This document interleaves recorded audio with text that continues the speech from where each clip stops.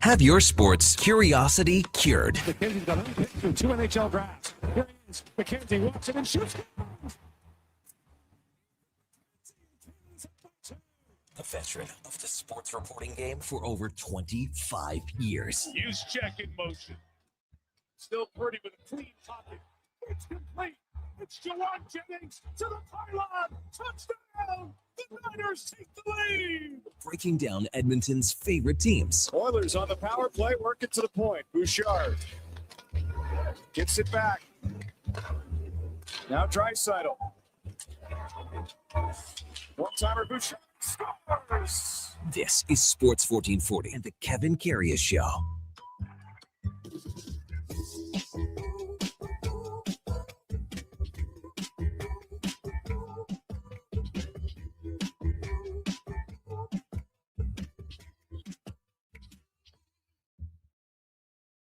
All right, here we go for Sol 572, Monday, December 29th. Hope everyone had a fabulous Christmas week and a great holiday, and you got to spend time with your friends and your family, and you had lots of great food and lots of great fellowship. Hope you had a wonderful, wonderful holiday. We're back in the saddle here on a Monday morning to kick off another busy week over the holiday season in the world of sports. Welcome to the Kevin Karius Show on Sports 1440 on your AM radio dial on your morning drive into work or wherever you're heading out.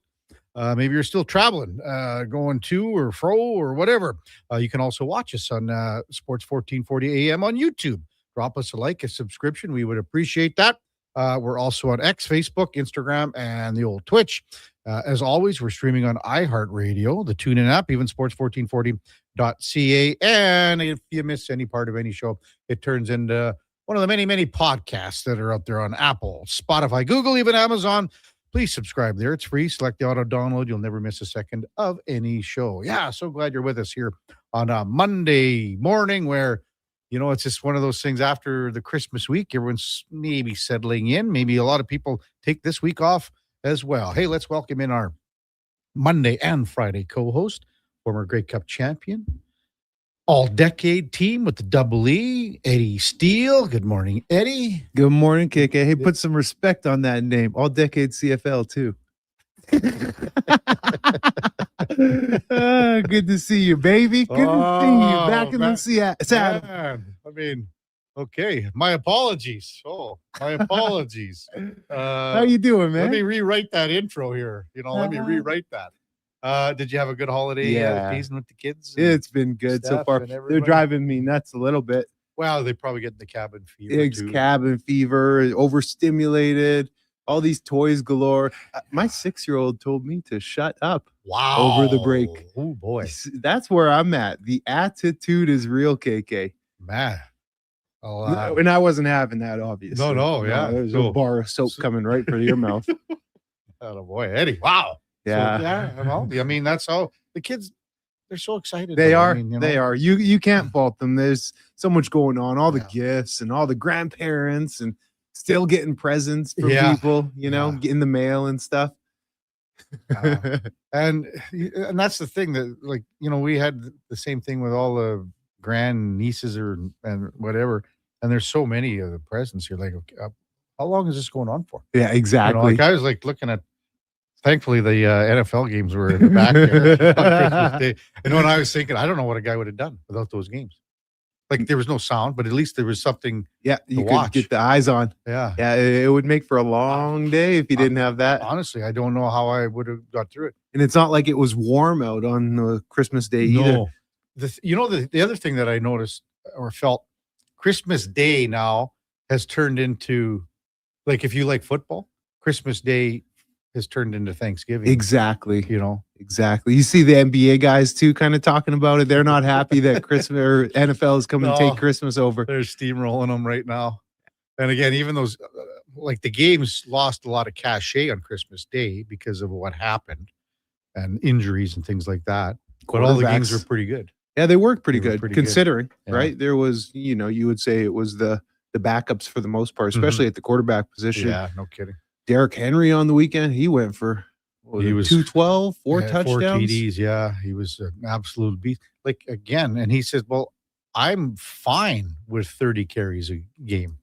Like, and you should know that as a coaching staff. Like, just give him the ball. Yeah, give him the rock. You know? That's a lot to tote, though. Yeah, it is, but he can do it. Yeah, he can. He goes, that's what I trained for. You've seen his training videos. Oh, yeah, running up the hills and Yeah. stuff like that. Mhm. It's amazing when you look at the all-time numbers. He's going to finish top 5 rushing likely. He's already in the top 5 for touchdowns at the running back position. It's pretty incredible just to watch history kind of unfold. No kidding. Text line 833-401-1440. Stair Farmer chimes in. Morning, everyone. Have a great show. Just digging out 2 feet of snow in front of the shop before I can start work. Go Oilers, go. Hope they play a hard, solid game tonight in Winnipeg, where they take on the Jets. Oilers come in 19-14-6. Jets struggling 15-17-4. Coach was not happy with a hit on Josh Morrissey the other night, and Morrissey's, they say, day-to-day. We'll see what he's ready to go tonight. Oilers lost 3-2 Saturday in Calgary, and the Flames played hard. I mean, if the Flames play that hard every night, they wouldn't be in the situation they're in. Give himself a chance. Yeah, I mean. But you've even said that to me. You can't do that in hockey, game in, game out. I expect them to, but you can't do it too many games. I think I'm more leaning again way like on your side here, because if you do it too often, you're going to be out of the playoffs. Yeah, you're burnt.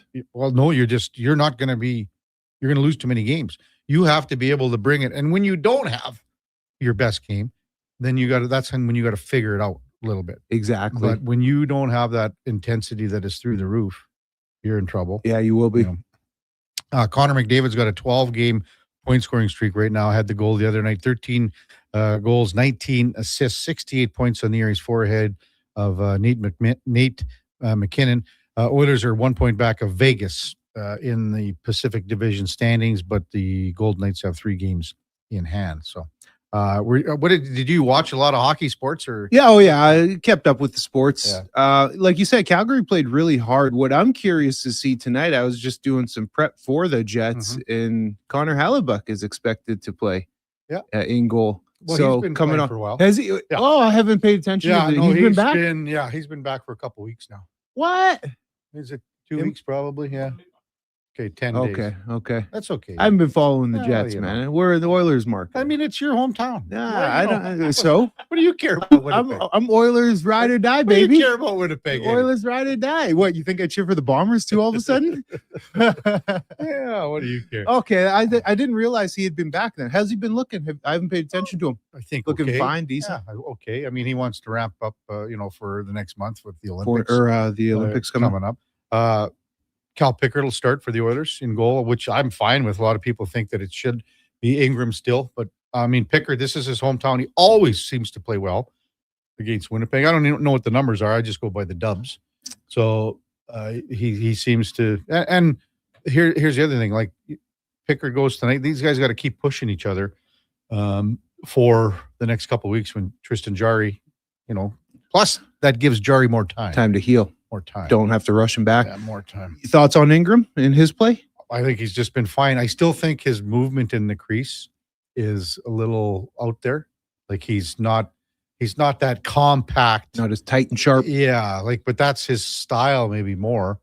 And maybe it's funny. The way you get those great big white pads, sometimes it's an illusion. And you see things and it's like, and that looked a little sloppy, that movement. I know what you're saying with the white pads. It's just weird. It just sits a little different. Mm-hmm. The Oilers will change the lines up a little bit, I would think. The biggest one, we mentioned this last week before with Jack Roslovic coming back. I had mentioned to Mark Spector, there's an option to have Roslovic be the third line center.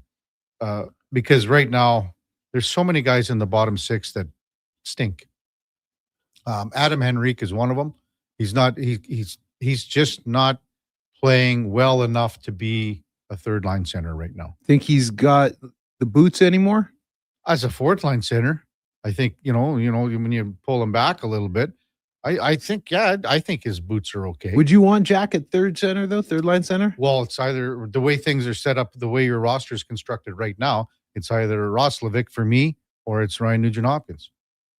Those are the options. But ever since Nugent-Hopkins went up to play, when he came back and came off the injury list and started playing with Connor and Zach Hyman, Well, who's been going the best? Zach Hyman. That line's been going, obviously.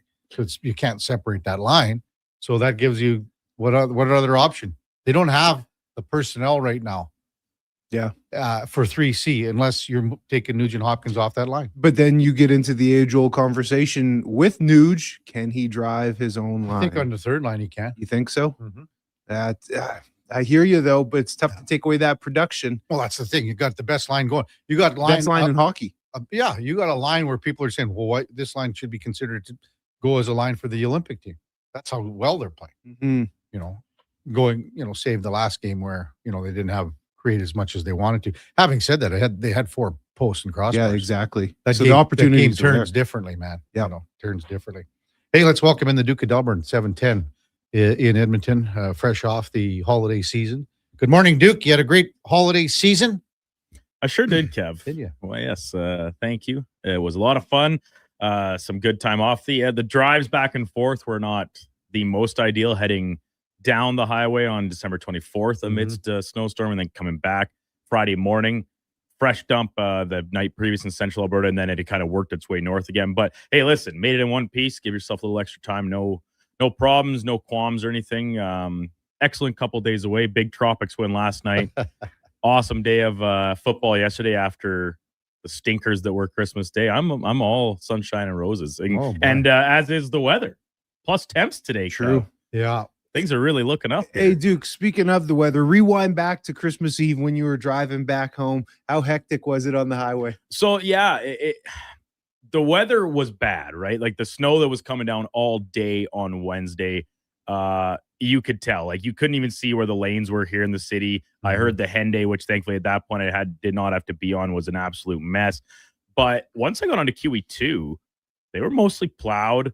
The traffic was like there was not as many people out there as a standard Wednesday 5:30 drive, right? So I never had to take it off cruise control. Ooh. Just sailing along in and out of a little bit of traffic, but for the most part, it was problem free going down. People right now driving, going, Duke, what do you got it on cruise Living control dangerous. for? What do you got it on cruise? I like I said, the roads were plowed. They seemed dry. Yeah, I had no You got to no just issues. be careful.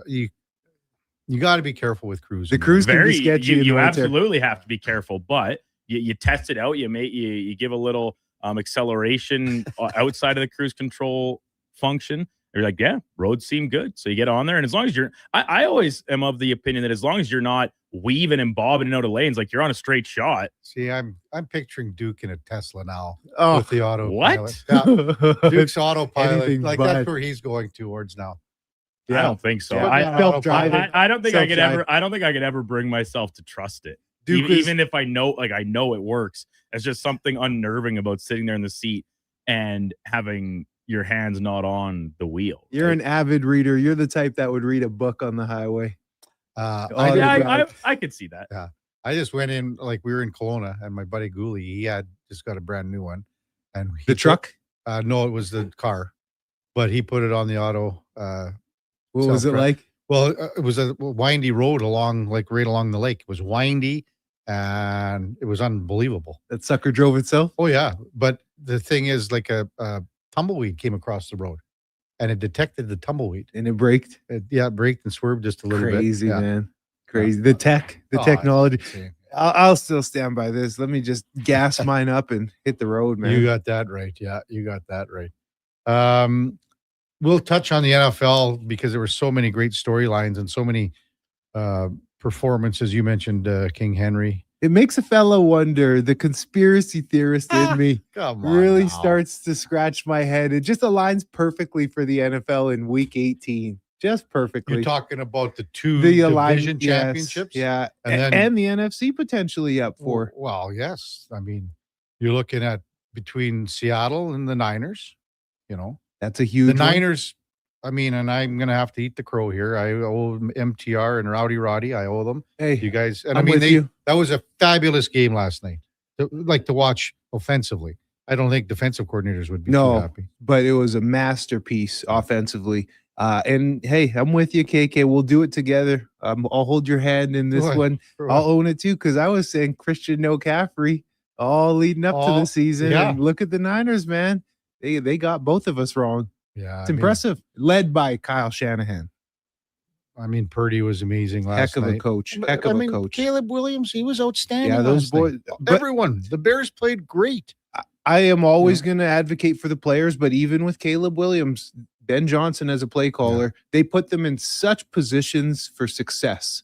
And that's what allows these players to go and be their best. Whereas you look at other coaches, they don't do that for their guys. These two coordinators, head coaches, they're great, man. 3 teams in the AFC still have a chance at the first round bye. That's how cool it is. It works out so many different ways. You know, it's going to be tough for the Jags to get in, but they still have a chance at that first round bye. It'll be between basically Seattle and the Niners when you're looking at that. And Seattle, I mean, they're playing well too. And a hell of a team. Yeah, for the Jags, they need the Broncos and Patriots to both lose. And then they got to win, and then they sneak into there. But right now, it's the Broncos, number 1 seed. They're in the driver's seat. Number 1 seed to lose. Coming up on the big program, our usual Monday morning leadoff man, Alan Mitchell from the Lowdown with Low Tide. We'll check in right after the break. We got Mark Spector from Rogers Sportsnet and his usual 8 o'clock time slot. Luke Easterling, Yahoo Sports, covers the NFL. He'll be with us at 9:20. Bobby O, the Edmonton Bantam Tournament is on right now at Collingwood. Bobby Olenek has put his heart and soul into this tournament for, well, I don't know, 40 years. And he has just done a remarkable job, and we'll get Bobby O to talk about it. This tournament was way different years ago. Obviously, now the academies and all this stuff, it's changed, but whatever. Mitchell Clinton from the Winnipeg Jets analyst team will check in at 10:20. We'll preview tonight's game.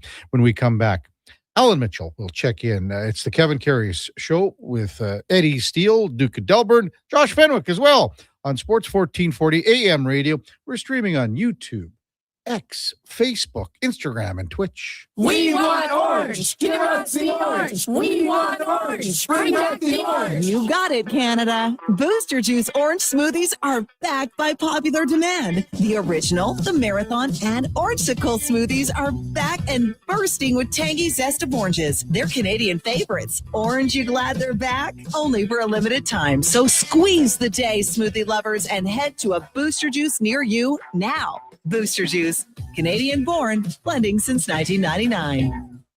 Well, get ready for a silly hockey fans. Your partner in power just skated onto the ice. EWEL.ca, the new e-commerce website for electrical wholesalers Edmonton, is ready for the power play 24/7, 365. UL skates to where the puck will be in 5 years. Now that's forward thinking. Killer selection, slamming products from the best brands, and legendary service. Don't sit on the bench. Get your account today at ewell.ca and win that project. Plug into your partner in power. Get an EWEL.ca account today. When you have lifting and material handling needs, Northwest Crane delivers. Western Canada's Sandy dealer, backed by the industry's toughest one. 3 years, 3,000 hours, no compromises. They service all crane makes and models with skilled technicians and deep industry expertise. Alberta owned with locations in Leduc and Grand Prairie and fully equipped service trucks. Northwest Crane keeps your operation lifting.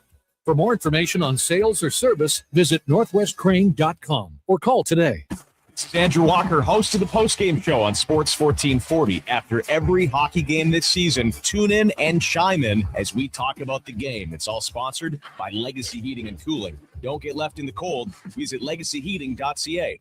Welcome 2026 with a bang at Rogers Place. It's the Oil Kings New Year's Day fireworks frenzy. Your Edmonton Oil Kings look to take down their arch rivals, the Red Deer Rebels. It's a special 2 p.m. New Year's Day puck drop featuring a spectacular on-ice fireworks display after the game. Plus, score Kelmont Kids food combos for $10 or less. The value is king-sized. Oil Kings fireworks frenzy, Thursday at 2. Great seats at Rogers Place start at only $20. Save on day-of-game pricing now at oilkings.ca. I'm Grant Fedork from Leading Edge Physiotherapy, and sadly, some people think orthotics are just glorified shoe cushions. But I've seen a runner drop 8 minutes off her marathon, a grandmother ditch her painkillers, and a 12-year-old nail her long jump, all thanks to custom foot orthotics. So if your feet are screaming for help, flat, high, or funky, that pain's heading to your knees, hips, even your lower back, our professionals will assess you and, if indicated, custom fabricate a pair of orthotics made just for you. Happy feet make a happy person. Feet shouldn't hurt. LeadingEdgePhysio.com.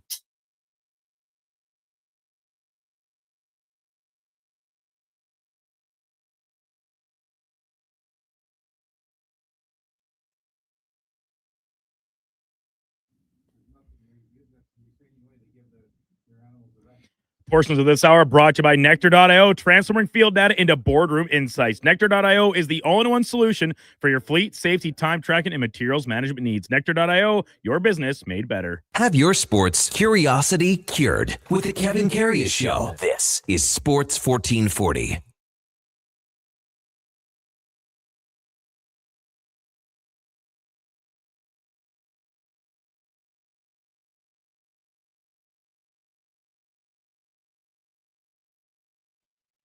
All right, welcome back to the big program, 720 in Edmonton. Kevin Karius, Eddie Steele with you on a Monday morning as we head into 2026, just 3 days away. Should mention Canada's on the ice right now at the Spengler Cup quarterfinals up against Sparta Praha, scoreless early on in Davos, Switzerland.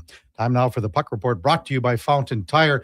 And at Fountain Tire, we focus on one thing, and it is your vehicle. From tires and wheels to oil changes and vehicle repairs, we have you covered. Visit fountaintire.com to book your appointment today as we welcome in Alan Mitchell from the Lowdown with Low Tide. You hear him every day here, 12 to 2 o'clock on Sports 1440. Good morning, Ty. Did you have a wonderful Christmas season? I did. I enjoyed it very much. I'm always... I've been in radio 45 years. I'm always a little bit nervous when I take more than 2 days off. I'm worried about a format change and, changing the locks. But your call this morning got rid of all of my anxiety. I know we're back on the radio talking sports, baby. Yeah. I drove by Maidstone a couple of times there and back, threw a couple of beer bottles at the Maidstone sign on the way through. So thought you'd enjoy that. If you ever want to make some extra money, I put a lot of pennies on the railroad tracks in the 70s. It was the big Saturday night fun thing to do. So, you probably a lot of coins out there. Yeah, no kidding. For sure. Do you watch a lot of sports? Because almost every day, there isn't a day really, save Christmas Eve. I think there was one bowl game on from Hawaii. Other than that, there's football and hockey on every day, Ty. Oh yeah, no, it's great. It's a wonderful time of the year. There's a song about it. I'm liking the World Juniors. I watch some of the Spengler. I watch quite a bit of football. I'm just fascinated by Philip Rivers. I mean, I know you go out and play rec hockey, and I know you're a superstar. But at the age where he's playing, and the league he's playing in. They lost. He threw an interception late, but it was tipped. I'm cheering like hell for the guy. So I watched a lot of sports. I watched the Oilers, obviously. I watched a little bit of the Toronto Maple Leafs. Always hoping for a loss. Mm-hmm. So it was fun. I had other things to do, but I watched as much as I could, and I enjoyed every minute of it. Low Tide, just bringing it back to Philip Rivers, I think it's a symbolic for us all. As we age, our mind, we got it. We think we can do it all. And you can see Philip Rivers, he's able to break down a defense. He knows where to go with the football, but the body is just not as willing as the mind. Well, but his shirt fits good. There's no bulging or anything. I just, for me, I always liked him. I always thought he was a really good quarterback. And I honestly thought he'd embarrass himself, and I didn't want him to get hurt. Mm-hmm. So I went from being legitimately concerned about him, because the NFL is a torturous league. Holy hell. I was watching the Philly game yesterday. The Buffalo Bills didn't show up, but the Philly Eagles did. And these guys hit each other so damn hard, and the weather's crappy. You catch the ball, some guy hits you, he's run 40 feet, he's 300 pounds, and he knocks you into the middle of next week, and then you got to get up and do it again. The NFL is if you are, I grew up loving boxing, for instance. If you like that, watching that physicality, there's no better league. That is a brutal league. Yeah, that game was very violent. The Philly-Buffalo game. And Philly hung on. They probably shouldn't have won that game, Tied. Come on now. Didn't complete a pass in the second half. I know. They were lucky to get a win there. Did you see the Josh Allen fumble that moved the ball like 70 yards? I mean, I know my cohorts that I'll see later today are big Buffalo Bills fans, but the Bills. Here's an idea. I'm not a football expert, but protecting the quarterback should be something of a priority. But they don't care, man. They're like, oh, he's going to run anyway. He'll probably get through. I can't believe that guy is upright after 16 weeks. They're crappy, and on defense they can't defend the run. That's a silly football team, and I know that a lot of people think they're going to win the Super Bowl, but they've got to be better, man. I know they should have won the game, and the Eagles are no screaming hell, but I don't expect the Eagles to win the Super Bowl. But they got to smarten up. That offensive line is, I feel bad actually for a bunch of quarterbacks in the NFL right now. It is open season on these guys. Well, that just shows you how good these linemen are. And if you lose a couple of old linemen, the depth, I think I'm when you look at depth at every position in the NFL, quarterback is the worst. It's I still can't believe you can't have better quarterbacking across the league. Across the league. Yeah. Across the league. Yeah. And then on the O-line, that's next. You lose a couple of O-linemen, you're in trouble, man. Well, I still think, and I argue with the guys every week on this, I think every NFL team should do what Green Bay does, where you've got a quarterback you're bringing up and you don't treat him like the savior. Like if you're drafting 1 or 2 overall, I get it. I understand. But they give up on these guys. Like, holy hell, how many Cleveland Browns quarterbacks are playing well? How many, I always go back to Plunkett, who was terrible for New England because they were awful. Then he goes to the Raiders and wins a Super Bowl. I just think the churn on quarterbacks where they go, this guy's no damn good, and then he goes somewhere else. And I think they need a minor league. Honest to God, I think the NFL should have like a 10-team minor league or whatever, where they can play and the same rules, and maybe that's what the CFL is heading for, because they've got to keep these guys in the game. The gap is so large, and your third string quarterback in the NFL is nobody.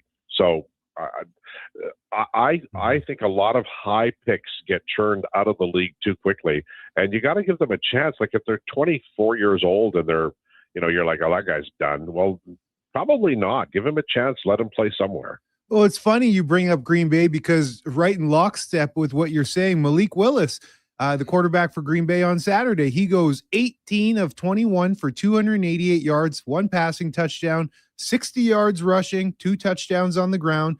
And he was in Tennessee and they wrote him off, trade him to Green Bay, a competent organization who he has to sit behind Jordan Love, but unfortunately due to injury, he's up in the game and he goes out and he balls out, right? So you're right. There is something for having that patience, and some organizations do it better, a la the Packers compared to a Tennessee Titans. But that's my point. Why in God's name doesn't Cleveland Browns just borrow that one idea from Green Bay, and they might have more success? Speaking of, did you see Cleveland's win? Oh my God, I was howling. Oh, that division now is up in the air, right? Like it's totally up in the air, that division, I believe, anyway. Winner takes all. Head-to-head, Baltimore and Pittsburgh next week. Close out on the Sunday nighter, I believe. Oilers in Winnipeg tonight tied. Noah Philp, David Tomashek. Tomashek officially placed on waivers, but he's already overseas already. Philp will likely clear today. So the Oilers, they threw a few darts at the board here. And really, when you look at it, neither of those guys panned out. Philp is not in the case. Yeah, in the case of Tomasic, I feel like he got the power play opportunity early and he couldn't cash. Leon sent him some great opportunities and he didn't cash. I liked him. I thought he was good, but looking back, I think maybe if he'd gone to a lesser team, he might have gotten some play. But I liked him. I would have liked to see him stay. And as far as Philp is concerned, I think they're going. I noticed they've got Roslovic as the third line center in practice yesterday. They're going in a different direction. I think they've auditioned these guys and they're moving on from them, which is disappointing because I really like Noah Philp. But it's a speed league, and you got to stay healthy. So if he does clear, maybe he goes to Bakersfield and works his way back. But I think Lazar can do pretty much all the things that Phil can do. Mm-hmm. Well, when I look at Phil, if you're 6'3", 210 pounds in this league and you don't hit, you better be scoring a lot of goals, and you better be contributing offensively. But if you're not able to do that in a top six role, you have to change your role. Is that what it comes down to? Essentially, his lack of physical, because he's huge. For me, it is. Because with the coaching staff, there will always be guys that are 6'2", 6'3", that don't bang and hit and do all that, but they're putting up offensive numbers, and he's never been able to do that, and he never will. Tide.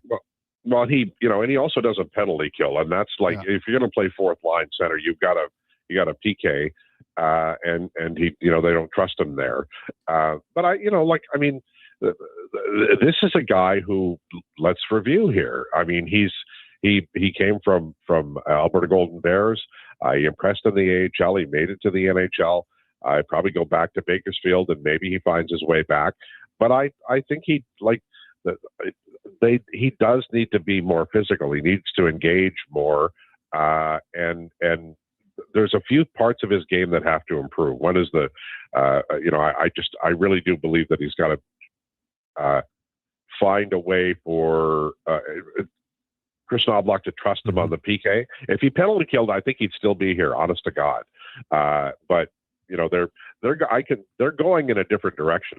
I think they're going to make some kind of move here, and you might see a McCarron or whatever from Nashville come in here and play at center for the rest of the year. I think they're going to make a move. I don't think Roslovic is the answer at third line center, but I guess they're trying it. Well, I mean, the only other option is to take Nugent off that line, but the line's going too well right now, right? In that sense, Tide. Yeah, Nuge will get back there, but right now they're hottest. They're hot. It's like Karius in Rec League. That's how hot that line is. Smoking hot. Man, smoking hot. The only thing hot is your body temp, buddy. What do you mean? He's working up a sweat. That's all you're good for. Come on now. Yeah. Hey, Tide, what's your comfortability level in between the pipes right now? I know Tristan Jarry's injured and he's not in the mix right now. So with who's in the mix, how do you feel about it? Well, I'll tell you what, boys. There's a developing story here. Connor Ingram looks calm. I love the way he covers up pucks, and there's not as many rebounds. And I know they lost the Calgary game, but there's reasons for that. I really like Connor Ingram. He seems to be sliding in here and playing well. And I do think that there's going to be a tough decision for Stan Bowman to make when Tristan Jarry gets back, because Calvin Pickard, wildly popular player, been a solid backup. But if I'm Chris Knobloch, I walk into the office and I argue, passionately to keep Connor Ingram on the roster. He hasn't played much, but he's played well. I think he's got a .915 save percentage, which is really good. And I know it's a small sample. I get it. I understand that. I argue so small samples all the time. But having said that, you've got to give the man his due. He's exactly the kind of goalie the Oilers need. He can move laterally well. He tracks the puck well. If you're going to shoot it from traditional places that he's comfortable with, he can get that done. I like him as a goalie for the Oilers. I think he plays really well behind this group, and I'd like to see him more. I mean, they clearly want to get a look at him because he's played a lot since he got up here. Al Mitchell with us on Sports 1440 on the back end. Looks like Stastny's going to get a little spin here with Darnell Nurse tonight, and Stillman's going to come in for Alec Regula. I think Stastny, since he's arrived from Nashville, has been all that in a bag of chips so far, and I think I'm looking forward to seeing what he does with Nurse here. I'm a little concerned, maybe lefty, but I mean, what have you seen that's impressed you with Stastny? Oh, he's played really well. I like him because he's got good foot speed, but he's also good in positioning. Nashville just, they have a way. I don't know why, but they just seem to, there's some teams that produce great goalies, and Nashville does that too, but their defensemen tend to be really well trained. I like his coverage, his gap control. His speed is good, moves the puck well. I mean, he's not, 6'8" or anything, but I like him there, and I think he's good for Nurse. because he can move the puck effectively. Nurse, by the way, is playing much better of late. So that's a positive. The concern on defense is Regula. Look, I'm not going to say he cost the Oilers the game, but that mistake was a unforced error. And he gives it up to a guy who does not score a lot.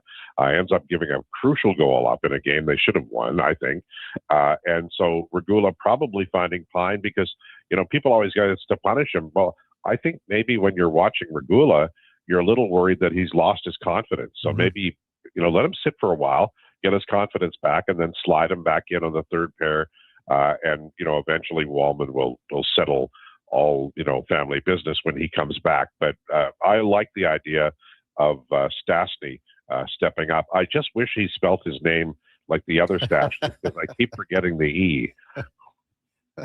Yeah. Oh, I mean that Peter Stastny was as good as it ever. When those guys came over, Marion and Anton, man. Peter Stastny's numbers, Eddie. If you don't know much about him, his numbers are on par with the superstars in the history of the game. Like a Mario type deal? Go ahead. Just a little below that. He would be, a Mario, Gretzky, that group is ahead of everybody. But he's like among the group who are below it. And here's why I love the Stastnys, because they hated the Montreal Canadiens, and so do I. So, and some of the best games I ever saw. You talk about rivalry games. Oh my God. Quebec Nordiques and Montreal Canadiens was top drawer. They were the savage back in the day, Eddie. Here's the easiest stat to put it into perspective for you, Eddie. When Leon Draisaitl reached 1,000 points last week or whenever it was, December 15th, 16th, he did it in 824 games. And that was, for a European player, pretty good. Peter Stastny reached 1,682. Wow. Different era, different time. Goaltending wasn't as good. It was high-flying hockey, but that's how good Peter Stastny was. Yeah, I got Peter's numbers here, too. So 977 NHL games played, 450 goals, 789 assists. So it's 977 games played, 1,239 points. Yeah. Nice. Phenomenal. And does Karius remember his brothers' names? Marion and Anton. There you go. Hello. Come on. What are we talking about here? All right. Hey. Name the guy who almost ended Mark Tardif's career. Mark Tardif. I don't know that one. Sorry, Tide. Got him. Don't worry. I don't remember the guy's name either. I always love the question from Miracle on Ice in 1980 because a lot of people don't get it. I know you will. But who did the United States beat to win the gold medal? Well, it was I think they beat Finland, but they had to finish first. So they even though they were against the Russians, they did beat Finland to win the gold. Yeah, they beat the Russians, which was set up the game, and they just got by Finland too. It wasn't like but that to be on such a high in 1980 and beat the Russians. I mean, and here's some piece of trivia. Kenny Morrow was on that team, and then he went right to the Islanders, and he won a Stanley Cup. Like he had one of the greatest. Not just one ever. Tide. He never lost. That was the story. They said he won the gold, then he went and won 4 cups. They said this guy doesn't know how to lose. Yeah, crazy. And he was a good defenseman too. I remember him. He was sort of a stay-at-home type. They don't say stay-at-home type anymore. Like stay-at-home types are bad. I'd like them. There's a line, and not a line. This is a true story from that team, Tide, in 1980. And Herb Brooks was, a magician with that team, how he motivated them. And he said there was a rule about facial hair, and Kenny Morrow had a beard. And they said, well, what about Ken Morrow? He said, well, it doesn't count because he had the beard before he got here. he knew if he told Ken Morrow to shave his beard off, he would lose him, maybe lose the room, lose the team. Yeah. So he had to figure a way to navigate around it. I love it. He was a brilliant coach. I love great coaches make a huge difference, and he was one of them. For sure. Well, one of the best lines, and it's a true story from when they were in Norway. I don't know if it was Norway. They were playing Norway. They lost, and they bag skated them that night. And you'd go line to line, and Herb Brooks said, "What's your name? Who do you play for?" And everyone went up and said, "Mark Johnson, University of Minnesota," and whatever. They went through all of them. And finally, Mike Eruzione said, "Mike Eruzione, United States of America. All right, boys, Yeah. skate's over. Yeah. All right, Tide, what's coming up on the big program today? Well, we'll have Rachel Strychak joining us at 12:40. We're going to talk to her about the Oilers and about what, we're going to talk about the third line, how to cobble together a third line that works on this team. Jason Greger will pop by. We'll talk to him. It was a wild, it feels like there's 100 stories we could, focus on today, but we'll talk about them. Oilers, obviously, World Juniors, NFL, and I'll be teasing young Declan about the Buffalo Bills' marginal effort there. It's like they don't even care. I mean, it's just too bad. I guess it's hard to play football every weekend. Other teams do it, but I guess the Bills are special. So we'll talk to them about that. Attaboy, Tide. Good to have you back. Have a great show and a wonderful week heading into the new year. And then if I don't see you or talk to you until then, Happy New Year, Tide. Oh, yeah, you too. I'm sure you're headed on vacation again. So all the best to you for your one day that you're working. I know you're busy with other things. I got Friday off. Hey, Tide, he says it's sake. good to have you back like you left somewhere. I know. I forgot your name, Lowside. It's been so long since I worked on the air, but it's good to have you back. I tuned in on Christmas Day for your show, and it wasn't on. Where were you?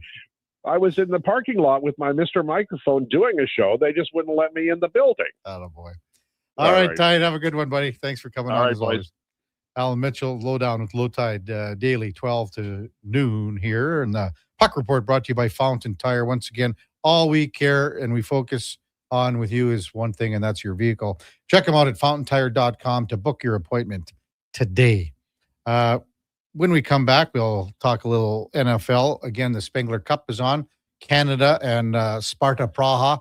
I see some dude passing a six-pack of looks like Guinness almost. Utah boys in there. Yeah, passing them up the stands. Is that cool in there? Hey, is Laddie on the bench for Czech? No. Well, last year Laddie was at the World Juniors. Yes. For Czech. This year he just went and he's That's what I meant for the World Juniors. No, he's not on that team this year. He's doing work with another team right now. He's over in Switzerland. Oh, but he'll be back in time for Thursday's show. Do tell me he's gone right now. Yeah, he was gone. He left on Christmas Eve, remember? Oh, that's right. He left on Christmas Eve. Now I don't feel so bad that he didn't text me back yesterday. Oh, I forgot he was over there. He left Christmas Eve and he's coming back. I think he's coming back Wednesday, New Year's Eve. Oh yeah, because he would have missed this Thursday show. We don't have a show. We don't have the it show worked out, and then he's back the following week. Yeah. Okay, right? Yeah. I texted Laddie as well to see if he wanted to come pinch hit for the Tropics last night. Dang, I didn't get no text. Sorry, Eddie. I didn't text you or Schlemmer because you guys are always much more very busy with the family and stuff. He tried. You're gonna say hands on Took the him family. a while. Took him a while to get that out, but well, I texted Kevin. I know Kevin has nothing going on, so I had texted the family him. dinner on Sunday. Yeah, I know. Get out of here. What are you talking about? I'm going to play today, Thursday, Friday. I actually skate on New Year's Day. I put in 3 hours on the rink yesterday. 2 different sessions. Well, I'm glad you would have had jelly legs out there. Yeah, I'm I glad wouldn't have been able to. you. My toes are mangled right now. But there's your all I'm saying is it's your consolation. He's like, I also didn't dash Schlemmer. Well, I was gonna say, as long as Schlemmer's in the same boat, I'm good. I'm happy. I texted Karius, Walker, and then Laddie. I needed a break. Yes, you're very hard done by, Kevin. World Junior Championship, Canada takes on Denmark. Maybe we'll talk about that a little bit when we come back, plus a little NFL with Eddie Steele, Duke of Delburne, Josh Fenwick. Hey, the Raptors won a mammoth game. We'll talk to Fenny about that. 141-127 over Golden State. Scotty Barnes had 23 points, 25 boards, and 10 assists. 25 boards. It's huge. Unreal. That's all straight ahead on the Kevin Karius Show with the Duke of Delburne. Eddie Steele, Josh Fenwick on Sports 1440 AM radio. We're also streaming on YouTube, X, Facebook, Instagram, and Twitch. Today on Hey Culligan, how smart is your water? Here's Tracy. Hey Culligan, think my water might be dumb. Good news, Tracy. Your water's not dumb. It's just not talking to you. You can make my water talk. No, but the new Culligan Smart Drinking Water System can talk to your phone to tell you when your water filters need changing and help you meet drinking water goals. Now that's some brilliant H2O. You said it, Tracy, and we're already on the way. Let us help you out with a free in-home water test from a local Culligan water expert at culligan.ca. Mr. Rooter decorates the gingerbread house. Wow. What did you do here, Mr. Rooter? Well, we've got a Jube Jube toilet, complete with an icing-based wax seal. The main water line is licorice, red for hot, black for cold. You got your standard marshmallow hot water tank and a candy cane sewer line. And on the outside, candy corn hose pips. Disgusting, but they get the job done. To have your Yule clogs fixed, trust one plumber, Mr. Rooter. Everyone's a winner during Wish and Win at Wolf GMC Buick. But hurry, it ends January 2nd. Every single customer is guaranteed at least a $500 bonus with a chance to save up to $25,000 towards a new GMC or Buick. At Wolf GMC Buick, we also have 0% financing up to 84 months on most of our popular SUVs and trucks. And we're clearing out remaining 25s, including cash discounts up to $10,000 on a great selection of Sierra HDs. But hurry in now, it ends January 2nd. Wolf GMC Buick. Where everyone wins. Whether you're a craft beer connoisseur or more of a wine aficionado, there's always something new to discover at Sherbrooke Liquor, a unique family-owned independent liquor store. The selection, incredible. The non-alcohol section is also very impressive. Sherbrooke Liquor, expert, knowledgeable staff with a passion for unique finds. More than just a liquor store, we're a community. Alberta's best, the one and only Sherbrooke Liquor. Wine, spirits, and oodles of beer. Visit SherbrookeLiquor.com. You matter. Your mental health matters, and you're braver than you think. Not Alone is an organization focused on creating a space of acceptance and support through tough, meaningful conversation. My name is Tyler Smith, and you are never alone. NotAloneCo.com. It's okay to not be okay. At Fountain Tire, success is a team effort. They're committed to their team members and their customers. And that means treating your vehicle like it's their own and finding solutions that suit your needs. Because whatever the road brings ahead, they're on it with you. Visit FountainTire.com today. This is Andrew Walker, host of the postgame show on Sports 1440. After every hockey game this season, tune in and chime in as we talk about the game. It's all sponsored by Legacy Heating and Cooling. Don't get left in the cold. Visit legacyheating.ca. Across the province, Albertans are taking their shot on Play Alberta. With casino winners every hour, jackpots worth millions, and revenue that stays in the province, there's never been a better time to sign up. Right now, our listeners can score a $50 free bet when they make a minimum $50 deposit with code Gregor50. That's code Gregor50 for a $50 free bet. Start playing with your game sense today to find out if you're Alberta's next winner.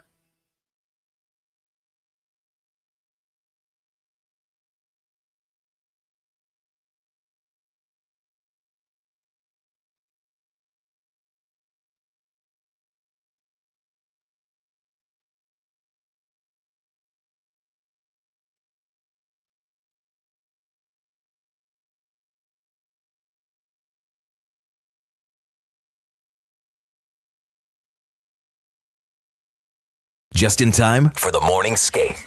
This is the Kevin Karius Show on Sports 1440.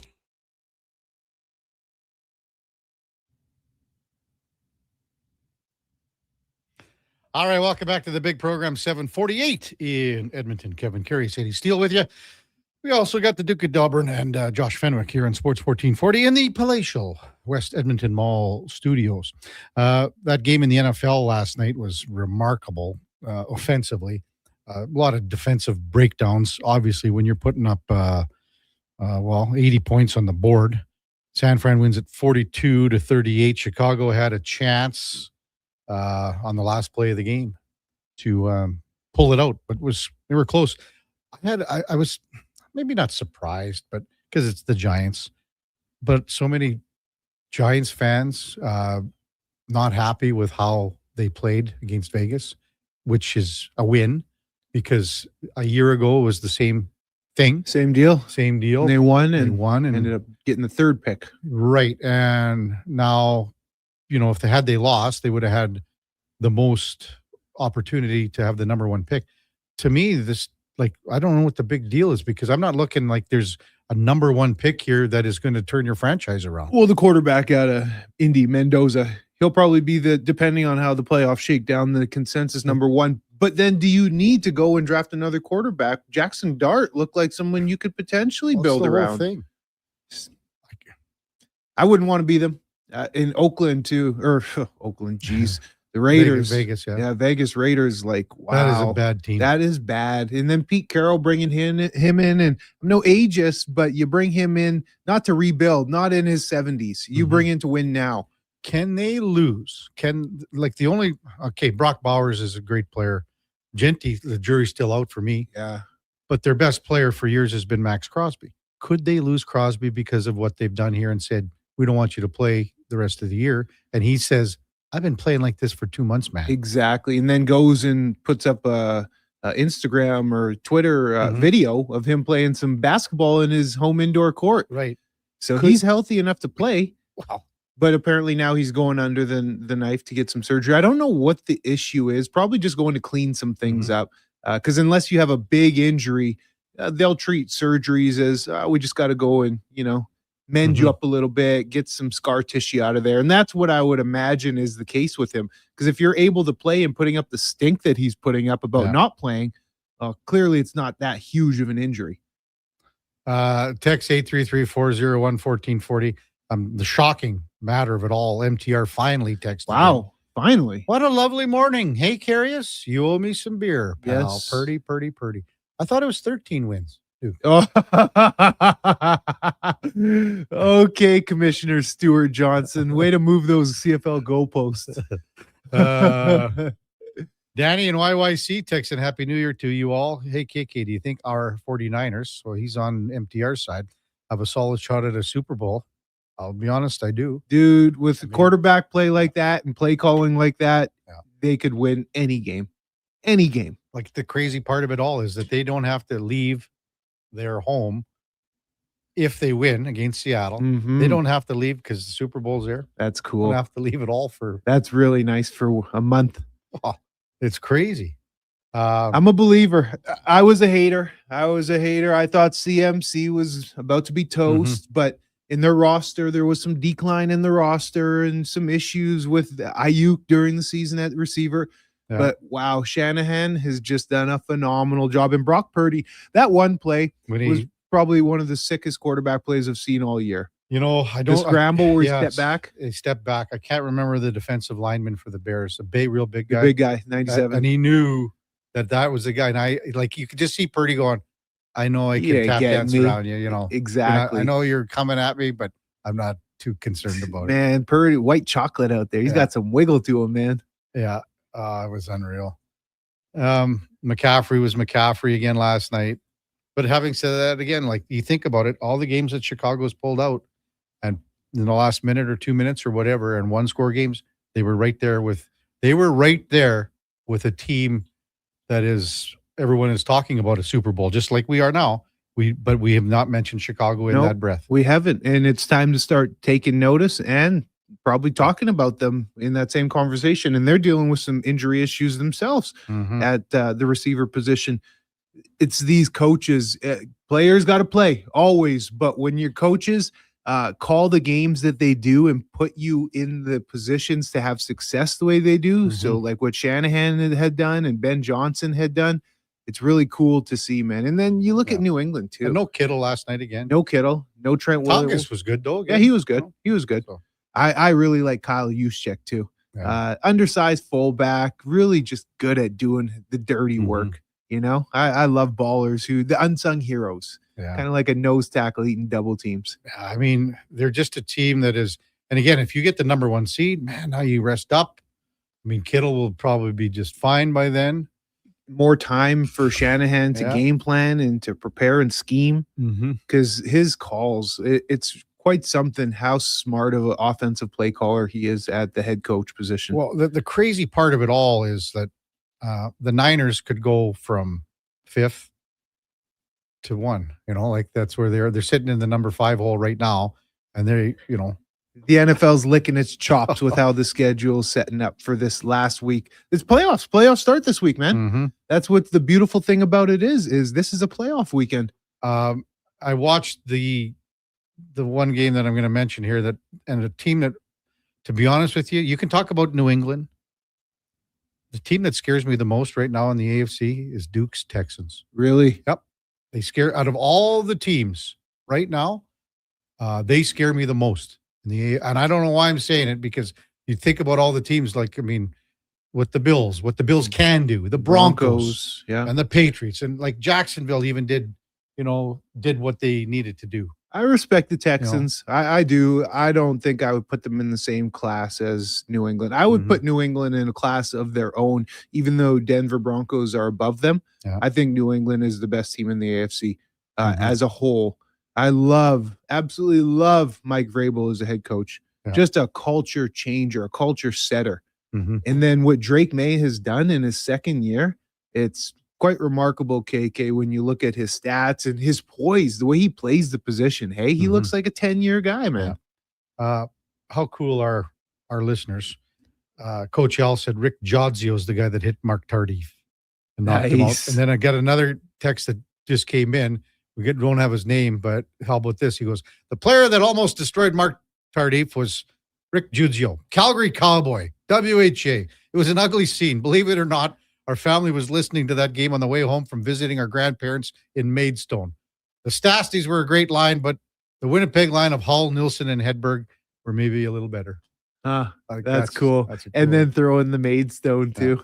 Maidstone, yeah. That's funny. When we come back, Mark Spector from Rogers Sportsnet will check in. Before that, time now for a Sports 1440 update. Brought to you by Nectar.io, transforming field data into boardroom insights. Nectar.io is the all-in-one solution for your fleet, safety, time tracking, and materials management needs. Nectar.io, your business made better. Here is the Duke. This is a Sports 1440 update.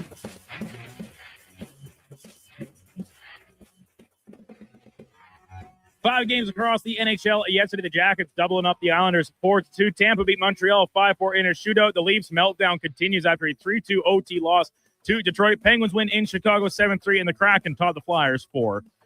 From the World Junior Hockey Championships yesterday, Sweden beating Switzerland 4-2, and the Finns routed Latvia 8-0. Oil Kings resumed their schedule over the weekend. They beat Lethbridge 5-2 yesterday from Rogers Place. And Canada in Spengler Cup action as we speak, taking on HC Sparta Prague in the quarterfinal.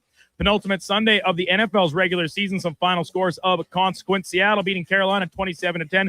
Pittsburgh losing to Cleveland 13-6. The Patriots clinched the AFC East with a 42-10 win over the Jets. Buffalo lost to Philly 13-12. And the Niners keep their top seed hopes alive, winning a shootout over the Bears 42-38. On the hardwood, half dozen games, including the Raptors getting a historic performance from Scotty Barnes, 25 rebounds. That's a new franchise record. They beat the Warriors 141-127. Elsewhere, the Thunder back on track with a 129-104 win over the Sixers. Wizards top the Grizz 116-112. Celtics lose to the Blazers 114-108. And the Lakers, 34 points from Luka Doncic. They top the Kings 125-101. Coming up in hour two of the Kevin Karius Show, we'll be joined by Sportsnet's Mark Spector, and we'll check in with a new edition of In or Out. I'm Brandon Douglas. That's your Sports 1440 update. Sports 1440 in West Edmonton Mall and Wetaskiwin. CKJR is a Stingray radio station. Download the free radio player app and listen wherever you go. Hey, sports fans, we've got a clear choice for you. At Crystal Glass, we provide customers with the perfect glass for any job. From home to auto and even commercial, installation or repairs, we're your team. Call 310-GLASS or visit crystalglass.ca. Crystal Glass. When picking a New Year's resolution, try to avoid things you have no influence over. Like bringing home the cup? That would be awesome, but completely outside your control. Instead, pick something you can control, like bringing home some Wilhauk beef jerky. That would also be awesome. But what if we brought the cup home to Canada and it was filled with Wilhauk beef jerky? Okay, I'll allow it. Wilhauk beef jerky, only available in Leduc. Get yours today, because you don't win cups with salad. Wing Wednesday at First Round. Whether you're coming for the first round, the last round, or a few rounds in between, they've got you covered. With half-price wings every Wednesday night. Half-price wings. Over 35 delicious flavors like Cajun salt and pepper, maple bacon, and Inferno wings. Now half price every Wednesday night. Wash them down with a cold pint of Canadian or Coors Light for only $5.75. Half price Wing Wednesdays at First Round in West Ed and now downtown. First Round, burgers, beer, sports. Ring in the new year with a Canadian country legend. December 31st, in concert at the Silent Ice Center in Nisku. Brett Kissel. She drives me crazy. With special guests Haley Benedict and Morgan Clyburn. Bring your friends, your cowboy boots, and your party spirit for a night full of hits, celebration, and unforgettable memories.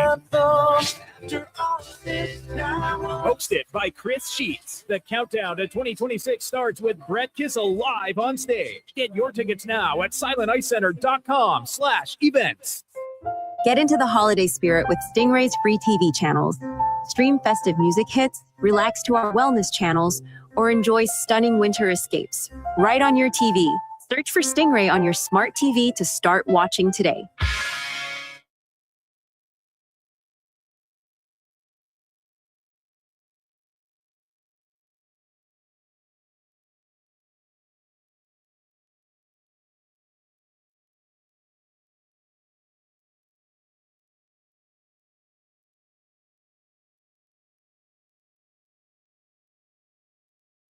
Have your sports curiosity cured with the Kevin Karius Show. This is Sports 1440.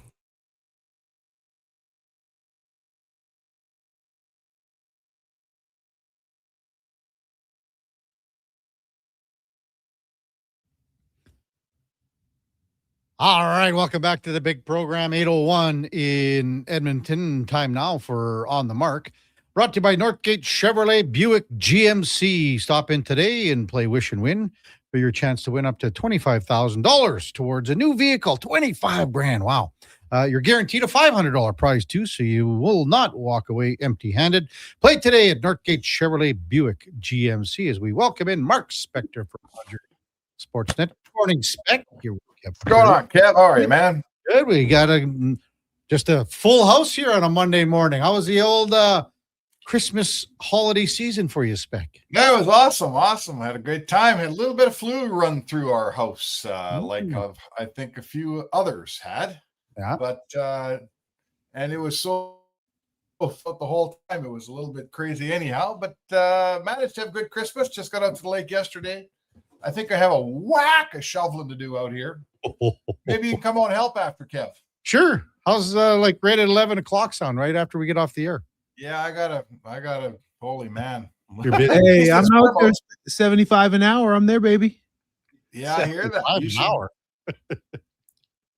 I think I'd probably pay I thought he hung up for a second. I think I'd pay that, to be honest. How's things going with you boys? How's your Christmas? It's great. So you had the grandkids and everything, or how a lot of family out, or what was going on? Yeah, I had we had lots of family going on. Had to miss some of it. Had to miss a little bit of it because I was sick, and then Shelka was sick, and a little bit of that going on. But it was still good. Had a good Christmas. Everything was awesome, man. I got a little Christmas present I have to show you, Spec. You ready for it? Oh, what's that? Here it is. This is great for on air. Ooh. Oh, Melville. Explain to us. Explain to the listeners. So my brother, nice. Got me a Melville Millionaires coffee mug to match Specs because he was listening one morning. Yeah, and it's a beauty. He was listening one morning and he said, "Well, I got to get you this mug because Spec can't have the only Melville Millionaire. I can't have the only Melville Millionaire so far." Did you go to a game? Coffee. Oh, what's that, Spec? Did you go to a game? No, they take Christmas off always in the junior ranks.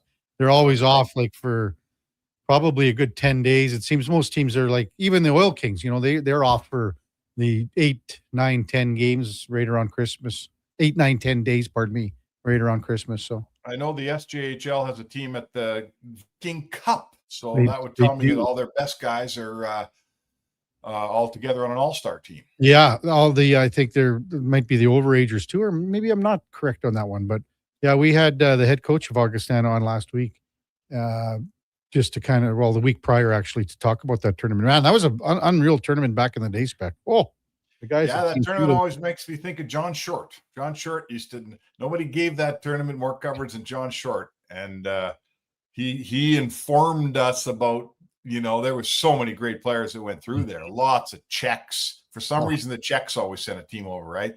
Well, Lots of Europeans. You go from like Dominik Hasek to, Thomas Vanek. I mean, it's the tip of the iceberg. Like there were 300-400 guys that were drafted that came through there. Wow. So. Yeah, it was a great tournament. Do you want to chime in here? That's awesome. Well, Oilers news going on this morning. I think Elliot Friedman brings up Andrew Mangiapane in his 32 thoughts. Mm-hmm. And it sounds like Elliot's reporting that Mangiapane has a no trade deal. Yep. But he's probably wants to play more than he's playing here. And the Oilers aren't playing him much, right? He's playing third line. He played 10 minutes the other night. It sounds like if Edmonton could find a place that wanted him, that he may be a guy that's willing to waive here. So, well, that would be good because he hasn't done anything here, Spec, either. That's to his own accord that he's not playing. Oh, hey, no one's arguing with you there. Yeah, it's hard to say when let's see, you're Stan Bowman. It's difficult to tell another GM, well, he's really good. We're just not using him. Mm-hmm. There's a reason my coach is only playing him 10 minutes because he hasn't been very good. Yeah. Yeah. Good luck finding the suitor. And then at the price tag too, right? What is it? 3 something? He's at 4. What's he making? 3.6, pardon me. 3.6. 3.6. Yeah. So that's a lot of money for a guy that's not playing much for you. He's not earning it here. And why, if I'm another GM, do I think that, listen, maybe I got a player on my team I want to send to the Oilers who's not working out for me. Mm-hmm. Who knows, Sure. Right? But there is, again, Elliot Friedman reporting this morning in the 32 Thoughts podcast that there might be a little movement afoot on the Mangiapane front. Did he mention anything there? Would the Oilers entertain taking on salary, keeping some salary? Well, listen, you always start with, as I would like to dump all the salary. Mm-hmm. But the reality is you can't just give a team 3.6 for the salary and not take something back. Sure. Like, are you asking me if they'd retain salary or? Yeah. Maybe they got to keep $1 million or something. I don't know. Hey, listen, I guess I'd say this to you, that if they could trade him and only keep $1 million, I don't know. Listen, it's 2 early in the morning. I haven't listened to the whole thing. I spoke to Elliot this morning and he gave me the rundown, but so I'm not sure where Stan Bowman is on it. I really don't know. If you could get away, you're looking at 3.6 for this year and next. Yeah. The chances are you're not just going to offload that salary and not have to take some commensurate salary back, are you, Kev? Well, either that or just as you just said, Spec, you're taking someone else's problem. Yeah. So say they do move off of this player, what type of upgrade would the Oilers need? What type of upgrade would they be looking for? It's not a scoring type of a player. What do the Oilers need when you look at their roster right now, fellas? Well, size, grit, if that's where you're looking at, because he's a fourth liner right now. He's a fourth line player. So that's what put himself in that role. He didn't sign to be a fourth liner. That's not his MO. That's what I'm saying. This was on his own accord where he is right now. Yeah, he's not the right player to be a bottom 6 player, right? At his size. Unfortunately, we remember an Andrew Mangiapane that was in your face, that was aggressive, that could probably have played a third line role, frankly. Mm-hmm. I always feel like the trigger for his game, that what gets him playing his best, is when he's got a glove in someone's face when everybody on the other team's mad at him. We just haven't seen that at all this year. They didn't see it at all in Washington last year. So the issue becomes maybe that player's gone. We all know this, guys. Feist, like, you come in the league like Connor Clattenburg, running all over the place and trying to earn your pay and trying to earn a job. And then after a while, you turn into Trent Frederick and you go, I've done that already. I was going to say that. You took it out of my mouth, Spec. so maybe Mangiapane's on that curve. And if that's out of his game, to me, that's an important part of his game. And he's in his second bad year as an NHL player. Last year, he was no good in Washington. And this year, he's been no good in Edmonton. And that's not good if you're Andrew Mangiapane. Yeah, he's been on a steady decline for about 3 years now. Yeah, well, here's the rub. So, I mean, what do the Oilers need? Let's say that you can make a deal. Listen, there's also there's players all over the league who other GMs are looking at on their roster going, we don't love our guy either, right? Mm-hmm. We've got a third pairing defenseman making $3 million that we think is too expensive, that we don't love, but he's big and he's gritty. Alex Dragulis looks like he's fallen out of the top 6. Looks like they're going to play Stillman tonight. Maybe you replace your third or fourth line issue with Mangiapane with a third pairing guy. That's a little bit of an issue for someone else. Maybe you turn a small Andrew Mangiapane, who's on your fourth line, into an overpriced, big, strong, tougher fourth liner. I'm not saying you love that player, but he's more useful to you than a guy Mangiapane's size playing there. Maybe the other teams lighten their top 6 and they go, we'll give this guy a try. We got nothing to lose. Mm-hmm. You're not going to fleece anyone, boys. You're not fleecing anybody here. You're not giving Mangiapane away for nothing and losing the salary, and you're not getting back a really good player. So you got to make the best of it. And the one thing that you always have to factor in with the trades is, and you see it a ton on X here with this market, is trade for so-and-so, trade for this name. Well, what team on the other end of the trade is going to do that? You have to factor in what the other team needs and is willing to get rid of. And I don't think a lot of people do that when they think about trades. Yeah, listen, every market's the same, Eddie. Everyone thinks their guy's worth way more than he is. Listen, everyone watches Mangiapane play. It's not just in the 7-8-0 that we know he's been ineffective, right? Everybody else knows it too. So, like I say, you're not going to fleece someone. Don't go out there thinking we're going to pull the wool over someone's eyes. It's not going to happen. So you got to make a trade that both teams want to make, and come out of it with something that makes you a little bit better, hopefully. So tonight, the Oilers are in Winnipeg, 5:30 p.m. our time. Prime game. Prime. Monday night, Amazon Prime. Hopefully no glitches. The goaltending situation here in Edmonton, it's shaping up to be a good bout of competition between Ingram, Pickard. Of course, Tristan Jarry's injured right now. But these guys are pushing each other, and they're playing pretty well in the net, aren't they, Spec? Oh, listen, I mean, Ingram's been fantastic since he came up. Mm-hmm. He's given you, I believe he's started 3 games, and the goalie people are telling us that it qualifies as 3 quality starts. And really we've kind of settled on that in the analytics world, that when the Kevin Woodleys of the world tell you it's a quality start, that means you get enough goaltending, certainly to our eye, Kev, because we're not adding up the totals. He's given me 3 quality starts that I've watched. Mm-hmm. And Pickard's games really come around as well. As the teams played better, so has Pickard. So there will be an issue when Jarry gets back here, because I'll tell you one thing we know. Now, Ingram will be waivers eligible, Kevin, correct? I believe that he is. Like when he gets sent down, if he gets sent down again, someone can pick him up. You're not sending him down. Like, he needs to pass through waivers to get to Bako. And my point is, you're not putting him on waivers, right? There's no way you're putting Ingram on waivers.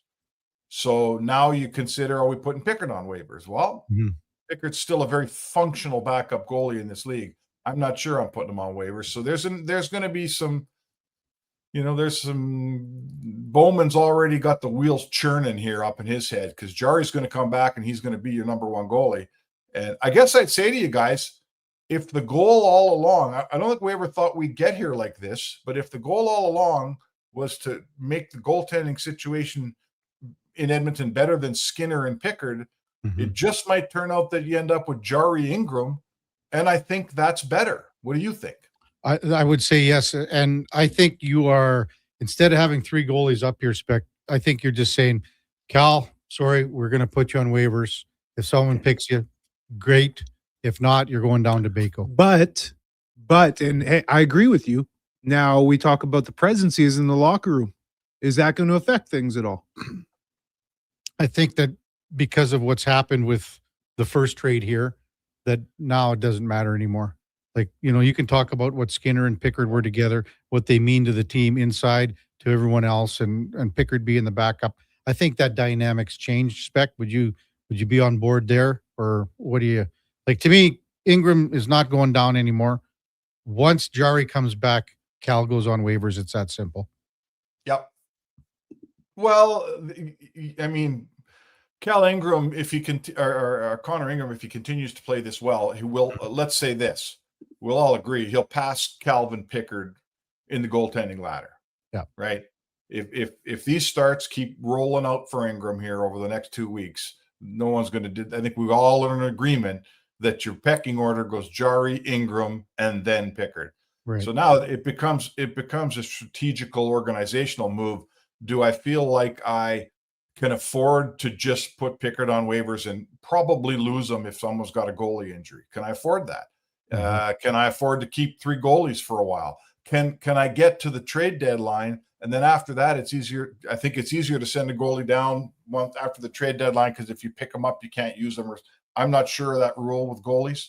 Well, the other thing too here, Spec, like Ingram's got to continue playing for the next 2 weeks the way he has been playing. So, I'm not in a hurry to divest myself of Pickard. I got to see more of Ingram here for sure. So, but having said that, there's a little difference in age here, and I mean, if something, you can look at it here as well. Like Ingram could put this team on his back for a couple of weeks here, and this also allows him to push Pickard, and it also Pickard pushes Ingram, and it gives Tristan Jarry more time here as well if both guys can play well. Oh, for sure. Absolutely. That's a big part of things. Like the fact that you've traded Skinner and then the guy comes in here, Jarry, and gets hurt right away. The fact that that's all happened and you're still getting stable goaltending and goaltending's not hurting you here. Are you kidding me? That's it's a win. Not many teams go through 2 number ones and still like their goaltending when they're through it. Right. And right now, the Oilers do. They like their goaltending. So life's good right now for Stan Bowman. And I mean, the whole goal with Ingram, guys, remember this, like he was a really good goalie. Sure he was. 22, 23, 23, 24. He had 2 seasons, played 50 games for Arizona in 23, 24 with a 907. Both those seasons, he had a 907.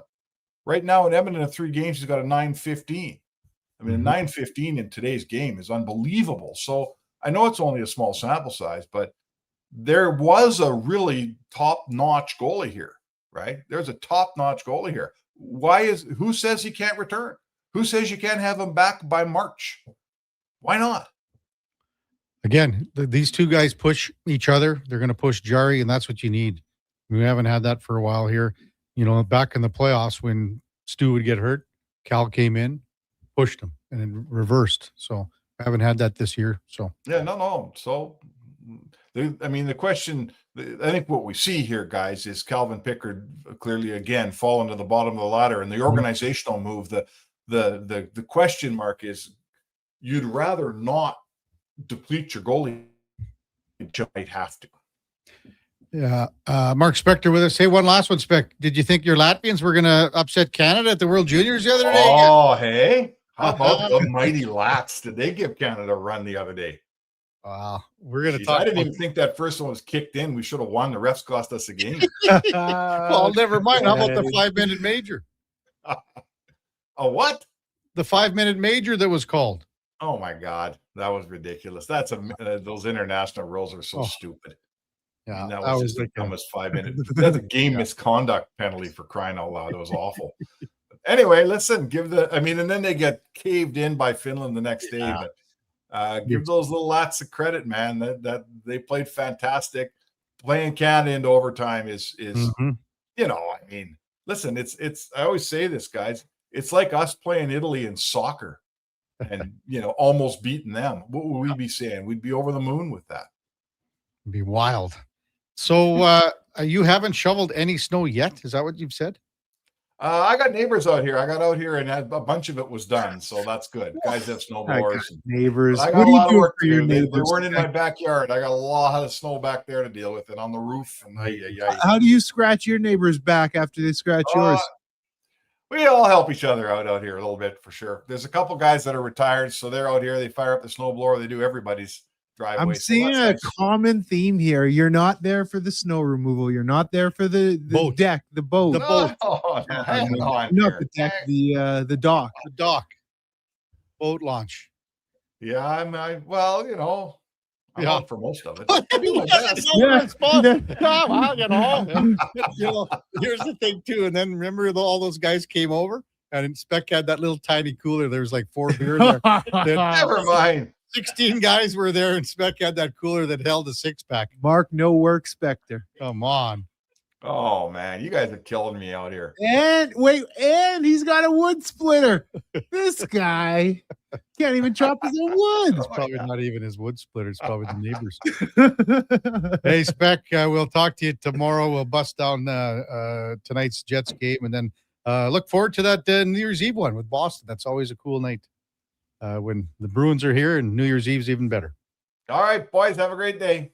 Beautiful. Mark Spector on the mark. Brought to you by, fueled by Northgate Chevrolet Buick GMC. This truck's for you. Check them out at northgategm.com. Still scoreless. Canada, Sparta Praha at the Spengler Cup. Canada takes on Denmark tonight at the World Junior Championship. You know, it's crazy to say Canada could have lost both those games. Yeah, they could have, man. I mean, I'll tell you one thing, and we'll discuss it maybe when we come back.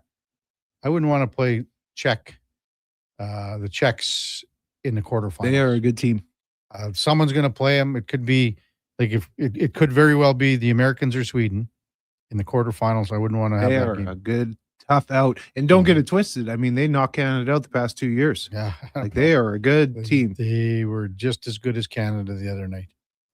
To kick off the tournament on Boxing Day.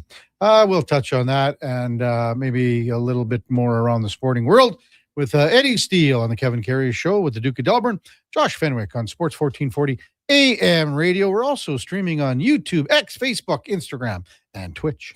Hi, Mike here from Northgate Chevrolet Buick GMC. December is here. Christmas shopping, Christmas wrapping, Christmas baking, grocery shopping. What about our vehicle? Does it need tires? It's not running? No problem. We got you covered. At Northgate GM, we have a tremendous selection of newer used vehicles, winter tires at cost, and of course, service with a smile. Come in and see us today, 13215 97th Street, or visit us online at northgategm.com. You're in Northgate country. Everyone's a winner during Wish and Win at Wolf GMC Buick. But hurry, it ends January 2nd. Every single customer is guaranteed at least a $500 bonus with a chance to save up to $25,000 towards a new GMC or Buick. At Wolf GMC Buick, we also have 0% financing up to 84 months on most of our popular SUVs and trucks. And we're clearing out remaining 25s, including cash discounts up to $10,000 on a great selection of Sierra HDs. But hurry in now, it ends January 2nd. Wolf GMC Buick, where everyone wins. Is your company drowning in paperwork and administrative tasks? Do you need more data to make better decisions? Nectar.io is your company's all-in-one solution for fleet and materials management, safety, time cards, and GIS-based project management. Now is the time to capture and transform field, site, and shop data into boardroom-level business intelligence, all with one login.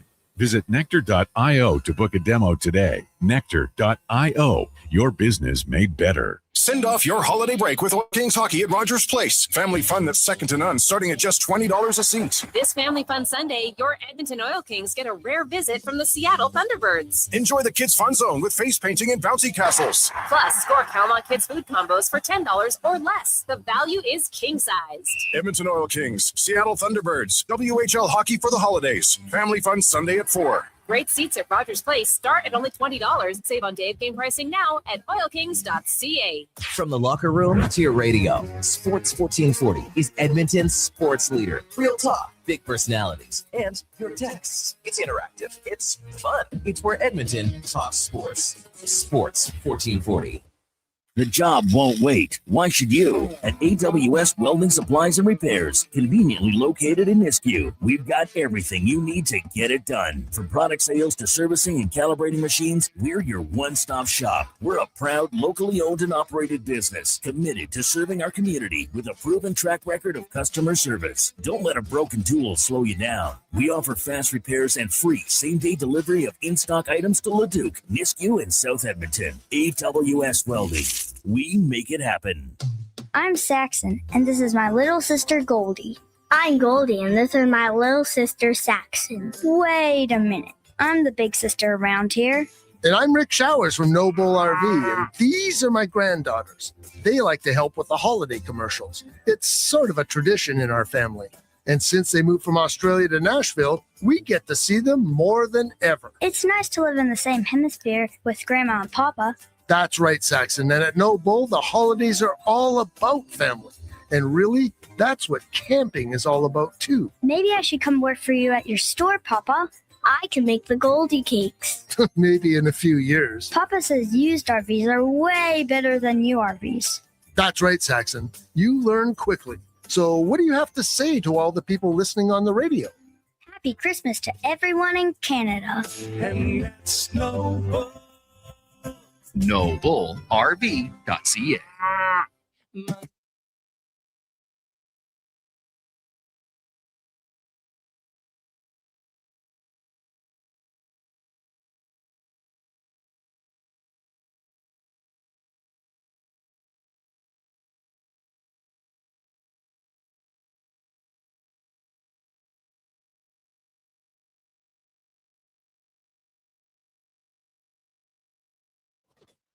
The Karius Show, breaking down Edmonton's favorite teams, even though his favorite Junior A hockey team is the Yorkton Terriers. Thanks for checking in with Sports 1440.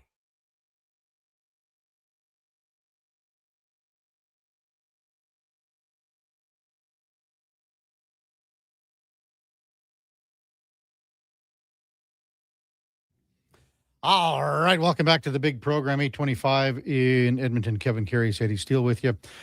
Duke of Delburne and Josh Fenwick on Sports 1440 AM radio. We're also streaming on YouTube, X, Facebook, Instagram, and Twitch. Text line 833-401-1440. X-Ray Gogs texted, Happy New Year, KK. Thanks to you and Duke for getting up early to keep us entertained at work this week. Yeah, Love... Just wait. I was waiting for you. Yeah. You're welcome. Then he goes, I love your and Declan's expertise on the Elks 101 pod, Eddie. Oh, thanks. So I didn't leave you out of the mix. I'm didn't leave you out of the mix. I'm just playing. Yeah. You are doing the heavy lifting. You got to do the pod? Yeah, today, we're going to do it today. Heavy lifting, eh? You'll talk about Niles Morgan. Lots to talk about. So there's the Niles Morgan. There's the some additions. They signed 7 players from the States. So there'll be quite a bit to talk about. Some news going around the league too. Sam Emelis, a Canadian receiver out of SAS. 2-year contract. Yeah, just re-up 285. Christmas Eve, I think it was, wasn't it? I believe, yeah. But they made him the highest paid Canadian receiver. So Dembski had just got paid. Brady Oliveira, running back in Winnipeg, $300K for a running back. They're throwing out this cash. Man, I wish I played. Oh, come on now, hey. It's funny Would because you be the highest paid defensive lineman? Absolutely not. Not at this age. You see though in guys who played, for example, hockey or football, in the early 2000s, 90s, and then you see what players are making now. It's got to make you feel a little squirmish inside, Think about what all the other guys back another generation or decade. Exactly, right? Yeah. Paying to play, essentially. Well, like we had, this is the one that's coming to mind for me most. We had Brian Propp on, Philadelphia Flyers, played 1,000 games in the NHL. So he had a great career in Brandon with the Wheat Kings, goes into Philadelphia in the 1980 season ballpark. And he was $60,000 a year. Wow. Wow. $60,000 a year. That's something, man. Yeah. That's something. So then when you're seeing what guys are making now, it makes you squirm. But it's funny how I always laugh, or not laugh, but I find it interesting how the different leagues work, right? So if you're a hockey guy and you're 4 years younger ballpark, I shouldn't say, maybe 3 years younger getting drafted in the NHL as when you are drafted to the NFL. Yep. That's fair. Yep. 18 right to in there. 21 ballpark. Exactly. Okay. Yep. So when you come in as a NHL guy and you're first round pick, first overall pick, top 10, whatever it is, well, for hockey, like your rookie contract is your rookie contract. You get nothing, but you can make money on bonuses. So if you're a first round draft pick in the NFL, all that money just is thrown at you immediately. Big money. Without stepping on the field. Nothing. Millions. Yeah. And you haven't proved or earned it. And same with like baseball. Again, a little different because you got 2 drafts, right? There's a couple of drafts. But all of a sudden now you're looking at 5, 6, 7, 8, 10 million signing bonuses. Yeah, it's and you look at football now, especially in the landscape of NCAA down south, and with guys getting paid the money they're getting paid. Like, I mean, some guys are making more than minimum, like more than some guys. Quite a handful of guys are making more than the minimum wage in the NFL playing college football right now, because minimum in the NFL is right in the $500 to $600K range, and a lot of guys are easily coming near that number playing college football right now. Yeah, that's fair. It's like a mini business. Text 833-401-1440. We'll get to them as the morning progresses. I found one from Brian Fan, a little interesting, and I checked it. He said, check the soccer ticket prices in Toronto for the World Cup next year. What is it? Wow, they're $3,000, $4,000, $5,000 Jeez. for the primes. And yeah. World Cup. I mean, people will flock. Yeah. Canada and Sparta Praha still scoreless at the Spengler Cup.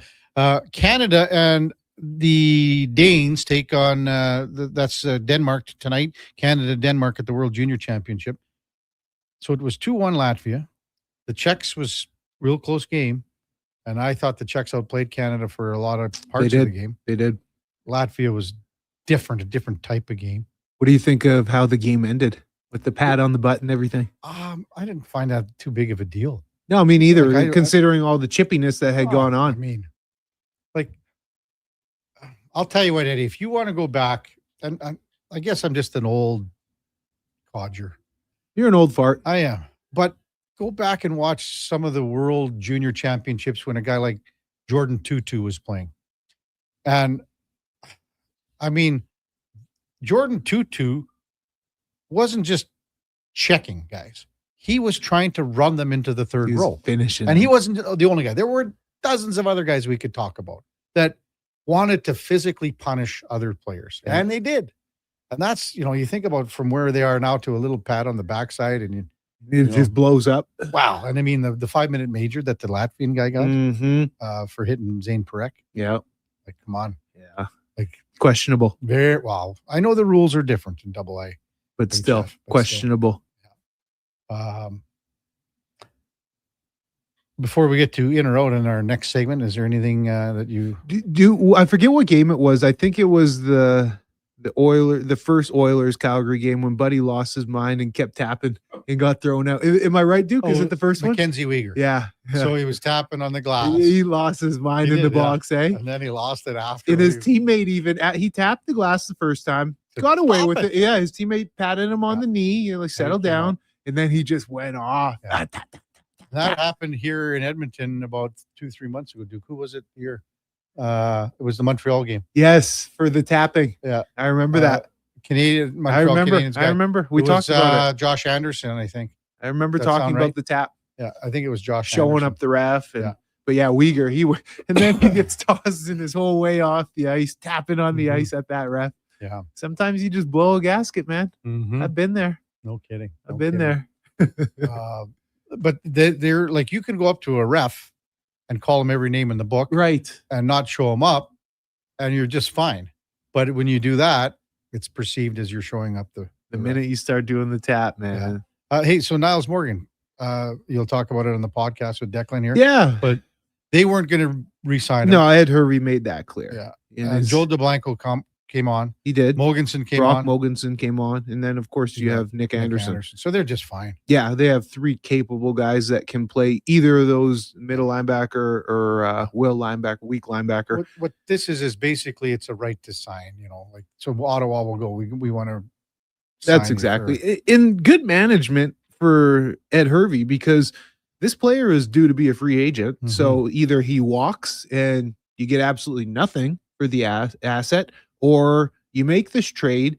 Really, all you're doing is swapping draft picks and giving up Niles Morgan. But while you're swapping draft picks, you move up a couple of spots in each round. So I think it was a 3rd and a 5th, I believe. I don't have the trade right in front of me. Yeah, they're all just like, and they just moved up a few spots. So hey, instead of just Niles walking for free and signing with another team, let's move up in the draft a little bit. So you're helping yourself a little bit. It's very minute and small, but they're helping each other. Would Morgan have been calling plays on defense all the time, and he missed a lot of time last year? Yeah, he was pretty banged up. So when he was out and Nick Anderson missed a lot of time. Was it Mogensen? Was it DeBlanco? Who was? It would have been, I would imagine, usually it's the middle linebacker. So that would have been Mogensen. Yeah. But maybe he had a good year. He did. Okay, but was he ready for that? I don't know if he completely would have been. I mean, he showed out in some games. DeBlanco was obviously the most, not surprising, but it was nice to see, refreshing, I should say, see his development. Would they have passed that response? Sorry to interrupt. No, you're good. Would they have passed on that play calling responsibility to someone else that's not a linebacker? No, usually it's linebacker, just because if you think of a defense, the linebackers are in the middle. So you have the DBs behind you, D-line in front. So you can communicate the easiest to the whole defense from that linebacker position.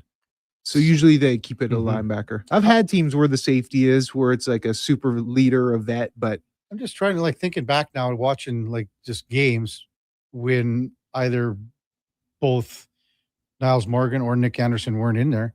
And for some reason, I'm thinking that I'm seeing more of DeBlanco.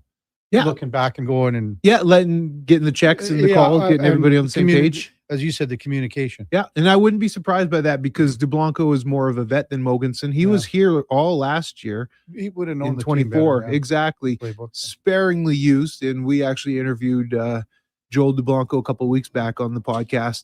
And he just talked about how he's hungry to play that first year when Chris Jones drafted him first overall, but just sparingly used. So that time still being in the organization, the familiarity with the CFL, I probably would think that the staff would lean more on DeBlanco than Brock Mogensen when it comes to making the play calls, especially when Nick Anderson was out.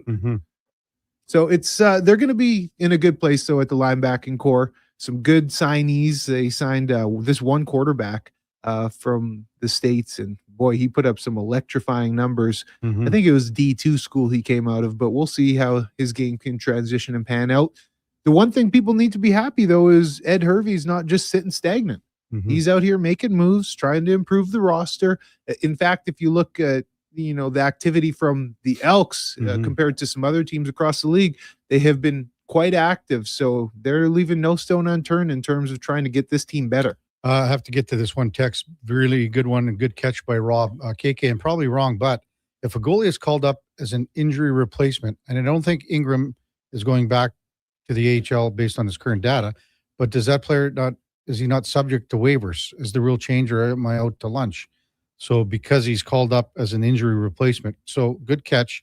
I think there's some moving parts here.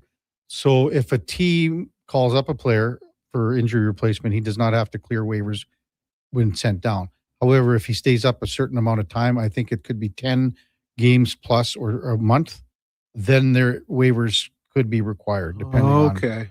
So there's some moving parts here. And maybe I'm out to lunch on this rule as well, but good catch by Rob. And I think it can be both ways looking at things just with time served with the team. Right. And the roster freeze, that's completely over with now? Yeah, that was done on the 28th. Okay, yesterday. When we come back, we're going to go in or out with Eddie Steele on the Kevin Karius Show with the Duke of Delburne and Josh Fenwick on Sports 1440 AM radio.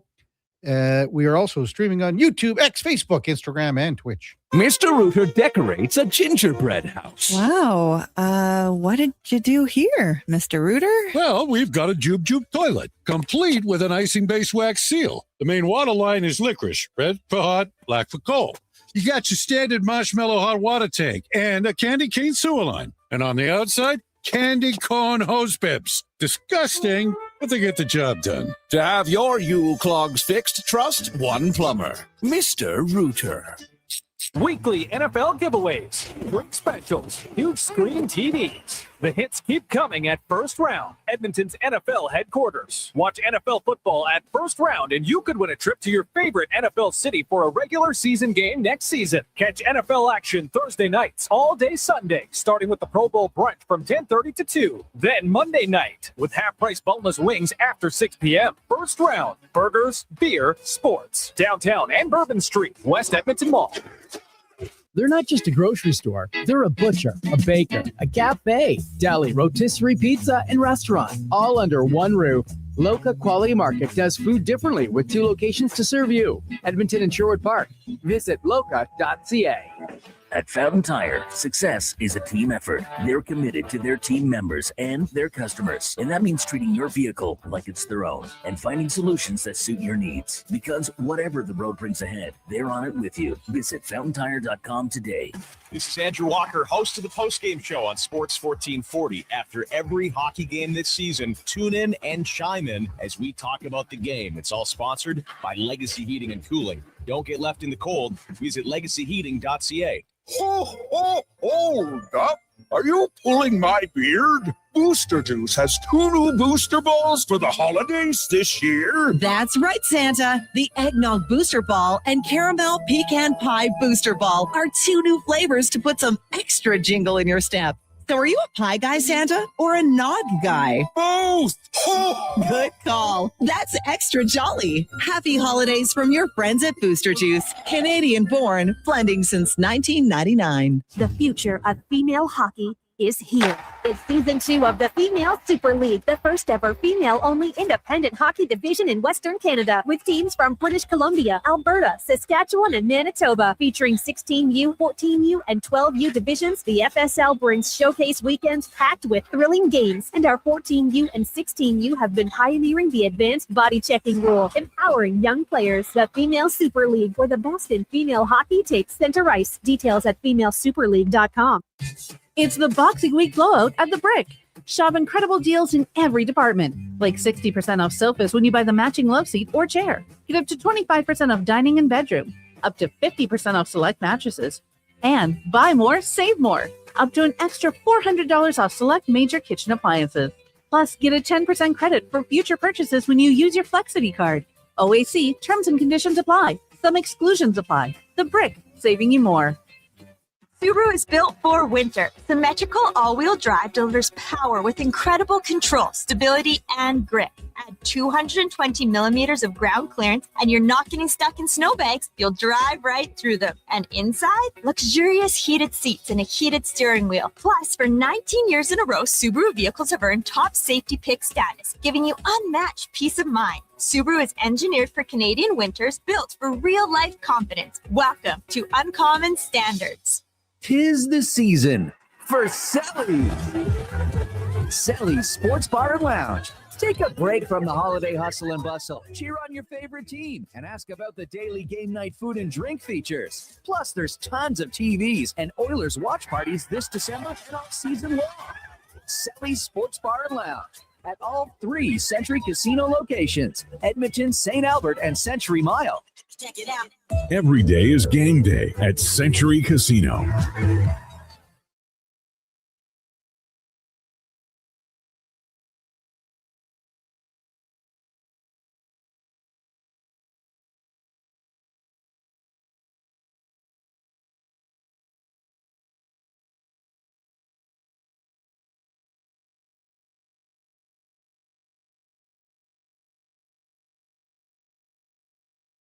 Have your sports curiosity cured with the Kevin Karius Show. This is Sports 1440.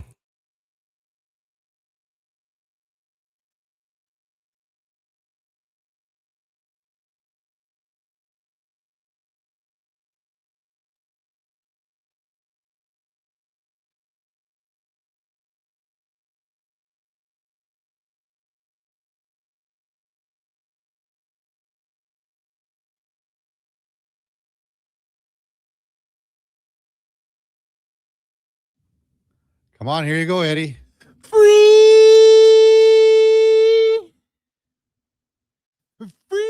falling. Woo! Yes, I'm free. Never gets free falling. Wow. So I know you have that on what we call a hot button, Duke, the last one that was recorded, but this one could even be better. I put my soul into this. Did you one. really? I'm gonna add that. I've got this whole audio file. It's just Eddie singing, whether it be Laid on the Line or Free Falling. That one's gonna get added to it. I really put it in. That one felt good. Oh boy. You know what? I love putting a guy like Eddie on the spot. Mr. Eskimo Elk, Green and Golder. all-decade team, Yeah. CFL. CFL and for the team. Text line 833-401-1440. Eddie, any more info on who this U.S. quarterback the Elks have signed? Name, school, stats. I'd like to follow up on him. I've been saying all along, the Elks need a young up-and-comer that can learn from a guy like Cody Fajardo. Now, this would be a guy that was signed in that block of 7, Eddie. Yes. This was after they also signed DB JJ Ross, which was That's I forgot they extended JJ as well. JJ That's Ross, big. yeah. I like that. That's a big extension. I think the texter's talking about Zach Zabrowski. Okay, you got it, KK? Or you? I have Zach Zabrowski. Now I believe this is if I assume this is who he's talking about. He was on the practice roster at the end of last year. He was signed last year out of Central Missouri. Started 2 years there.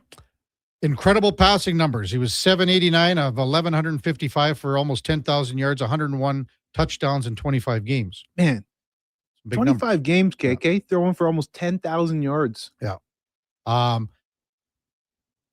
He was awarded the Harlan Hill Trophy, which is the Division II equivalent of the Heisman in 23 and 24. I think this is who. That's it. That's who Doug is talking about. That's exactly it. Yeah. And this is exactly right in Ed Hervey's wheelhouse to find these types of hidden gems. And I had been saying this, man, you don't need to recycle a CFL quarterback, find a backup, get Drew Brown here again. You don't need that. Yeah. Find a gem. Absolutely.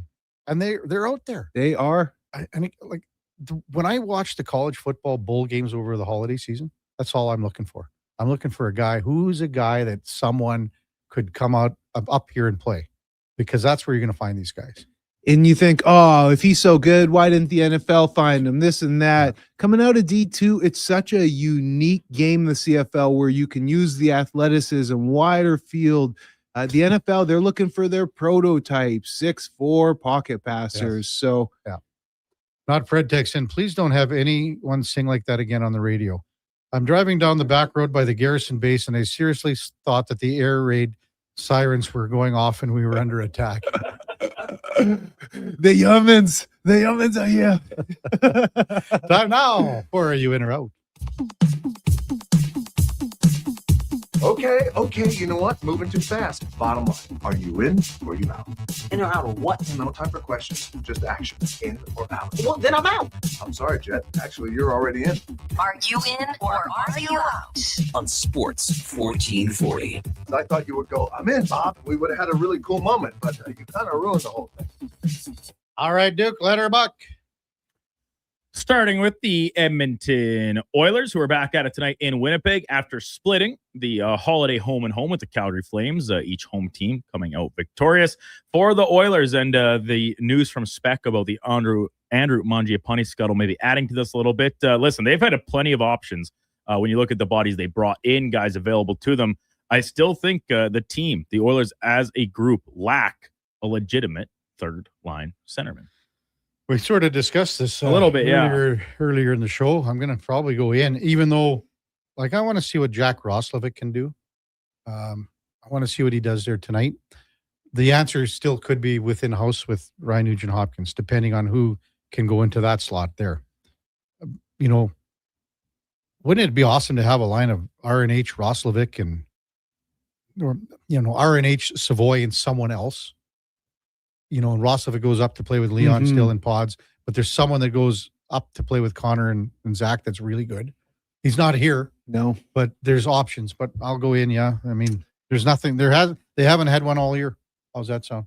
I'm in on that too. I don't think Roslovic will be the option at third line center. And then the reverse is Ryan Nugent-Hopkins, but we talk about how productive his line has been.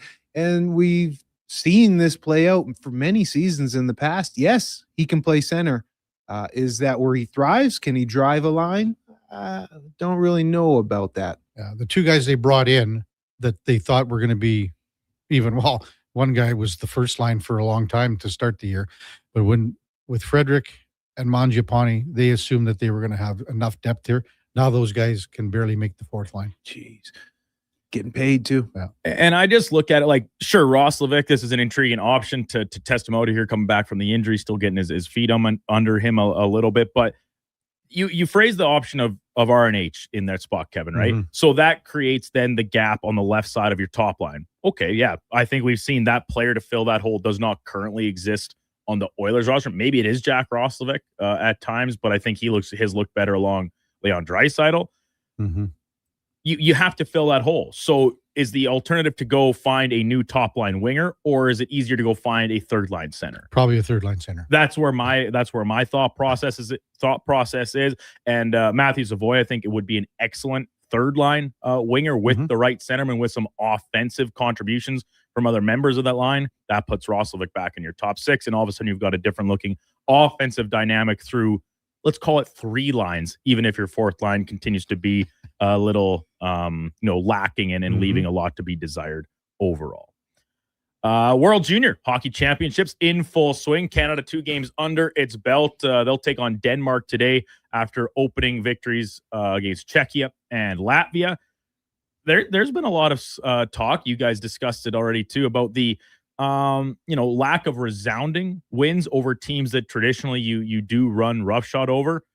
Czechia eliminating Canada the last 2 years. I actually do think it is better for Canada to be playing some closely contested games early in the tournament. Go ahead. Eddie, Absolutely. And you are, eh? yeah, you don't want to steamroll the competition and then you get to the true medal round and don't have your best performance, maybe take the opponents for granted. It's good to see it kind of get punched in the face early in the tournament. I guess that's the best way of explaining it. In a fight, you want to just get punched in the face, get woken up to let you know you are in a dogfight. And I think Canada has realized they're in a dogfight in this tournament. And it's not like the years of past where you just show up. And how many first rounders do they have? Like 15, something like that on their team. You can't just show up anymore. You got to come out and you got to earn it. Well, you would think that the New Year's Eve game against Finland is going to be for first place in the pool, Group B or whatever you want to call it. I mean, had they lost to Latvia in overtime there? I mean, that could have been crushing. Bad luck. Absolutely crushing. Because then you're going to, when you're crossing over, you got to go against Sweden or the U.S. So is it battle testing them more? To be honest with you, I'm going to go out. I'd rather see them cruise. Not cruise, but like they shouldn't be losing. They shouldn't be having to go to overtime against Latvia. You should be able to beat this team 5-2, 5-1, whatever you want to call it. That's still, to me, they're in the game, Latvia. There's competition, but you shouldn't have to be going to overtime against Latvia here. I understand it's a one-game thing. Same with another team that Canada, they could end up playing Slovakia. Oh yeah, They could very well end up playing Slovakia in the quarterfinals, and that's a dangerous team. They could give Canada a run. Is Canada playing down, or are these other teams playing up? What do you think? I'd say more down. I might be a little bit on the other side of that. I think watching these games, yeah, Canada still has the premier top end talent, but as a collective, as a group, the rest of the world is absolutely catching up. Like the Czechs came in this tournament. We talked about it or 2 weeks ago with Laddie. Like they come into this tournament with gold medal aspirations. That's how good this Czech team is. And they play with peskiness. They have the high-end skill. The defense group is arguably the best in the entire tournament. Now, the Latvians, sure, they're not. But they have a guy that's expected to go in the first round in this upcoming draft playing on that team. They have some guys that have been drafted already. And also don't discount the fact that for them, this is the Super Bowl. Like to play Canada is their gold medal game. They are laying it all on the line. Does that mean that the Canadians should not respect that, play their best game, and try and win it in a little more convincing fashion? Without a doubt. But I do think we can't discount that the other teams are playing too. And this is not like it was playing Latvia 10 years ago when you're winning the game, 8-0. Yeah, the Finns did that yesterday. Is that an emotional letdown spot for the Latvians? Absolutely, I think it is after the game against Canada the day previous. What are these other teams doing? They're laying it on the line. No, Duke, what are they doing? Come on, Duke. They're laying it on the line. It's not laying it. You got to adjust a bit. Come on, man. I thought Duke. Come on, Duke. Like, be better. I thought you'd give me a little. I don't have the stones like that, Eddie. I'm not as brave as you. I don't have your courage. I'm not all decade in the CFL. If I was, I'd have the courage. I'm a plug stick. You've got the credentials to back that up. Me, I'm just I'm just a humble radio. I producer. like to laugh at myself, man. Oh, you're not the only one. Over to the gridiron. 17 weeks of NFL football nearly in the books. On Monday nighter will close it out. Week 18 feature 3 games that will be playing for a division title: Bucks and Panthers, Steelers and Ravens, and then as well as the Niners and the Seahawks going at it for the potential 1 seed and the NFC West title. The most enticing, the most intriguing of these 3 games specifically, I hate to say it, but I'm taking the pillow fight that is the AFC North.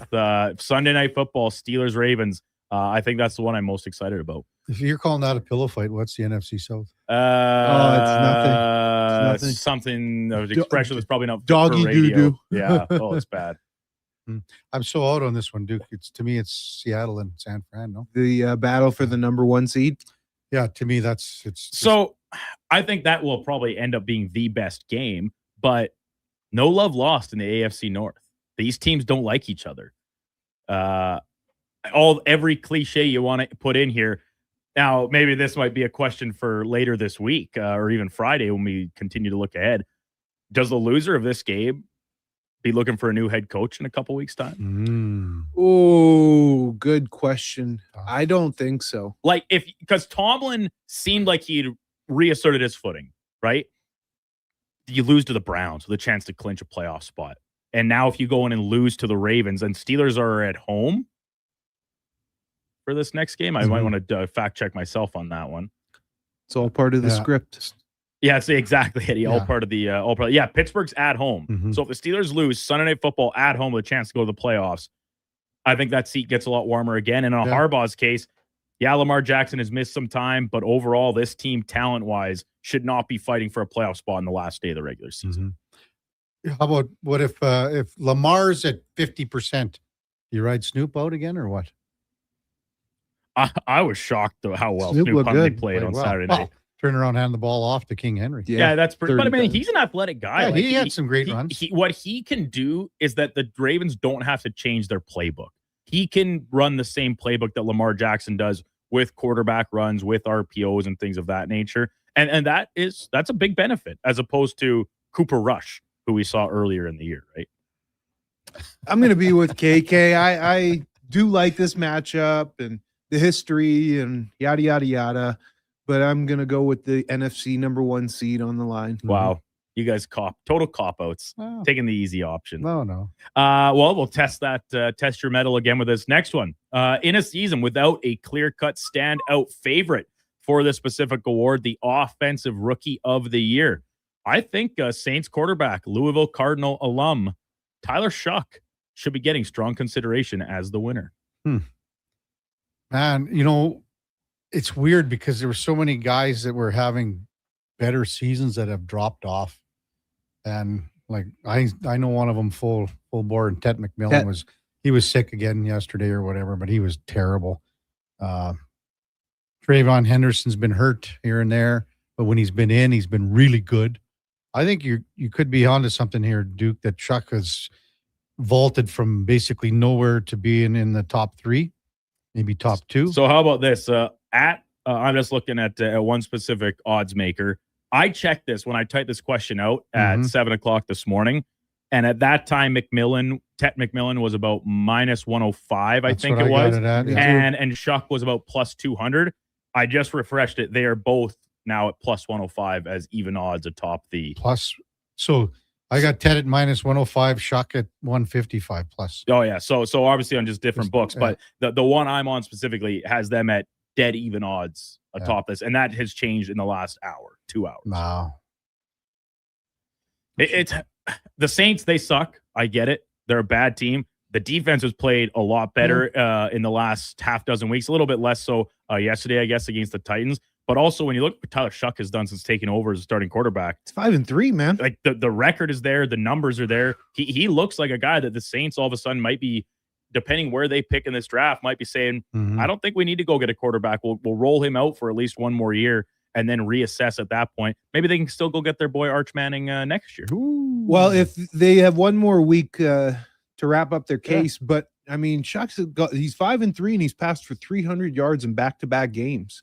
They're sneakily, quietly, being quite productive down there in New Orleans on offense. Yeah. And then after that, like you talk about like Emeka Ibuka came out of the gates gangbusters. He was and, easy. And like him and McMillan still have chances at 1,000-yard seasons. I had the numbers right here in front of me. 930 for Ibuka, 929 so far for McMillan. They're going to go head-to-head next week. Tyler Warren, the tight end in Indianapolis, he's at 791 yards as a tight end rookie. I like his game a lot. And then on the running back front, Quinshaw Judkins, bangs his knee up really bad, missed the last couple games. You mentioned Henderson. I just don't think, and then the quarterbacks outside of Shuck, like Jackson Dart, between the injuries and the inconsistencies, it's like super wide open. But I think that Shuck would have my vote if I was in that spot to cast one. Lastly, Ted Danson, legendary actor of Cheers fame, amongst other spots, turning 77 years old today. I think Danson was the best recurring guest character on Curb Your Enthusiasm. Eddie, I always go last on Yeah, you look through, I'm looking through lists of the name, and there's so many guests and reoccurring guests. I don't know. I guess I'll be in, Duke. Nobody's standing out to me. I'll be in. Shaquille O'Neal was on once.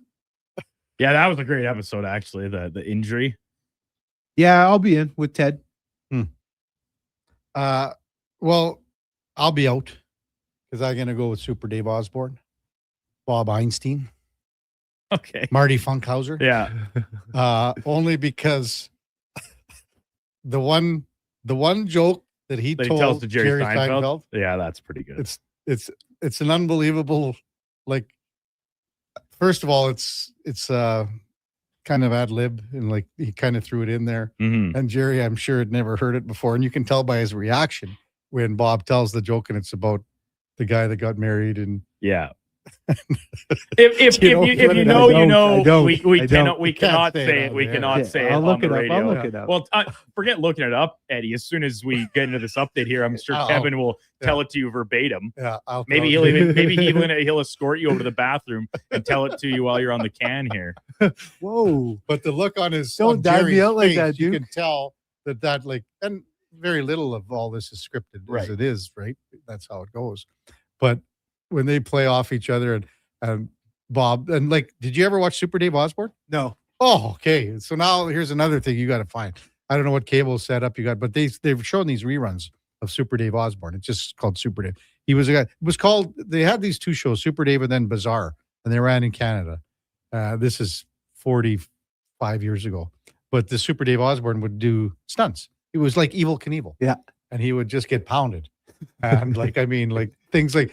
He would be playing the piano on top of a bus, and then they'd cut to the wide shot, and the bus would go under the tunnel. Yeah, and then, you get smoked. Yeah. Anyway, so I'm going with Marty Funkhauser. It's pretty good.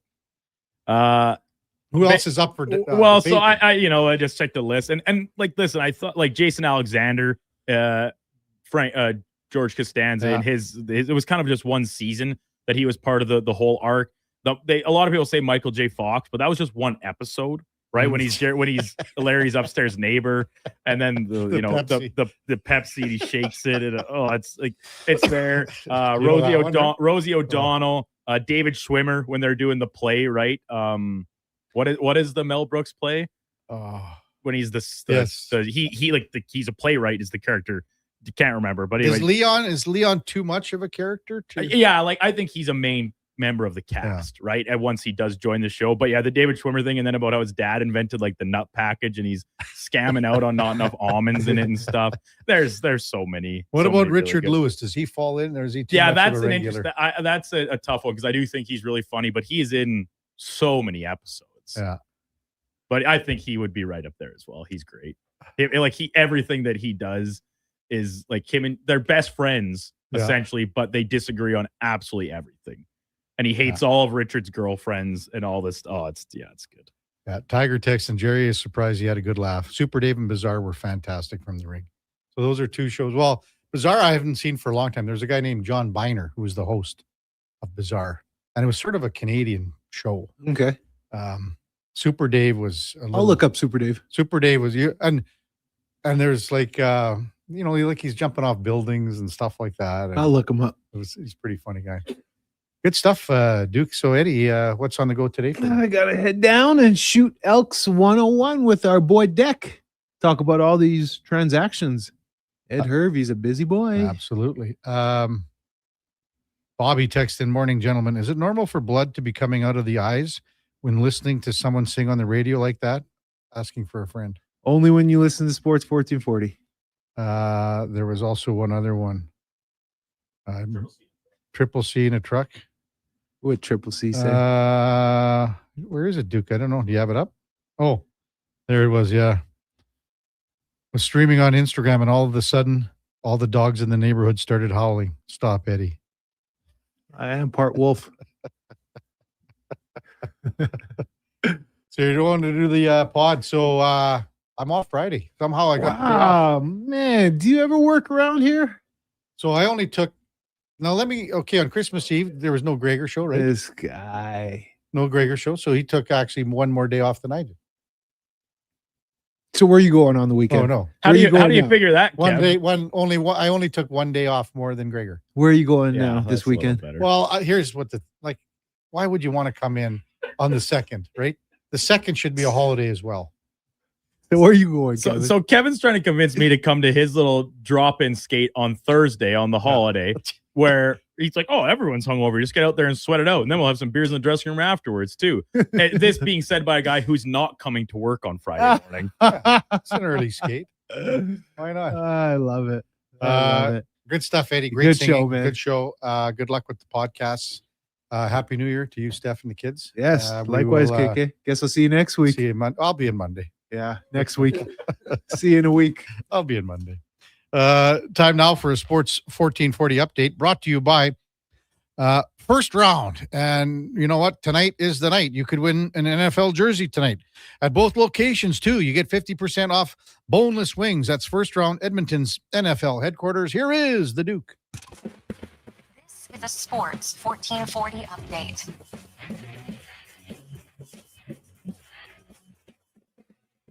5 games across the NHL yesterday. The Jackets doubled up the Islanders 4-2. Tampa beat Montreal 5-4 in a shootout. Leafs meltdown continuing with a 3-2 overtime loss to Detroit. Penguins win in Chicago 7-3, and the Kraken top the Flyers 4-1.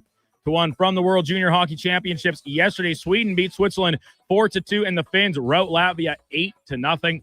Oil Kings resuming their schedule over the weekend. They beat Lethbridge 5-2 yesterday from Rogers Place. And Canada in action at the Spengler Cup, taking on HC Sparta Prague in the quarterfinal, currently tied at 0 in the second period. Penultimate Sunday of the NFL's regular season. Some final scores of consequence. Seattle beating Carolina 27-10. Pittsburgh lost to Cleveland 13-6. The Patriots clinched the AFC East with a 42-10 win over the Jets. Buffalo lost to Philly 13-12. And the Niners keep their top seed hopes alive, winning a shootout over the Bears 42-38. Finally, on the hardwood, the Raptors get a triple-double from Scotty Barnes, including a franchise record-tying 25 rebounds, lifts the Raptors to a 141-127 win over the Warriors. 5 of the games, including Warriors top in Philly, 129-104. Kawhi Leonard, career 55 points, and the Clippers 112-99 win over Detroit. And the Lakers beat the Kings 125-101. Coming up in hour 3 of the Kevin Karius Show, we'll be joined by Luke Easterling from Athlon Sports covering the NFL. I'm Brandon Douglas at your Sports 1440 update. This is Sports 1440, a Stingray radio station broadcasting on Treaty 6 territory. Download the free iHeartRadio app and listen to CKJR wherever you go. At GS Construction, we focus on building a culture of collaboration, innovation, and respect. Our teams work together, supporting one another and striving towards shared goals. We're committed to creating a work environment that empowers individuals, values teamwork, and ensures everyone feels respected and safe. With decades of experience in the field, GS Construction prioritizes our people, our culture, and safety. This is what makes us unique. To find out more, go to gsconstruction.ca. Looking for the perfect used ride? Now's the time. Drive away for as little as $25 bi-weekly. Go Auto has over 7,500 used vehicles in stock with something for everyone. From budget-friendly cars and road trip-ready SUVs to powerful work-ready trucks. With around 70 locations across Canada, your next vehicle is closer than you think. Whether you're upgrading, downsizing, or buying for the first time, we've got the right ride at the right price. But don't wait. These deals won't stick around forever. Start shopping today at goauto.ca. Cheer on the teams. Help a good cause. The Ben's Cup is coming to the Ardrossan Recreation Center, December 26th to 30th. 100% of the proceeds help the Ben Stelter Foundation bring proton beam therapy to Edmonton. Learn more at benscup.com. Proudly supported by Sports 1440. Do you sit around at work listening to sports radio all day? That's right, my friend. There's no shame in it. It's the good life. And we're not here to snitch. Say, if your company advertised on Sports 1440, you could be the one listening for your company's ad every day. Now you've got an excuse to listen to Sports 1440 all day. It's part of the job. Sounds like someone's getting a promotion. Email Gregor at sports1440.ca and let's get to work for you. When it snows and you have a Honda, let it blow, let it blow, let it blow. Ditch the driveway shovel because right now at Riverside Honda and Ski-Doo, save up to $400 on Honda dual-stage snowblowers. Take whatever winter throws at you and throw it back with iconic Honda reliability. Available for a limited time only at Riverside Honda and Ski-Doo. 15 Inglewood Drive in St. Albert and always at riversidehonda.com. Shop local, shop Canadian.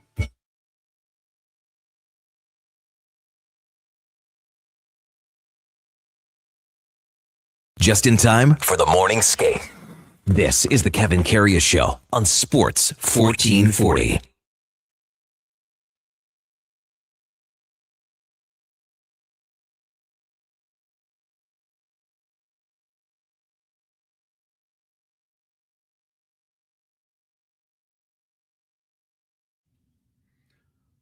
All right, welcome back to the big program, 910 in Edmonton. Kevin Karius, Duke of Delburne, Josh Fenwick with you on Sports 1440 AM radio. We're also streaming on YouTube, X, Facebook, Instagram, and Twitch. Sparta Praha has scored to give them a 1-0 lead over Canada at the Spengler Cup. Duke, did you watch any Spengler Cup in the last couple of days, or too early for you? No, not too early, but just so much other stuff on, right? And like even during the day when you're talking about the football games, maybe you catch some bowl game action, the infamous Pop-Tart Bowl, right? And all the theatrics that have been around that the last couple seasons. So that's fun to dip into. The World Juniors was on during the day. Do they have the Duke's Mayo Bowl coming up? I think that one already happened. Oh, no, I can't remember.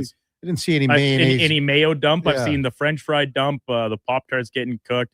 I don't know if you saw this one. I can't even remember what bowl it was, but the head coach was trying to run away from his players dumping the Gatorade on him. And then like the ESPN sideline reporter, like threw the, like as if he was playing O-line, threw the block on him and kept him in frame for his teammates to catch up and dump the Gatorade bath on the head coach. That was pretty funny. But very little Spengler Cup action to a long way around of answering your question, Kev, that I caught pieces of it here and there. Nice to see Canada win. I was really intrigued by the collegiate selects team, right? That Guy Godowski, local guy coaching down at Penn State, was in charge of assembling and taking over there. So they had a big upset. Yeah. And they get the bye on the other side. So that's been great, but no, mostly World Juniors. And then of course, NFL predominantly yesterday. Well, and a lot of people were talking about that, that win over Davos for the selects team. And again, Guy Godowski's been around Penn State for a long time, since the inception of the program. Yeah. Coached when they were just a club team one year. Yeah. So, I mean, this is a big deal for him. He's one of those guys that seems so entrenched into the program, into Penn State, that I don't know if an opportunity arose for him that he would entertain it. I mean, you always leave options and doors open, but not entirely sure what he would be looking at. They just have one bowl game today, Duke, that I'm seeing. It's the J-Lab Birmingham Bowl, Georgia Southern and Appalachian State. I don't know if I've seen the Duke Mayo Bowl, or maybe they did have it. Maybe they don't do it anymore. That can't be true. I don't see it anywhere, Duke. Friday, January 2nd. The Duke's Mayo Bowl. Oh, the Wake Forest Demon Deacons taking on the Mississippi State Bulldogs. There it is. Duke's Mayo Bowl, 8:00.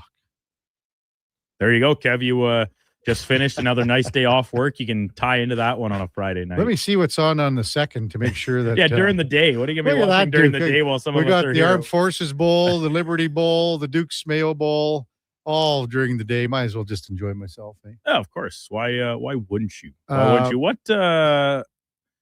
What quarterfinal World Junior Games will be on? Oh, starting at noon? See, I didn't know that. Well, now you do. But I mean, I'm just happy to let you guys run the show here, you know. Hey, we had some fun while you're away. Okay, well, we don't have time to get into it, but I want to discuss one of the segments. Really? Yeah. Because see, as I said, I was back home and my mom watches every day. She watches on the YouTube? Yeah, she watches YouTube every day. It's on. Very she just puts savvy. it on just like someone having the radio on in the house, right? So she watches. And so the one morning, I think it would have been, I guess it was Tuesday. She says, do you want to watch the Duke? And you're like, no. I said, no. I just see that guy's mug every day, let alone put it up on the TV The reason that I'm getting away from, it's that's what it's all about. And I believe I think it was that day, something was turned on. So we'll get to that in the 9:40 segment. How does that sound? Oh, good. He got me on my toes now. Yeah. I'm excited. Well, and maybe the most fun I had was going over to do your K97 hit with Terry and Pete the one day, and then just Pete the next. When just him and I, the two sad saps in here on the morning of Christmas Eve. Yeah, and he's in there all by himself all this week. All week he is. Terry's on time off. Exactly. When we come back, we're going to talk a little NFL football. Man, we talked about it a fair bit with Eddie so far this morning, but so many great storylines, so many exceptional individual performances, and then, setting the table for next week with three really very important games that have so much playoff implications. We're just awaiting the division winners to move on in two divisions and maybe a little bit of jostling. But other than that, the playoff positions have been decided as far as teams go. We'll have Luke Easterling from Athlon Sports check in right after the break. Also, Bobby O coming up in the 10 o'clock hour, as is Mitchell Clinton from the Winnipeg Jets broadcast team. When we return, Luke Easterling from Athlon Sports. It's our headliner of the day for Mr. Reuter when we come back on the Kevin Carey Show with the Duke of Delburne and Josh Fenwick on Sports 1440 AM radio. We're also streaming on YouTube, X, Facebook, Instagram, and Twitch. Mr. Reuter decorates a gingerbread house. Wow. What did you do here, Mr. Reuter? Well, we've got a Jube Jube toilet, complete with an icing-based wax seal. The main water line is licorice, red for hot, black for cold. You got your standard marshmallow hot water tank and a candy cane sewer line. And on the outside, candy corn hose pips. Disgusting, but they get the job done. To have your Yule clogs fixed, trust one plumber, Mr. Reuter. Wing Wednesday at First Round. Whether you're coming for the first round, the last round, or a few rounds in between, they've got you covered. With half-price wings every Wednesday night. Half-price wings. Over 35 delicious flavors like Cajun salt and pepper, maple bacon, and Inferno wings. Now half price every Wednesday night. Wash them down with a cold pint of Canadian or Coors Light for only $5.75. Half price Wing Wednesdays at First Round in West Ed and now downtown. First Round, burgers, beer, sports. Vinny and Don in Hockey are dedicated to skill development for all hockey players. If you know a student athlete interested in growing as a person and a player, register for a free shadow day. Beginner or experienced, this program develops a student athlete skill in a supportive environment. It's a great opportunity for prospective student athletes entering grades 3 through 12 to see what Vimy and Donnan have to offer. Visit vimyridge.epsb.ca or donnan.epsb.ca for more info and to sign up. Hi, Mike here from Northgate Chevrolet Buick GMC. December is here. Christmas shopping, Christmas wrapping, Christmas baking, grocery shopping. What about our vehicle? Does it need tires? It's not running? No problem. We got you covered. At Northgate GM, we have a tremendous selection of newer used vehicles, winter tires at cost, and of course, service with a smile. Come in and see us today, 13215 97th Street, or visit us online at northgategm.com. You're in Northgate country. From the locker room to your radio, Sports 1440 is Edmonton's sports leader. Real talk, big personalities, and your texts. It's interactive. It's fun. It's where Edmonton talks sports. Sports 1440. Come for Canada's largest trade shows, the biggest names in entertainment, exhilarating sporting events, and more. And stay for the experience at the Edmonton Expo Centre. Looking for the perfect place to host your next big event? From trade shows to galas, meetings, and concerts, the Edmonton Expo Centre has the space, event expertise, and service to make your next event unforgettable. With over 522,000 square feet of flexible event space, in-house catering, and operational expertise, they bring your biggest vision to life. Learn more at edmontonexpocentre.com today. Diablo Boots sells only Canadian-made work and biker boots made by Canada West. No American or boots made in China, so no tariffs. All of Diablo's boots have replaceable soles and heels for longer life. Sizes 6 to 14 Triple E. Buy quality, buy Canadian. And support Canada West and Diablo, the two best names in the boot business. So save on boots by Save On Foods. That's Diablo Boots, 3340 Gateway Boulevard on the east side of Save On Foods. Buy Canadian. They're terrific.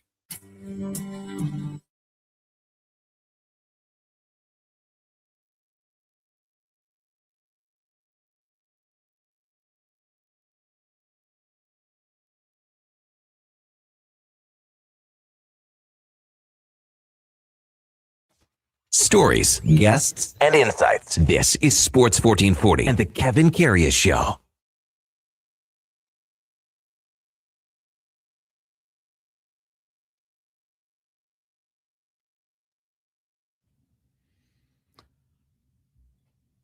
All right, welcome back to the big program, 9:20 in Edmonton. Time now for the headliner of the day, brought to you by Mr. Rooter Plumbing, the plumber to call when the toilet mysteriously breaks after your jalapeno pepper popper fueled game night with the fellas. That's mrrooter.ca. As we welcome in Luke Easterling from Athlon Sports, covers the NFL. Morning, Luke. You're with Kevin Karius. Thanks for jumping on Sports 1440 this morning. Really appreciate it. Hey, my pleasure, guys. Thanks for having me. Hey, let's start with last night's game. What a doozy between the Bears and San Fran, and the Niners still with a chance for the number one overall seed in the NFC. Just the way that this team is playing, quite remarkable. But boy, the Bears gave them all they could handle last night. What did you think of the game last night, Luke? Yeah, one of those fantastic games to not care who won, right? Didn't have a dog in that fight and really enjoyed watching. I'd say there was not much defense, but that's what got it started, right? We got the pick six on the first play of the game, and then the offense is made up for it after that. But again, just such a fantastic game all the way around, and I think indicative of what this entire season has been, and hopefully what the playoffs will give us, which is there's really no clear favorite to come out of either conference. You know, we've seen multiple teams on both sides of the bracket, you know, show themselves to be dominant at times, but they've all got, you know, a fatal flaw that could keep them from showing up for 60 minutes. And we could really see, I think, any of the teams that are going to make the playoffs make a run. Any of these teams could get hot. They're getting healthier at certain positions. And I think last night's game was, again, a great look at the future in some ways for the Bears team that is playing well in Ben Johnson's first year as head coach. I think it highlighted the fact that Kyle Shanahan should be the runaway winner for Coach of the Year. And I say that with you know, you can make a strong case for a lot of other guys. You can make a strong case for Mike Vrabel. You can make a strong case for Liam Cohen down in Jacksonville. There's multiple guys that are worthy, but Kyle Shanahan, what he's done, navigating all those injuries they've had in San Francisco to put them in position to maybe get the one seed, depending on what happens next week. Phenomenal job by him and that staff. But what a great game, fun week of games. But that was definitely a highlight last night. What did you make of Brock Purdy last night? I mean, you know, to take that first play of the game and it goes the other way for 6, but to rebound and show that composure, man, this guy was unreal last night. Yeah, I mean, that's the best of what he brings to the table, right? Is the ability to be poised in those moments, to be accurate, to be efficient, showed the athleticism and the ability to create plays. We talk so much about Caleb Williams' ability to do that, and rightly so. But it was fun to watch two guys, one who was the number one overall pick, one who was literally the last pick in the draft, go out there and make plays the way those two guys can. Mm-hmm. And again, it just I would only hope we could get a rematch of that type of that high level play from the quarterback positions as we see these two teams go into the playoffs. Luke Easterling from Athlon Sports covers the NFL, our guest on the Kevin Karius Show on Sports 1440. I really watched every second of the late slate game with the Bills and the Eagles because there were only 2 games, as you know, Luke. But how costly will this loss maybe be for the Bills, where, Right now they're in the 7 hole. They could have easily been taking on whoever's coming out of the poorest division going in the first round. But how costly maybe will that pass in the end zone for the 2-point conversion by Josh Allen come into play here? Yeah, that one hurts. That was a rough way for that game to end, especially the way they had clawed over that last 6 or 7 minutes to get back in the game and put themselves in position to maybe win that one. Even going back to the blocked extra point, which forced the decision to make to Tyer to go for the 2, which I agree with the decision too. I think everything worked right except for the throw, and that's one of those things where it really just comes back to fundamentals. For all the things that Josh Allen does so well and all the ways in which he is such a rare talent, these things in those moments still come back to fundamentals. And when you have poor mechanics, when you don't set your feet, when you don't have, proper arm angle and the release is off and you're just kind of winging it there and not setting yourself and going back to your fundamentals, those are the things that can happen. You have a wide open receiver and you just miss him because your base isn't set and your mechanics aren't fluid. And so those are the things that if they do end up losing in the first round because they end up with a tougher opponent instead of being able to go in there and face whoever wins the AFC North, those moments are the ones they're going to come back to and realize, hey, not only, we knew we were going to have to go on the road, but we could have made it easier on ourselves. And that's one of those moments they'll point to. Luke Easterling with us from Athlon Sports. What team in the AFC, and I said this earlier, for some reason, the Houston Texans are the scariest team for me right now. I wouldn't want to play them going in. Where are you at with the Texans, and is there a team that maybe scares you a little bit more in the AFC East? Or sorry, the AFC total, pardon me. That's the fun part, man, is I feel like you could break down all of these teams that are going to go to the playoffs in the AFC and say, this is why I don't want to face that team. And I think you hit the nail on the head with Houston. And I think anytime you have a defense that's playing as well as they're playing and a quarterback that's playing as efficiently as CJ Stroud has been lately, you don't want to face that team in the playoffs because that type of stuff travels. If you can play dominant defense and you can, again, their ground game hasn't been great, but if you have a quarterback who's able to make sound decisions with the ball, and we saw that he can still make plays down the field earlier this week, that's a dangerous recipe this time of year. But I think within their own division, I think Jacksonville is the team that intrigues me the most with what Liam Cohen's been able to do to that offense in his first year as head coach. What Anthony Campanile has done with that defense, they're very opportunistic. They can get after the passer. They can create takeaways. And again, if they win that division, they're going to be able to have a home playoff game and make a lot of noise. So when you can put up points, not just as much as the Jaguars can, but as creatively as they can beat you through the air. They can beat you with the run. However you want to play the game, if you want it to be smash mouth, if you want it to be a shootout, they can meet you there and they can beat you there. And so I think Jacksonville's the team that intrigues me the most. And again, we've seen moments where the Jets look, or where the Patriots look unbeatable. We've seen moments where the Broncos look unbeatable. And we've seen teams where the Jaguars have gone on the road and beaten Denver recently by 2 scores. We've seen New England struggle a little bit from time to time against different opponents. So I think Jacksonville's the team that intrigues me the most to win in because I think they're very balanced on both sides of the ball and they can beat you a lot of different ways. Who have you got for MVP right now, Luke? Is it simple to say that you have Matthew Stafford at number 1? And if he is, who do you got kind of closing the gap right now?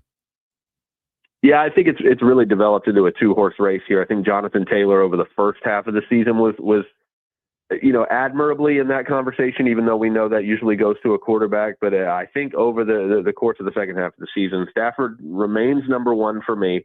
And I'm interested to see what he does tonight against Atlanta, obviously. But Drake May from New England is the other one. The numbers are comparable if you add in the fact that May is much more of a threat and has been much more productive as a runner. Because if you just stack the passing stats up, obviously Stafford, runs away with it. 40 touchdowns and 5 interceptions at the moment, 3rd in the NFL in passing yards going into tonight. He's got a game in hand to try to match that. Mm-hmm. But if you look at what Drake May has been doing in New England without Devontae Adams, without Puka Nacua, he doesn't have those advantages and doesn't even have, Sean McVay. I know he's got Josh McDaniels, but what Drake May has done in his second season at 23 years old and to throw in 400 yards rushing and 4 touchdowns on the ground when Matthew Stafford has -2 yards rushing, that does have to come into the conversation. So I think it's between those two guys. I wrote about this at athlonsports.com just this morning in advance of Stafford playing tonight against the Falcons, so definitely check that out. But for me right now, Stafford still has the edge. What he's doing at his age, and again, what he did last week without Devontae Adams in the lineup, relying on Puka Nacua and still being able to throw for 400 plus yards a couple weeks ago. What he's the level of football that he's playing right now at this point in his career is incredible, and I think he still gets my vote. Luke Easterling with us from Athlon Sports, covers the NFL. We have a little segment called In or Out, Luke. I'll read you the question. We just had it about a half an hour ago. It goes like so. In a season without a standout favorite, Tyler Shuck should get strong consideration for Offensive Rookie of the Year. Would you be in or out on that one? Where do you have him ranked? I might be in on that, and again, it's really the way he's played over a strong second half of the season, and the fact that a guy that the other two guys that I think would be in consideration for that are the two receivers, Teteroa McMillan in Carolina and Emeka Ibuka in Tampa Bay. Both of those guys have struggled over the last month or even longer of the season, so they've opened the door for that conversation. Shuck, the way he has played over the last 3 to 4 weeks, I think definitely has to be in the conversation. And honestly, that award might come down to how everybody finishes in Week 18. Speaking of Week 18, let's look at the two big games when it comes to who's going to win their respective divisions here. Let's start in the AFC with Pittsburgh and Baltimore. Who do you like in that one? Yeah, I think this is going to be about availability. I think something that we saw yesterday when in the Cleveland game is when DK Metcalf is not involved, the Pittsburgh offense really doesn't know what to do through the air. When they don't have him to rely on, they don't have anybody. Look at the rest of that receiver group. Everybody is pretty small. Everybody is you miss that size and physicality that he brings to the table and the ability to run routes. And honestly, the underrated injury that they had yesterday was Darnell Washington, the 311-pound tight end they have. That is such a huge boost in the run game, but can also make things happen downfield as a reliable target, especially in the red zone on third downs. Missing both of those guys for this game, I think, is going to be huge. And again, hopefully for Baltimore, Lamar Jackson is back for this game. But as long as Todd Monken doesn't forget that Derrick Henry exists, like he seems to sometimes, I think Baltimore has a real shot here if they're healthy because of what will be missing for Pittsburgh. And again, we saw even a lackluster team like the Browns can beat a team like Pittsburgh when they don't have everything going and they don't know how to respond to who's missing.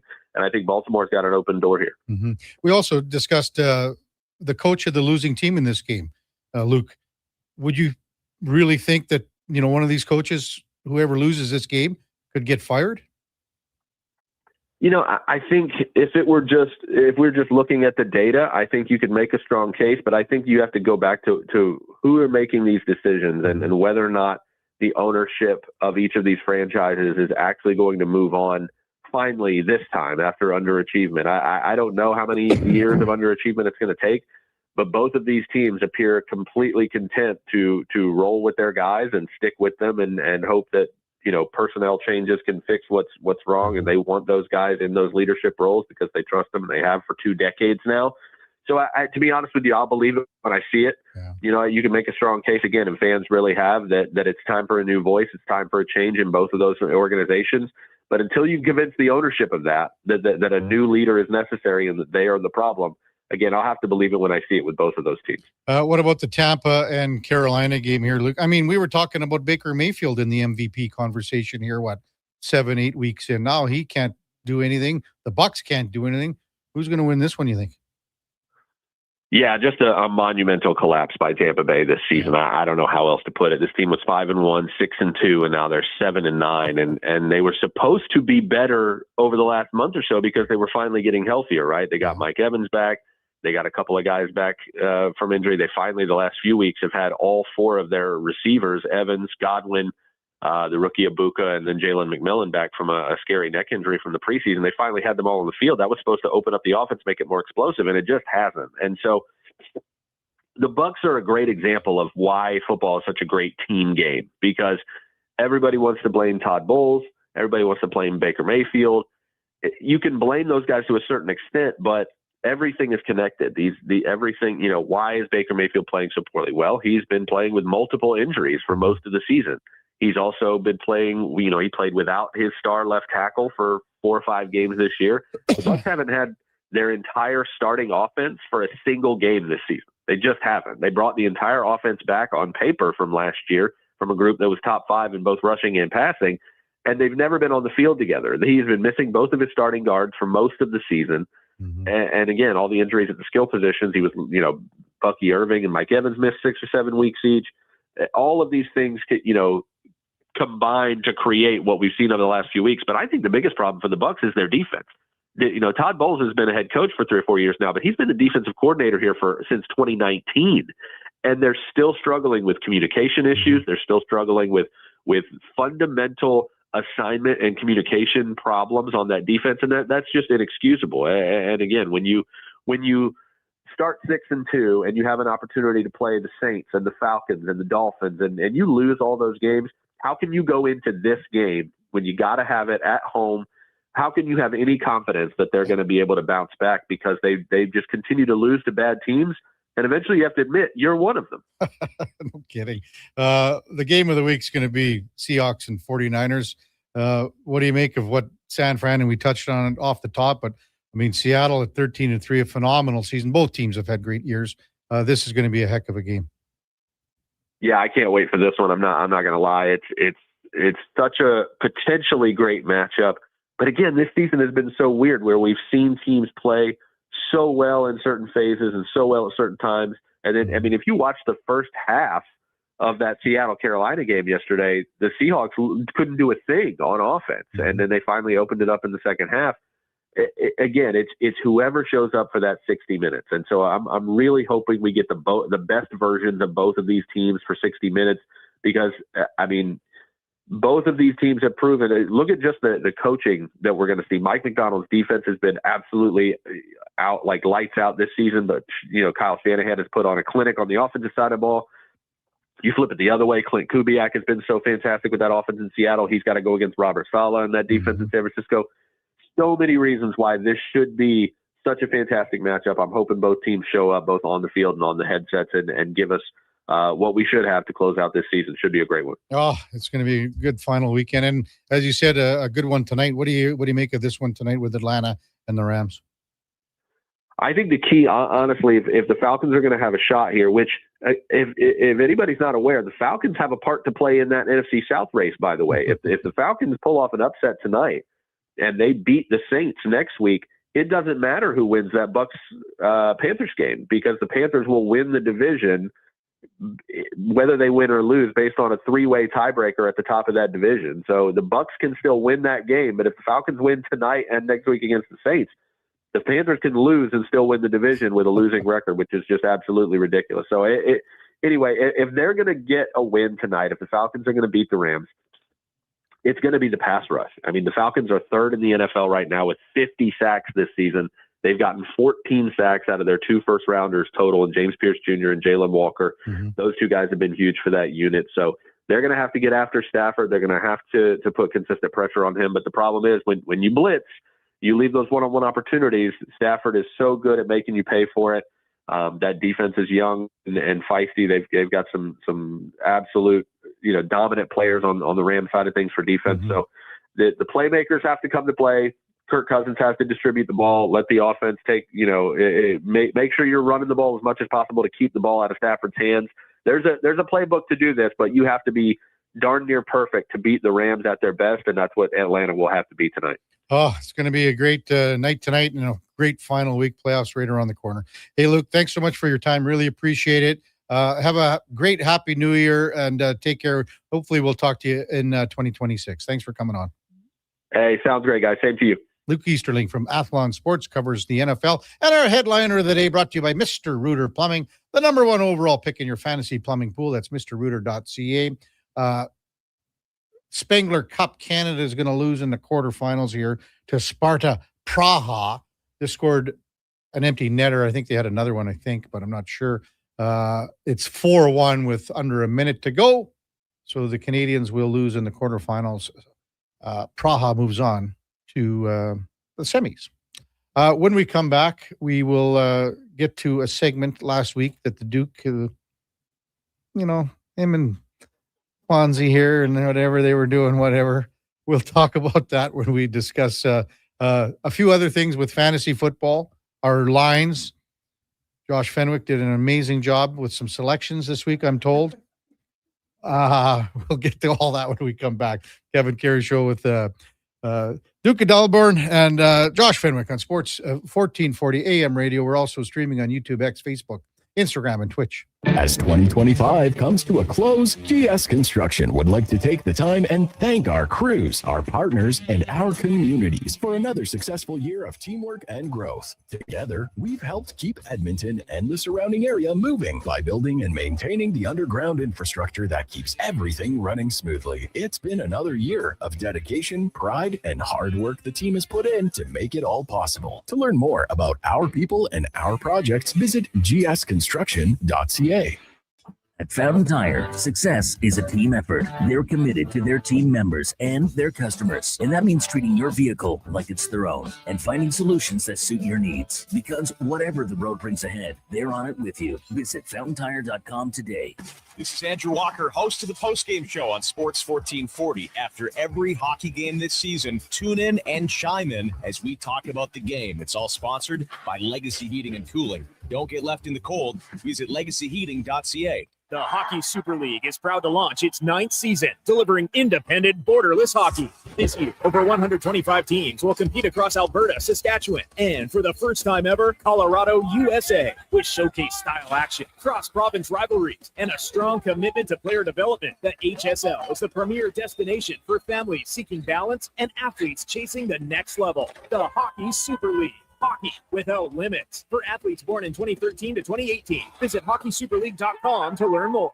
I'm Rick Showers from No Bull RV, and people often ask me, hey, Rick, do people actually buy RVs from No Bull in the fall? Fair question, Rick. Why would you want to buy an RV just when it's time to put it away in storage for the winter? And I have the answer, Bob, because the RVs at No Bull are used. And that means every RV on our lot is a one-of-a-kind. So when you're looking for a used RV, you can be really picky. One-of-a-kind means you don't have to compromise on what you're looking for. That's right, Bob. But it also means when you find the right one, you grab it up before someone else does. Sometimes that's in the fall. But No Bull makes it easy because when you buy your used RV now, we include winterization and winter storage for free. We even get it prepared for spring camping at no charge to you. All you need to do is be ready for the great outdoors come next spring. When you think of it that way, the fall might be the best time to get your RV. And that's No Bull. NoBullRV.ca. Do you have that?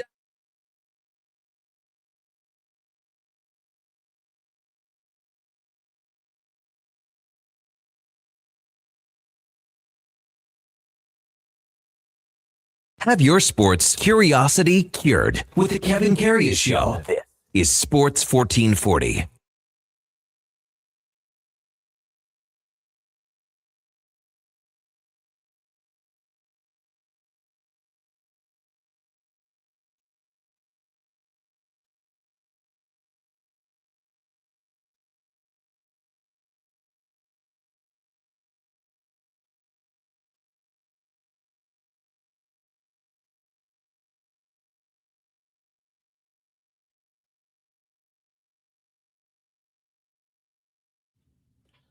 All right, welcome back to the big program, 942 in Edmonton. Kevin Karius, Duke of Delburne, Josh Fenwick with you here on Sports 1440 AM radio. So glad you're with us on a Monday morning. Hope you had an exceptional Christmas holiday week. Got to enjoy it with some family, some friends. There's quite a few things going on, obviously, around town this week. One of them is the Bantam tournament. We'll talk with Bobby O about that at the top of the hour. The Ben's Cup is going on.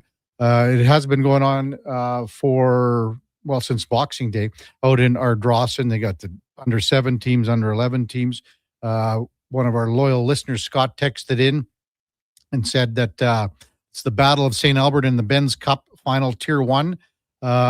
2 St. Albert teams. It's the under 11. It's the Phantoms versus the Knights. And this has all been going on at that rec complex out in Ardrossan. They've had so many things that they can raise money for with raffles and things like that. They had a holiday lighting package going forward. They had a suite for the Oilers and Kings game coming up in January. But all of the funds go to the Ben Stelter Foundation to bring, advanced cancer treatment for that proton beam therapy. And it goes for the first time through the Ben Stelter Center for Proton Therapy and Neuroscience. So congrats to all the kids that were playing here in the last few days, and good luck to all the teams that are in the final. And again, you can't get a better cause than the Ben Stelter Foundation. As I was away for 2 days last week, I ended up watching a little bit of the show, and it is on the 23rd, I think. And I did see the tail end of the show when you guys were scrambling, because I said my mom has it up on YouTube, and I did see the feats of strength. Exceptional camera work, by the way. Oh, really good. You know, as I said to my mom, I said, if you were listening to this on radio, you had no sniff what was going on. Well, that's why we try to encourage everyone to go check us out on YouTube, Facebook, Instagram, even Twitch. That's right. Anyway, I like how you rigged the draw, Duke, and made these guys twist wrists for $1. And I heard that comment. So, Josh, you and Donnie P went at it. And I emerged victorious. Yes. I said to my mom, okay, I know what's going to happen here. I said exactly what was going to happen. You correctly predicted the bracket. I did. Well, I should have. Yeah, it was a 100%. I wonder what the odds would have been on that. I said Josh is going to rip Donnie's arm off. And then once Duke gets a hold of Josh, he's going to rip his arm off.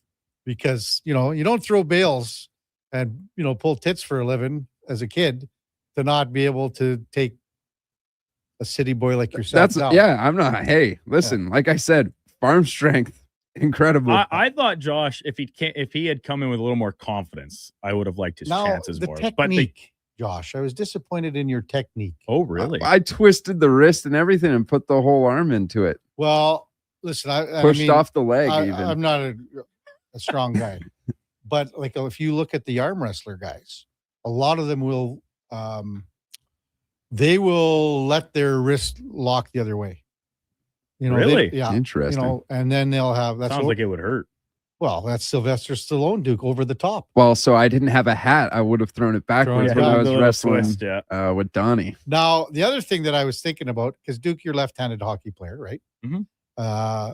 And I know whenever you're supposed to do chores, like say if you're on the farm and you're on the shovel. Sure. They say, well, you know, go back and forth.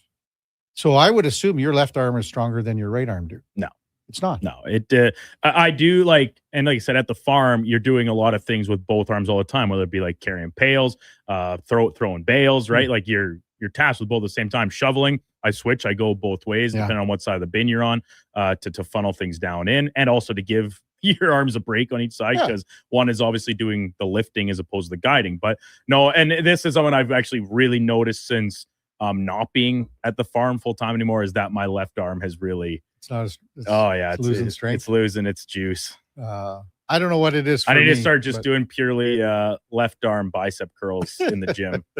But we had so much snow. We shoveled a lot here, obviously. So not me. No, I know you haven't. But I actually thought about getting a shovel just to shovel out my parking space in the parking lot. But going right to left, shoveling like this, no, that's what you got to do. Plus, the other thing that I've noticed, like I'm getting older, is my back one side will get sore. Oh, yeah. So that's why I want to just try to even it out. Yeah. Yeah, get the strain down both sides of the back instead of just one. Yeah, just don't favor the one side. Exactly.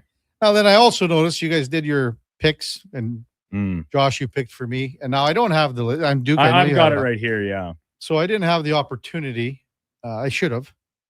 And I didn't really realize it. I texted you. What day did I text you, Duke? It had to be on Christmas. Christmas Day, I think it was. I think, yeah. Because I thought maybe I could try and grease in there and get a pick or something. Yeah. I'm just gonna see what time you actually texted me. It was during the first game. Yeah, 1:29. Yeah. So the first game was obviously nearly over at that point, actually. And you said, "Merry Christmas." Did Donnie pick? I said, no, Donnie did not. We did even better and had Fanny Fenwick pick for you. And I sent you a screenshot of the spreadsheet. And then you said 2 cherry picking games for the Duke. Well, because you got the Dallas game, which was because the line moved first. Yeah, but the line moved. It was at 6.5. It went to 8. And it was at 7 when we did it. Yeah. So you got a push out of that. I did get a push. I was lucky. And then the rest. And we did it in the usual fashion. Like we didn't have to pick them in order. Josh went for the Denver game. It was 2 touchdown spread. Okay, what I are know the rules? too many points What for are a the divisional rules? game. One rule. Too many points for a divisional game. I know, but Gardner Minshew tore his ACL. I was like, oh my God, Crystal Duke. Okay, this has Home got to be a game, 2. KC, Kelsey. Yeah, but if I'll defend Josh here. If you'd watched the Chiefs the game previous, 13.5 points seemed like nothing for the Broncos. But what do we know about the Broncos this year? They don't blow teams out. Yeah, they beat bad teams even by close margins, Mm-hmm. and then they win. They beat good teams by close margins. So there was a few contradicting, thought processes into that game for sure. But then the Vikings over the Lions. I mean, so that was my loss I took here this week. Was like I fully expected the Lions backs against the wall. Like their season is literally on the line. They need help even after the fact. But you got to start by taking care of your own business. Yeah. And they go out there, and Brian Flores just bullies Dan Campbell and Jared Goff. Like they're blitzing them all day. Jared Goff looked lost. Jameer Gibbs was a complete non-factor in the football game. They only got it going in the run game later with Montgomery. 100%. And so, Kev, we've talked about this a few times over the course of the last couple of years. Myself, a bunch of guys from the Tropics, and then a few other randoms, we do a weekly parlay, right? 7, we each put in 1 pick, so it's a 7 leg, $5 each, 35 legs. Each week, if whoever loses their specific picks, it goes to a vote, and we call it the bozo of the week. They then have to front the $35 from their account to place the bet the next week. It's your punishment for being what we voted as the worst bet. So my bet it was just the Christmas Day games. Just those 3 terrible football games. We managed to find 7 different bets within it. And I took Jameer Gibbs 2+ touchdowns. And that was off at big money, right? Like plus 325. Yeah. And so I took a little flack when I bet it. They're like, that's pretty steep. I'm like, it's Christmas Day, just festive spirit. It doesn't hit. We went 1 for 7 on Christmas Day. One person of the 7 of us nailed their prop bet or whatever correctly. And then they have the audacity to vote me as the quote unquote bozo just because I had some stones. I get it. It missed. I'm just as liable as everyone else, but I didn't take kindly to that. I bounced back with a big win on our weekend bets. I had the Texans to get over 3.5 sacks against the Chargers. Seemed like free money, which it was. And then several other guys had big losses over the rest of the weekend. So now I get to gloat for the day. The vote will go down here later this morning, I'm sure. The only good thing, Duke, is that I take the slaughter with you, and our season's all but over. I have an 11 game lead. You're plus 11. Should pick all the games next week. Yeah, just the whole slate. Well, we'll be going up. We'll be getting 8 games in somehow. But I went on a roll with Old Man Baker this weekend. Yeah, you're saying that this morning. So even got a push last night because the line was at 4 for us. So 8-0-1 against Old Man Baker, and he picked the Rams tonight, which is the great pick. That's the proper pick. Is it my pick tonight with us? No, it's mine. Oh, it's your. Oh, jeez. Well, I know where you're going. Then you might as well get it out of the way. What's the line? 7.5. I thought. I'm seeing 7. 7.5. It's got to be fine. You can use that. I'll take the Rams on the road. I've liked what I've seen from the Falcons offense with Kirk Cousins for the most part.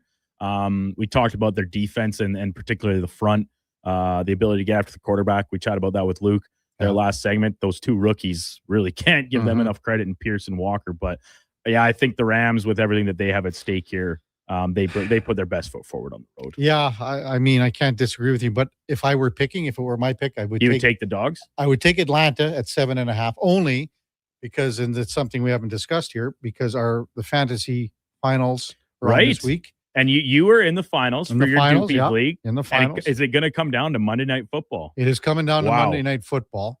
Right now, I have racked up 136 points, and that is with Tet McMillan, 1.5.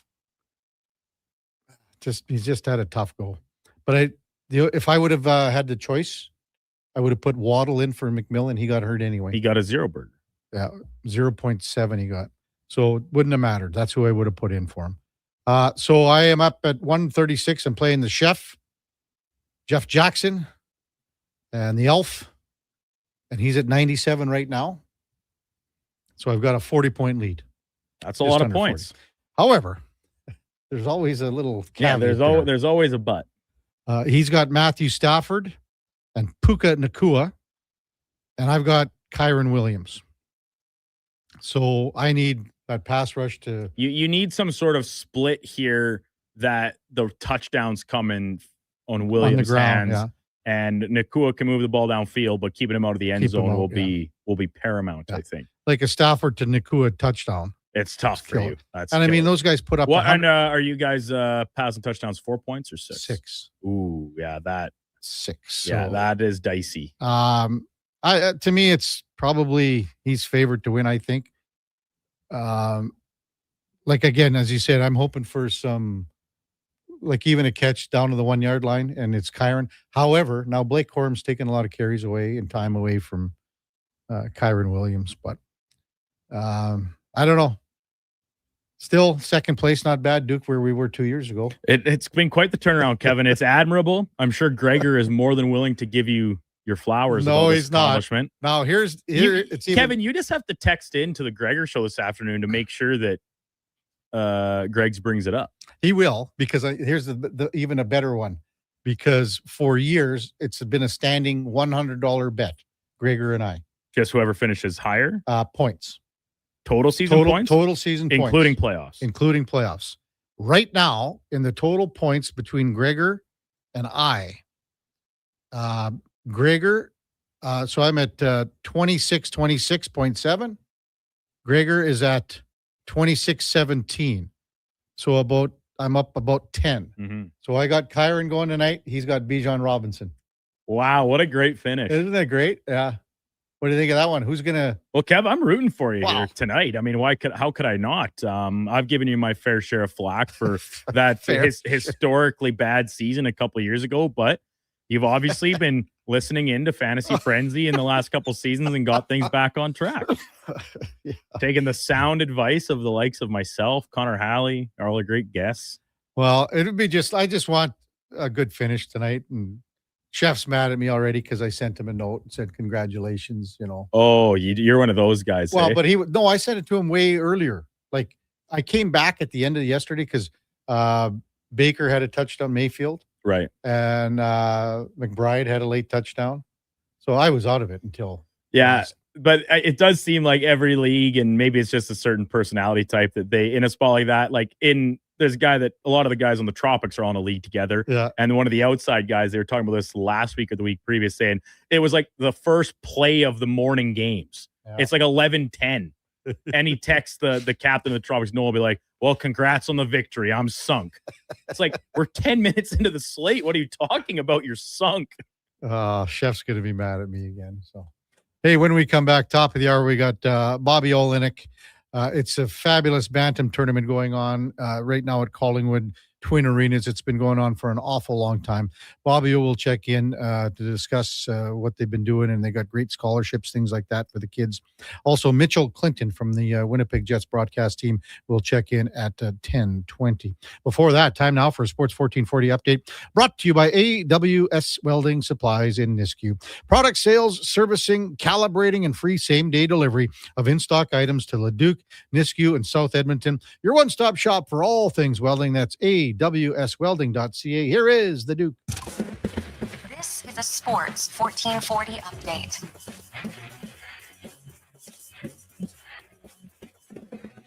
Game day for the Edmonton Oilers as they take on the Jets in Winnipeg. This one available on Prime Video. Puck drop coming at 5:30. Pre-game coverage beginning at 4:30 right here on Sports 1440. 10 of the games around the NHL, including the Senators hosting the Blue Jackets. Rangers take on the Hurricanes. Sabres, Blues, Kings, Avalanche.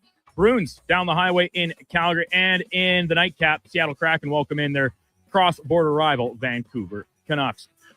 Team Canada back in action at the World Juniors today. They play Denmark tonight at 6:30. Other games on the slate today, including Slovakia, United States, Czechia, Finland, and Sweden playing Germany. Spangler Cup, Canada falling in quarterfinal action to HC Sparta Prague. Final score 2-0 there with the empty netter. Week 17 wrapping up in the NFL. Monday Night Football has the Falcons hosting the LA Rams from Atlanta. That one kicking off at 6:15. And on the hardwood, tonight's slate, busy one. The Raptors, second half of back-to-back. They host the Orlando Magic. That one tipping off at 5:30.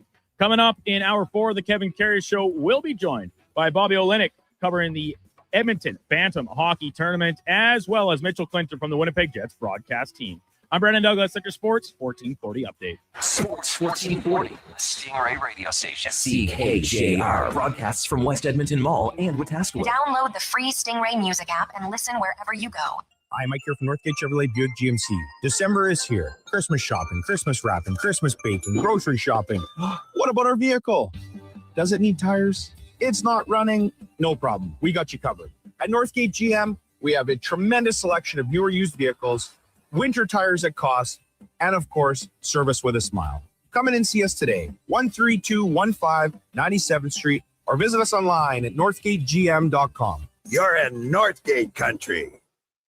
Legacy Heating and Cooling offers no payments and no interest for 1 year on your new furnace. So, when you wake up to no heat, call Legacy. Call Legacy. If you need it immediately with no overtime rates.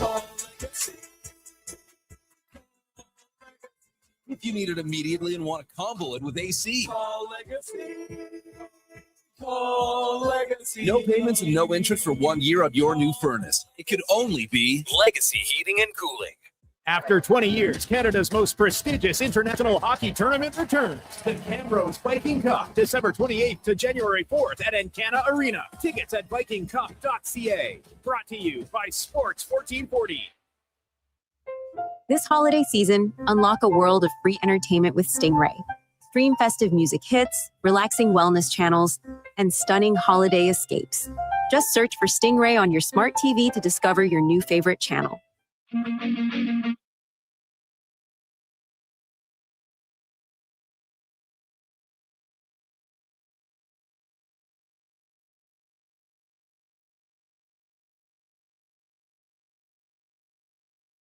Just in time for the morning skate. This is the Kevin Karius Show on Sports 1440.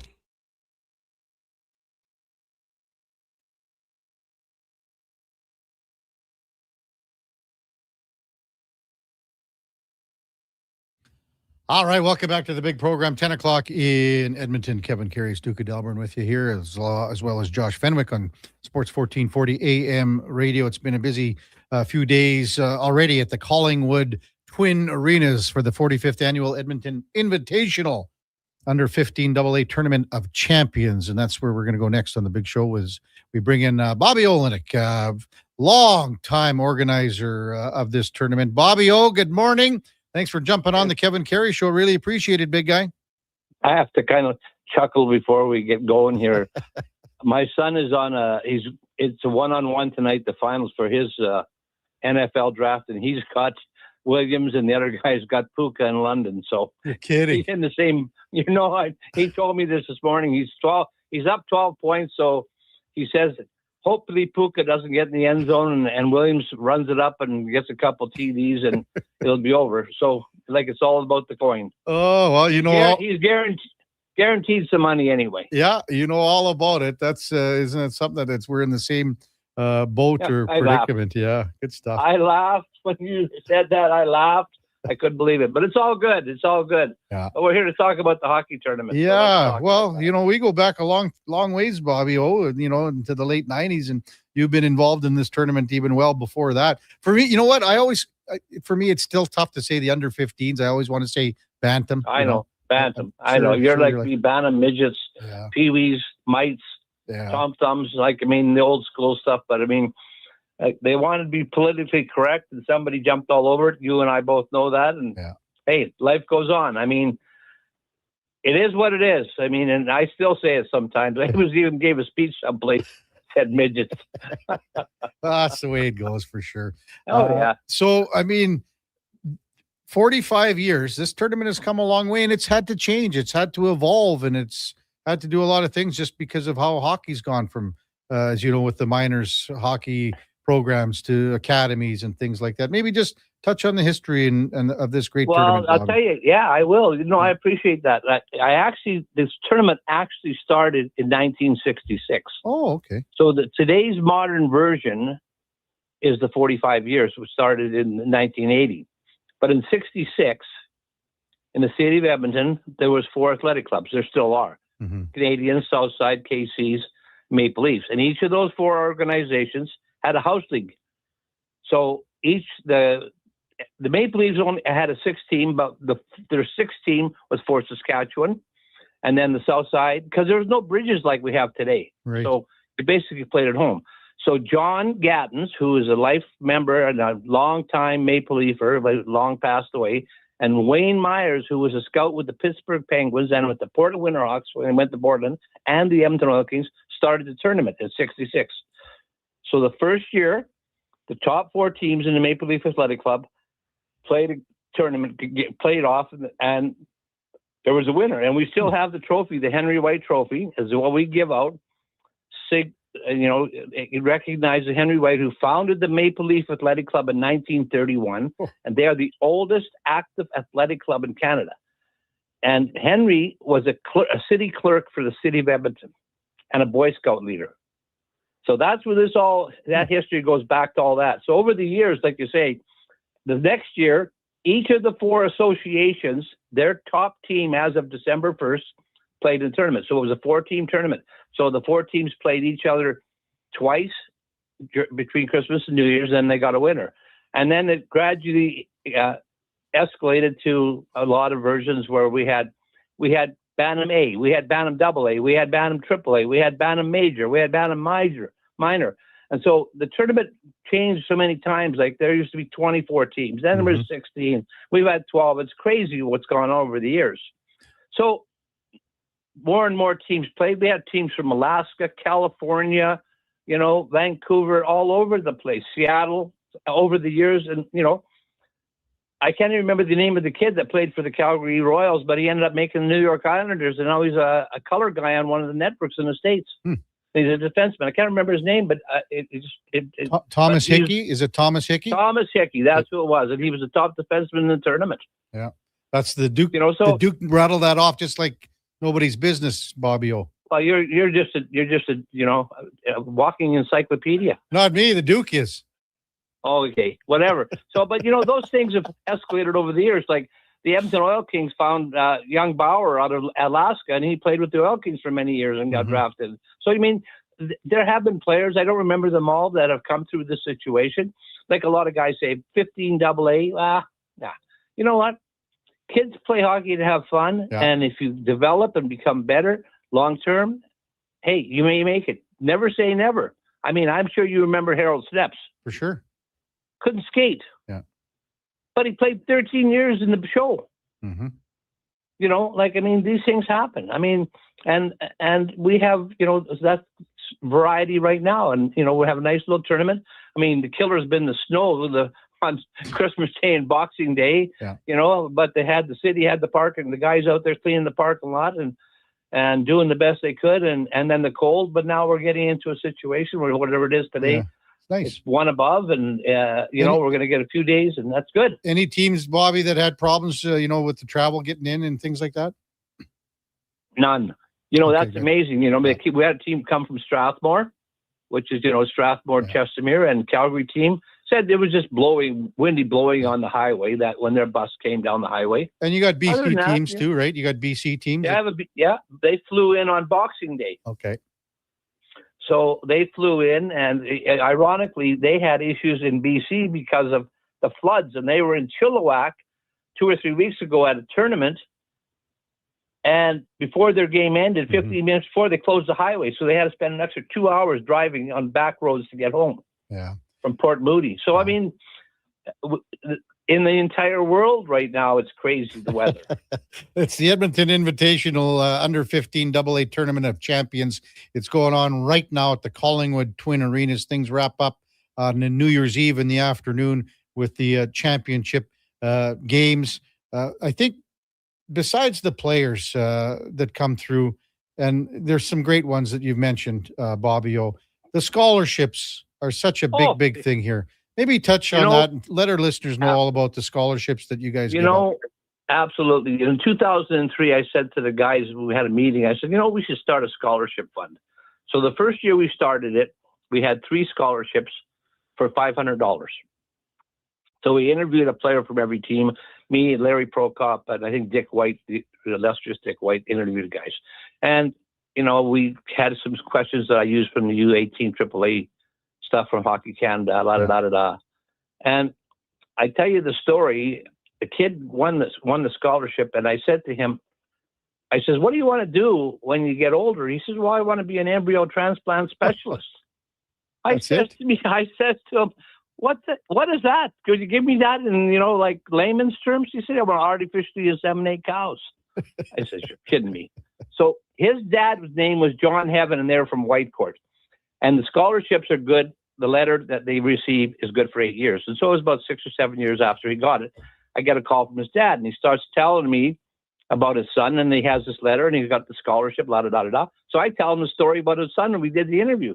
He couldn't believe it. Then he says to me, yeah, he's going to the veterinary college in Camrose. I says, well, I guess he knew what he was doing at 14. So there's been some interesting interviews that we've had over the years.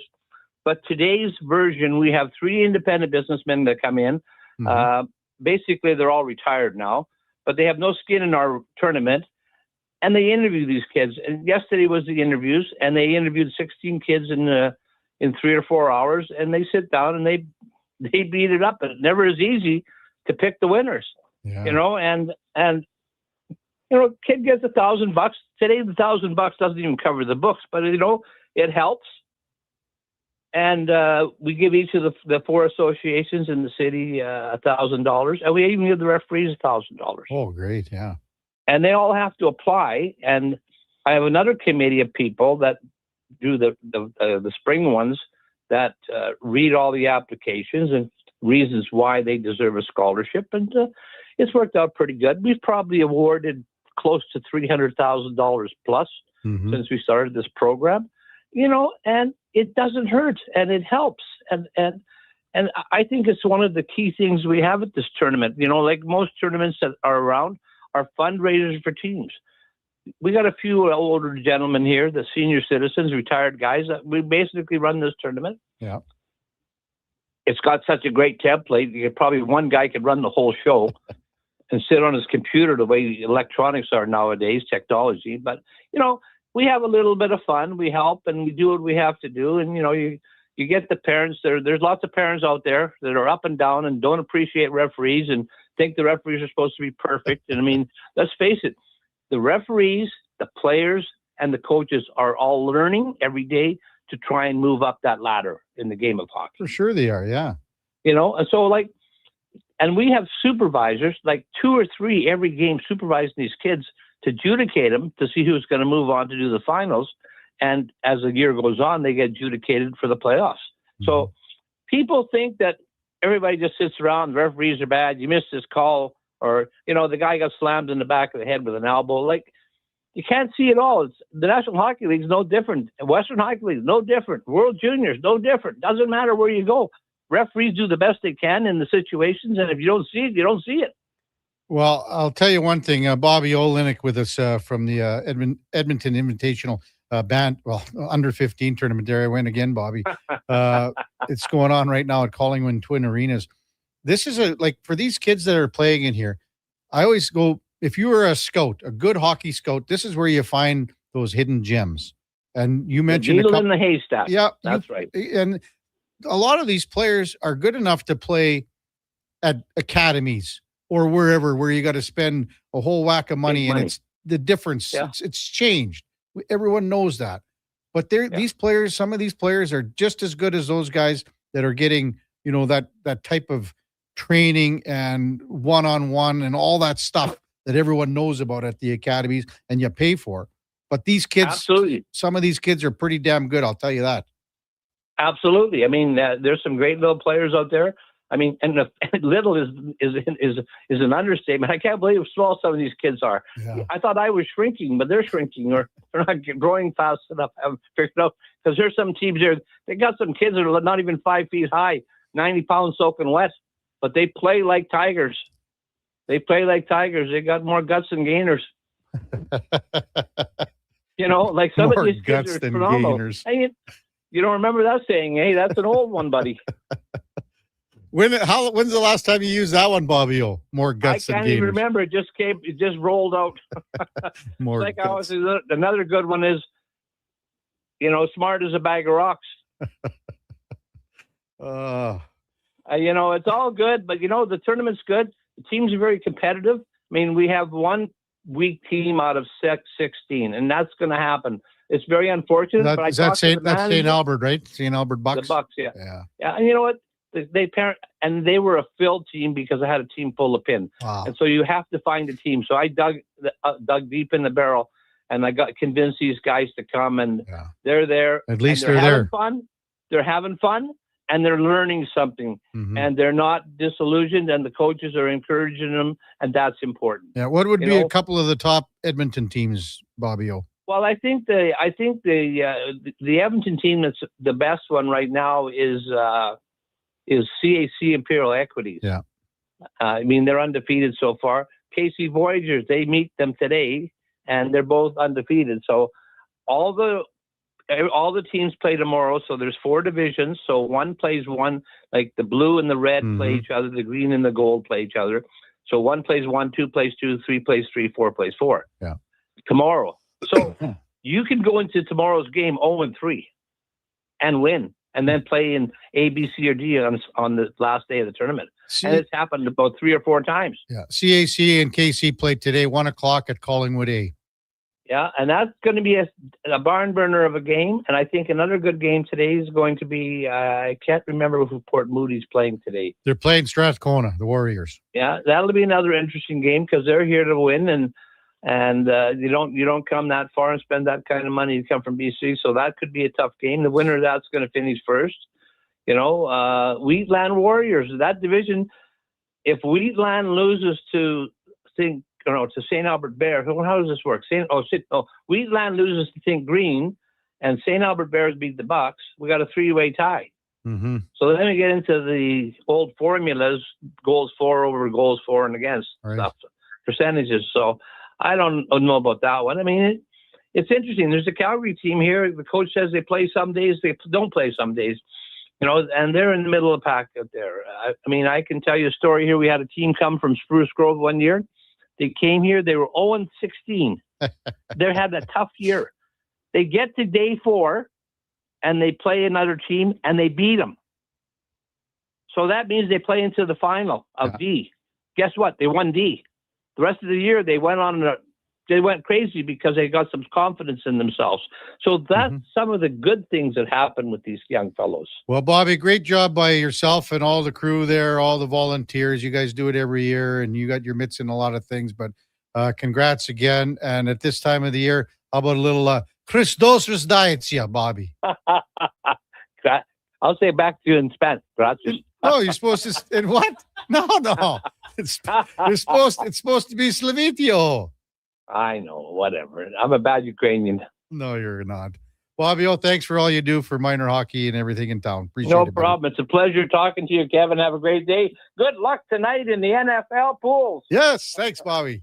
That's Bobby O from the Edmonton Invitational Bantam Tournament. It's going on right now at the Collingwood Twin Arenas. Even got a text here from my buddy Terry O'Flynn saying he got to coach in that tournament several times. T.O. writes in. It's what every tournament should aspire to. The scholarship program is first class. Even in O'Flynn won a scholarship one year. That's hard to believe. That is hard to believe. Didn't come from T.O.'s side. I know that. When we come back, Mitchell Clinton, Winnipeg Jets analyst. We'll preview tonight's Oilers-Jets game in the Peg. That's all straight ahead on the Kevin Carey Show with the Duke of Delburne and Josh Fenwick on Sports 1440 AM radio. We're also streaming on X, Facebook, YouTube, Instagram, and Twitch. Top quality flooring, locally owned, and Canadian products from Beaulieu. Yeah, that's CFI. CFI what? No, CFI. Custom Floors, Inc. From free estimate to professional installation, contact Custom Floors Inc. at customfloorsinc.ca. I'm getting McDonald's. You want anything? Oh, yeah. I'll get I'm obviously going to get the McVeggie, medium fries and a medium fountain drink for $9.99. It's my favorite meal, and it's new. Plus, if I get that, maybe he'll want it too. And then he'll always thank me for introducing him to the McVeggie. I'll be a hero. So, McVeggie fries and drink? How'd you know? You were thinking out loud again. Get yourself a McVeggie meal for just $9.99 plus tax for a limited time only at participating McDonald's restaurants. Legacy Heating and Cooling offers no payments and no interest for 1 year on your new furnace. So, when you wake up to no heat, Call Legacy. If you need it immediately with no overtime rates. If you need it immediately and want to combo it with AC. Call Legacy. Call Legacy. No payments and no interest for 1 year on your new furnace. It could only be Legacy Heating and Cooling. Hot coffee, hotter takes, and the sports stories that matter. Check out Kevin Karius weekday mornings from 7 to 11 on Edmonton's sports leader, Sports 1440. Be part of the conversation. 833-401-1440. At Fountain Tire, success is a team effort. They're committed to their team members and their customers. And that means treating your vehicle like it's their own and finding solutions that suit your needs. Because whatever the road brings ahead, they're on it with you. Visit fountaintire.com today.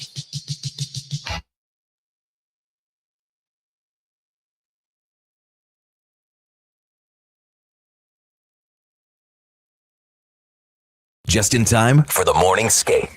This is the Kevin Karius Show on Sports 1440.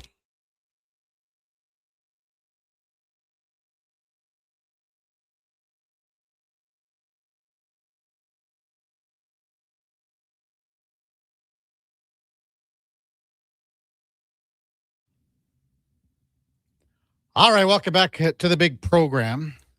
10:19 in Edmonton, and time now for the game of the day, where the biggest sale of the year, brought to you by St. Albert Dodge, and the biggest sale of the year includes the Jeep Compass. It's a Jeep. It's a 4x4. It's got that 8.4-inch touchscreen keyless entry too. It starts at $34,900. It's only at stalbertdodge.com. As we welcome back Mitchell Clinton, Winnipeg Jets radio analyst, to the show. Morning, Mitchell. You're with Kevin Karius. Thanks for jumping on Sports 1440 this morning. Really appreciate it, and happy holidays to you. Yes, to you as well. Thanks for having me. I'll warn you early on. I was talking to the producers yesterday, battling a bit of a cough. So I'm going to do my best to make sure I'm not coughing on camera or anything. So if you see me duck out, you know what's happening. Hey, I had it for about 3 weeks there earlier in the year, and the guys were just saying, enough's enough. Come on already. But it's wild. It doesn't go away. Like I thought I had it kicked just before Christmas, and then went home for a few days and came back. And I want to say around 4:30 Central Time yesterday, decided to come back. So it's great for, as you would know, anybody that works in radio, your voice is your only weapon. And so it'll be a battle tonight, but I've got all the honey and tea and everything possible to get ready to go. Got a little throat lozenge, a fisherman friend, the whole bit, right? Oh, yes. I pretty much, I don't want to say I propped up that company the last few weeks, but I've bought a lot of it. I'll tell you that much. Good stuff. Mitch Clinton with us from the Winnipeg Jets broadcast team, radio color analyst. I guess another guy that is not at 100% right now would be Josh Morrissey. What would the status be for Morrissey going in to tonight's game with the Oilers, Mitchell? Yeah, they don't. Scott O'Neill isn't really committing either way. Morrissey did not skate during the team's full practice yesterday at Canada Life Center. And I mean, this is a guy that I've seen play through a lot. He was kind of hit from behind toward the end boards late in the game against Minnesota on Saturday. I don't know. Winnipeg is still upset that there wasn't a call on that play. And Morrissey able to play the one shift in overtime, but like I said, didn't practice on Sunday. He was out there this morning for the optional skate, just trying it out. And they're not saying upper or lower, anything like that, other than to say he woke up on Sunday feeling a little sore. So they'll see is pretty much where that's at. I mean, watching him skate around, he looked all right, but who knows when it comes to contact and all that fun stuff. So we'll call it the old classic game time decision, but I would say if you're a Jets fan, you're happy to see that he at least took the skate. Yeah, and Scott O'Neill was pretty vocal about it after the game, wasn't he, Mitchell? Oh, he was. And I would say that O'Neill's not really the type to go after officials much. Of course, every coach is going to disagree with some calls, and they'll let the officials know about that during the game. But post-game, outside of saying, yeah, we disagree with the call or whatever, he hasn't really had to come out and give the type of answer that he did on Saturday, basically saying it was a missed call and then called the cross-checking penalty on Dylan DeMello right in front of the Jets net, ticky-tack. So, ironically enough, it's going to be the same officiating crew tonight here in Winnipeg. So that's a little bit of an added storyline. So we'll see what happens there. But I mean, as you know, in the National Hockey League, you kind of have to put everything behind you and focus on the next one. And I'm sure the officials are doing that, and so will the Jets and the coaching staff and the players. Yeah. Who would draw in Mitchell if Morrissey isn't able to go? So yesterday in practice, it was Hayden Fleury. He missed a big chunk of time, kind of from about early November into mid-December with concussion. Then he was sick, and which obviously I can sympathize with him on. So he was able to make his way back. He played against Colorado just prior to the holiday break, so that's kind of been his one game since. So he was the one that was paired with Dylan DeMello yesterday in practice. Mm-hmm. Mitchell Clinton, Winnipeg Jets radio analyst, our guest on the Kevin Karius Show here on Sports 1440. It's been well documented. Don't have to tell you this, but it's almost similar to what we see here in Edmonton, Mitchell, with scoring from the top six. But for you guys, it's just been the top three where you got Scheifele, Connor, and Velarde going. So what's it been like where you're waiting for guys in the bottom nine to start doing something, but it's just been like pulling teeth? Yeah, it's been kind of a frustrating thing, I'd imagine, for the coaching staff, obviously, but for the players themselves. I mean, Cole Perfetti is someone that's had 18 and 19 goals the last couple of years and, really got through the National Hockey League season last year healthy, which was a kind of a first for him because the previous couple of years he had a couple of injuries that kept him out from finishing the season. So it was a big deal that he was an offensive producer and he was able to finish the year healthy. And this year he ends up with a high ankle sprain in the last preseason game against Calgary, misses the first 6-8 weeks of the season, comes back, and I think is still trying to find it a little bit. And it's unfortunate because one of the things with Cole, and he took great strides with this last year, was he's his own hardest critic. And a lot of these guys in the National Hockey League are, but, obviously with no Nikolai Ehlers here, he knows that he's kind of being relied on for offense, and he wants more than anything to be able to provide that, but he's just not getting the breaks, really. Like, he had a good open look on the power play against Minnesota the other day, and the shot ends up going pretty much right into Volsted's logo, and then you just kind of see him look upwards like, I missed my spot or whatever it may be. And overall in that kind of that middle six area, there's a lot of movement going around in terms of what the lines look like. And Morgan Barron's really been the only one that's been able to find a little bit of an offensive touch the last little bit. Excuse me. And Adam Lowry, coming off the hip surgery that he had in the off season, I'm sure, without having had any hip surgery myself, I would imagine it's, yes, you're ready to play, but I would imagine the grind of the season, as well as trying to recover the hip to get it back to 120%, however it was feeling, is probably a little bit of a challenge for him as well. So the chances have been there for the group. The main thing for that middle six is that the zone time is starting to come up a little bit. And that's a big thing, because you think of the Winnipeg Jets, especially last year, that Adam Lowry line with Nino Niederreiter and Mason Appleton, who's not here anymore either, they would spend all day in the opposition zone and force them to defend. And then Winnipeg was able to stack shifts on top of that. And they just haven't been able to do that as much this year. Again, starting to see a little bit of a trend in that direction in a positive manner, but it hasn't quite been enough. So we'll see if they're able to take another stride tonight. I just know any goal from that middle six would go a long way. But one last point on that is I'll summarize kind of what it's kind of been like, especially for a player like Gustav Nyquist, who also had a little bit of an injury earlier in the year. He's got no goals this year against Minnesota. Tremendous defensive play where he's in puck support in the defensive zone, goes 200 feet with that puck, kind of uses the deception to make sure that, he's able to look off a defenseman, gets a great look, buries it in the back of the net. But, Niederreiter's a half stride offside, goal comes off the board, and away we go. So it's just kind of been one of those years so far that Winnipeg's trying to turn the page. They just need a couple of bounces in that middle six. Mitchell Clinton with us on the Kevin Karius Show, Winnipeg Jets analyst. It's funny that you mentioned that third line last year, because I wrote it down in the notes to get ready for this interview. And last year, Mitchell, I said maybe 100 times on the show here that Lowry, Appleton, and Niederreiter were the best third line in the league last year. Just how well they played. How much do they miss that trio? Yeah, and I mean, they started the year with Niederreiter kind of in that same spot, especially once Adam Lowry came back. They kind of reunited that, and they had Alex Iafallo on that right wing for a little bit, which, in terms of what you would expect from a player like him, you would probably feel the same about what you would get from Mason Appleton. It just, they weren't able to stick with it because they're trying to get these guys going offensively, right? So they're moving Niederreiter around. So they do currently have Morgan Barron on Adam Lowry's left wing, and Morgan Barron's a tremendous skater. That's probably been the thing that stood out to me the last couple of years is how fast he's become. He can take faceoffs. He's one of the Winnipeg Jets that's fine in the back of the net right now. And then on the right side, it's kind of been moving around a little bit. They still have Alex Iafallo there, but it's just kind of been a little bit of a battle to find that consistency. And whether it's line to line, I mean, you know what you're getting from that top line every single night, but outside of that, they haven't really been able to find just that consistent identity of that line. And you look at the game tonight against the Edmonton Oilers, like you can't necessarily rely on one line to go up against the Connor McDavid line, right? Like, because Chris Knobloch is very good at finding ways to get him out there at different times. And then you also have Leon Draisaitl on his own line. So, I mean, your matchup is going to be like Scheifele's line is going to get one of them and Adam Lowry's line is going to get the other. It's just a matter of how they're able to limit what they give up. Because I look at the first meeting of the season between these two teams, Winnipeg's first period, probably one of their worst first periods in a while.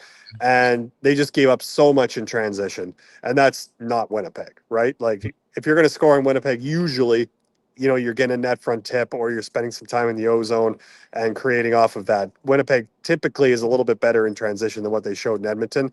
And I know that's one of the main things that they're looking to kind of show tonight.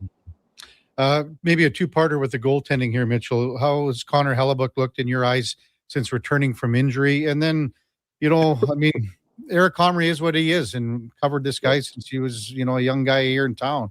But, I mean, he's a backup goalie in the NHL and he was thrown into the deep end for a number of weeks here. How do you think he performed as well? So a two-parter for you. Yeah, and one of the one of the stories that I remember when Connor Hellebuck came back, I believe his first game was against the Washington Capitals in this building, and Winnipeg probably played their best game of the year. They beat him 5-1.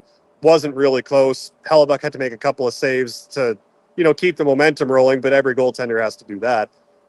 And one of the prevailing thoughts after the game was like, why didn't we play like this in front of Eric Comrie? Because like everybody in the Jets room loves the guy. He's your typical, on the ice half hour early before practice and still on the ice taking breakaways late, right? Like he puts everything he's got into this team, and they wanted to play well in front of him, and they just didn't reach the level that they wanted. And then, of course, my own personal opinion, there was a couple of ones that got by Comrie that maybe just because Connor Hellebuck is 6'4", that one catches a shoulder and stays out, whatever it may be. Eric Comrie obviously a little bit smaller, but it was just it was tough for Winnipeg, because they wanted to get some wins for Eric Comrie because they do have a lot of confidence in him. They also ran into a pretty tough run of schedule and opponents. So that was kind of the other thing. And the problem is, of course, like Eric Comrie's well aware that during that run, Winnipeg needed wins. And there were some games that they were in, but, I think of the game in Carolina when it wasn't even Eric Comrie in the goal. It was Thomas Milic who was making his National Hockey League debut. And it was 1-1 after 2 periods, which you'll always take in Carolina. And then all of a sudden, bang, bang, Winnipeg gets a couple of loose coverage goals against, and it's 3-1, and that crowd's into it, and now you're having to chase it, and that's a tough spot. So it was tough for Eric Comrie. So this will be Hellebuck's 7th straight start since he came back. Of course, there's the 5-day Christmas break in there that Winnipeg got to enjoy.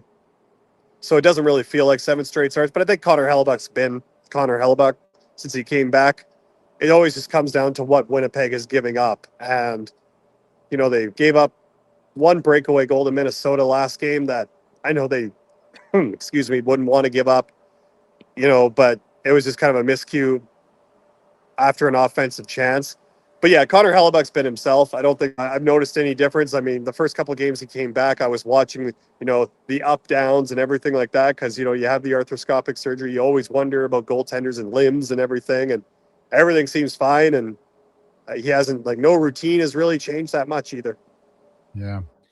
Mitchell Clinton, Winnipeg Jets radio analyst, our guest on the Kevin Karius Show on Sports 1440. It might be crazy to say this, Mitchell, but For Scott Arniel, is the seat getting a little warmer for him in Winnipeg here, or what are we looking at? Because where they went from last year to where they are now, I understand a lot of things, but there are always whispers about stuff like that.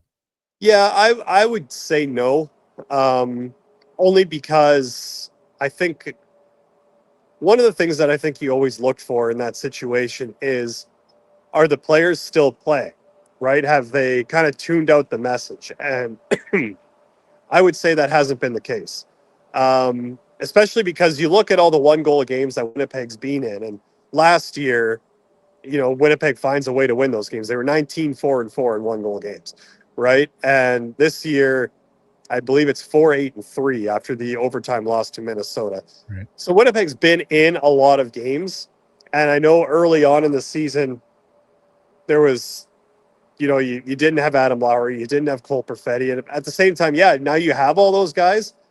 And Morgan Barron kind of said this morning, like, they can feel it in the room that it's starting to turn. Problem is, it's a results-based business, and you need to find those wins. Like, there's no doubt about it. But, last year, I think kind of skews a lot of things in terms of, like, yes, was Winnipeg a fantastic team last year? Of course they were.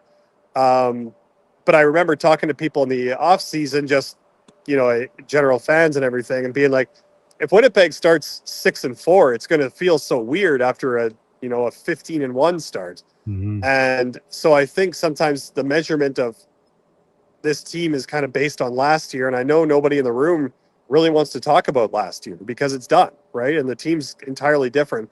And because the team is entirely different in terms of you don't have necessarily the pace of a Nikolai Ehlers to help drive a line, I think they're still trying to find that. And on top of it, I think you have a few players that are probably experiencing career low in terms of shooting percentages. Like, the opportunities have been there. The amount of posts that Winnipeg's hit, the amount of pucks that have trickled through the crease that haven't gone in, it's just kind of been one of those years to start. So I think Scott Arniel's just fine. The players still seem to be playing very hard for him and the rest of the coaching staff. So I don't sense any issue there. Well, one last one for you, Paul, and because you got to save your voice for tonight, big guy. But yeah, what are we looking at for Jets going off to the Olympics? Like 5 guys, something like that? Total? Yeah, Nino Niederreiter for Switzerland. I know he's really excited about that. I would anticipate, obviously, Connor Hellebuck and Kyle Connor getting back with the U.S. Josh Morrissey, I would assume, will be there with Canada. The big question, of course, is Mark Scheifele. Will he be able to get over that hump that wasn't quite able to against 4 nations? I know throughout the month of November, there was a lot of Hockey Canada management watching the Winnipeg Jets, and I wonder who they were watching. But I would imagine a lot of the questions about Mark Scheifele, about fit or how he would perform, were probably answered over the course of last year. They kind of have a better idea of who he is this year. And all he's done is come out and, he's leading the team in goals, and along with Kyle Connor, he's tied for the lead in points.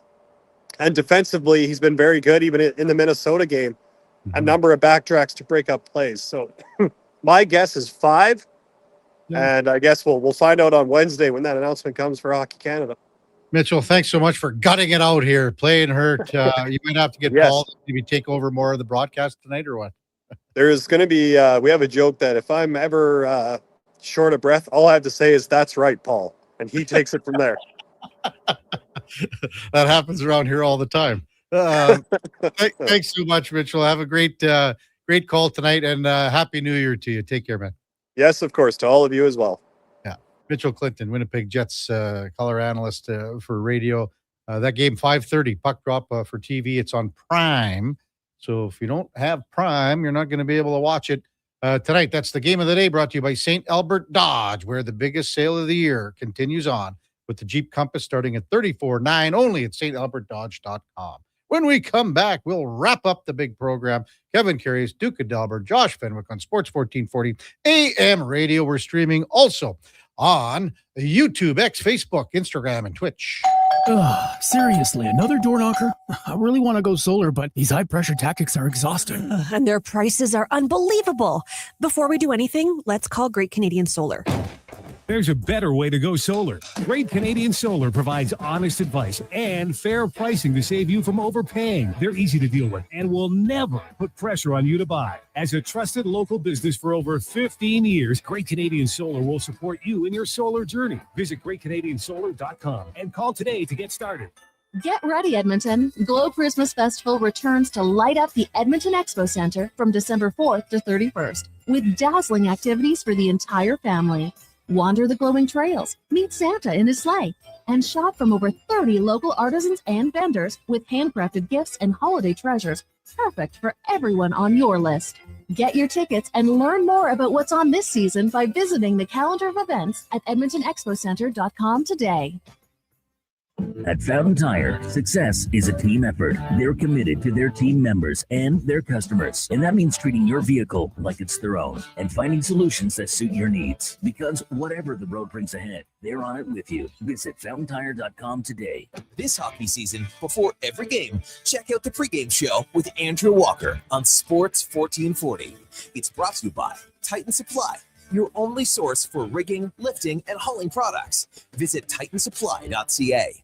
Diablo Boots sells only Canadian-made work and biker boots made by Canada West. No American or boots made in China, so no tariffs. All of Diablo's boots have replaceable soles and heels for longer life. Sizes 6 to 14 Triple E. Buy quality, buy Canadian. And support Canada West and Diablo, the two best names in the boot business. So save on boots by Save on Foods. That's Diablo Boots, 3340 Gateway Boulevard on the east side of Save on Foods. Buy Canadian. They're terrific. I'm Saxon, and this is my little sister Goldie. I'm Goldie, and this is my little sister Saxon. Wait a minute. I'm the big sister around here. And I'm Rick Showers from No Bull RV, and these are my granddaughters. They like to help with the holiday commercials. It's sort of a tradition in our family. And since they moved from Australia to Nashville, we get to see them more than ever. It's nice to live in the same hemisphere with Grandma and Papa. That's right, Saxon. And at No Bull, the holidays are all about family. And really, that's what camping is all about, too. Maybe I should come work for you at your store, Papa. I can make the Goldie cakes. Maybe in a few years. Papa says used RVs are way better than new RVs. That's right, Saxon. You learn quickly. So what do you have to say to all the people listening on the radio? Happy Christmas to everyone in Canada. And that's No Bull. NoBullRV.ca.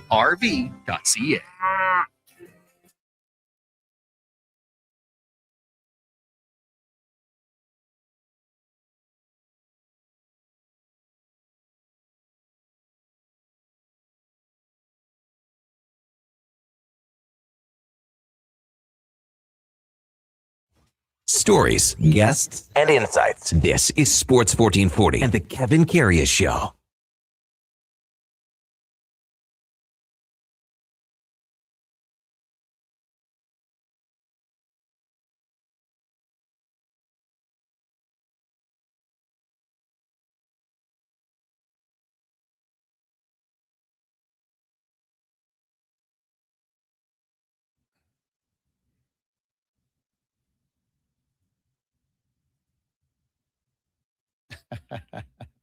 Ah. All right, welcome back to the big program. 1041 in Edmonton. After 3 hours and 40 minutes, Rowdy Roddy finally texts in.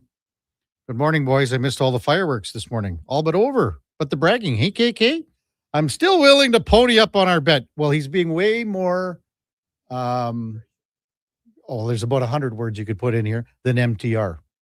I'll come down. I owe Conman a signed Joyner Royal Blue Charger helmet. What's that? He says he's going to come into the studio. I think I got to buy him a bottle of whiskey or something like that. I got to figure these bets out too. But he says he owes Conman a signed Royal Blue Charger helmet for little Benny being born. Rowdy Roddy, I think. That's some bad voice to text, Rowdy Roddy. Anyway, between you and MTR, I lost both bets, Duke, right? So I owe MTR, is it 4 packs of Bo? No, I told him I was going to get Bo. I think he's getting sea change, is he not? I enjoyed quite a bit of sea change over the break myself. Did you really? I took some down for the Christmas Eve festivities at the Zemlach household for drinks and a little gift exchange there, and then had a couple Death Waves left over for Tropics hockey. So you were on the Death Waves, dude. I was having Death Waves and Prairie Fairies. I like to have both. And then I took a bottle of whiskey, didn't get into it on Christmas Eve. This was probably the most tame Christmas Eve that group of individuals and myself have had. You say you used to howl like that was your night Christmas Eve. We're like up until 6 o'clock in the morning. I wouldn't even sleep. I would not sleep. I would just like stop drinking maybe an hour or two before that and just like, but we're still up playing cards or whatever. And then I would just like drive back to the farm and milk cows. And then go the rest of the day, be like, well, it's Christmas. It's a bare minimum type day for what's getting done around the farm. That sounds like the old, when guys would say they're seeing 3 balls coming at them, hitting, Oh yeah. Or to me, that's like you're pulling the. Pulling the teat in the middle. I would be fighting in the barn, especially on the real if it was like real cold like it was this year. What about like sort of bending over? Wouldn't that? It was my living hell, and all self-induced, right? Like I did it. I could have made smarter decisions, but I'm just having too much fun with all my friends. Did any of them come out and help? Never. No. They were all still sleeping when I would leave the house. Because this is just right in Delburne. And so it's whatever, a 9-mile drive out to the farm. And yeah, this year though, Kev, I will say, we do this little gift exchange and we put like a $50 limit on it. And all of us have the same idea. We like go like bargain hunting, right? You want to find something that's on a really good sale. Yeah. So then for $50, you're actually putting in like a $80, $100 gift or something. Looking for a frying pan. Sure. 50% off. Exactly. Something like that. And this year I brought a little like handheld vacuum thing, Shark, for like the car and stuff. A lot of my friends have kids now, and I would like it for zipping out the carpet in the backseat of the pickup. I was actually hoping to go home with my own gift. Right. From this exchange. I see you being that all the time. You're going to go home sometimes with what you want. I have visions of that sometimes. I'm not sure it's ever actually happened, but I ended up with, how about this?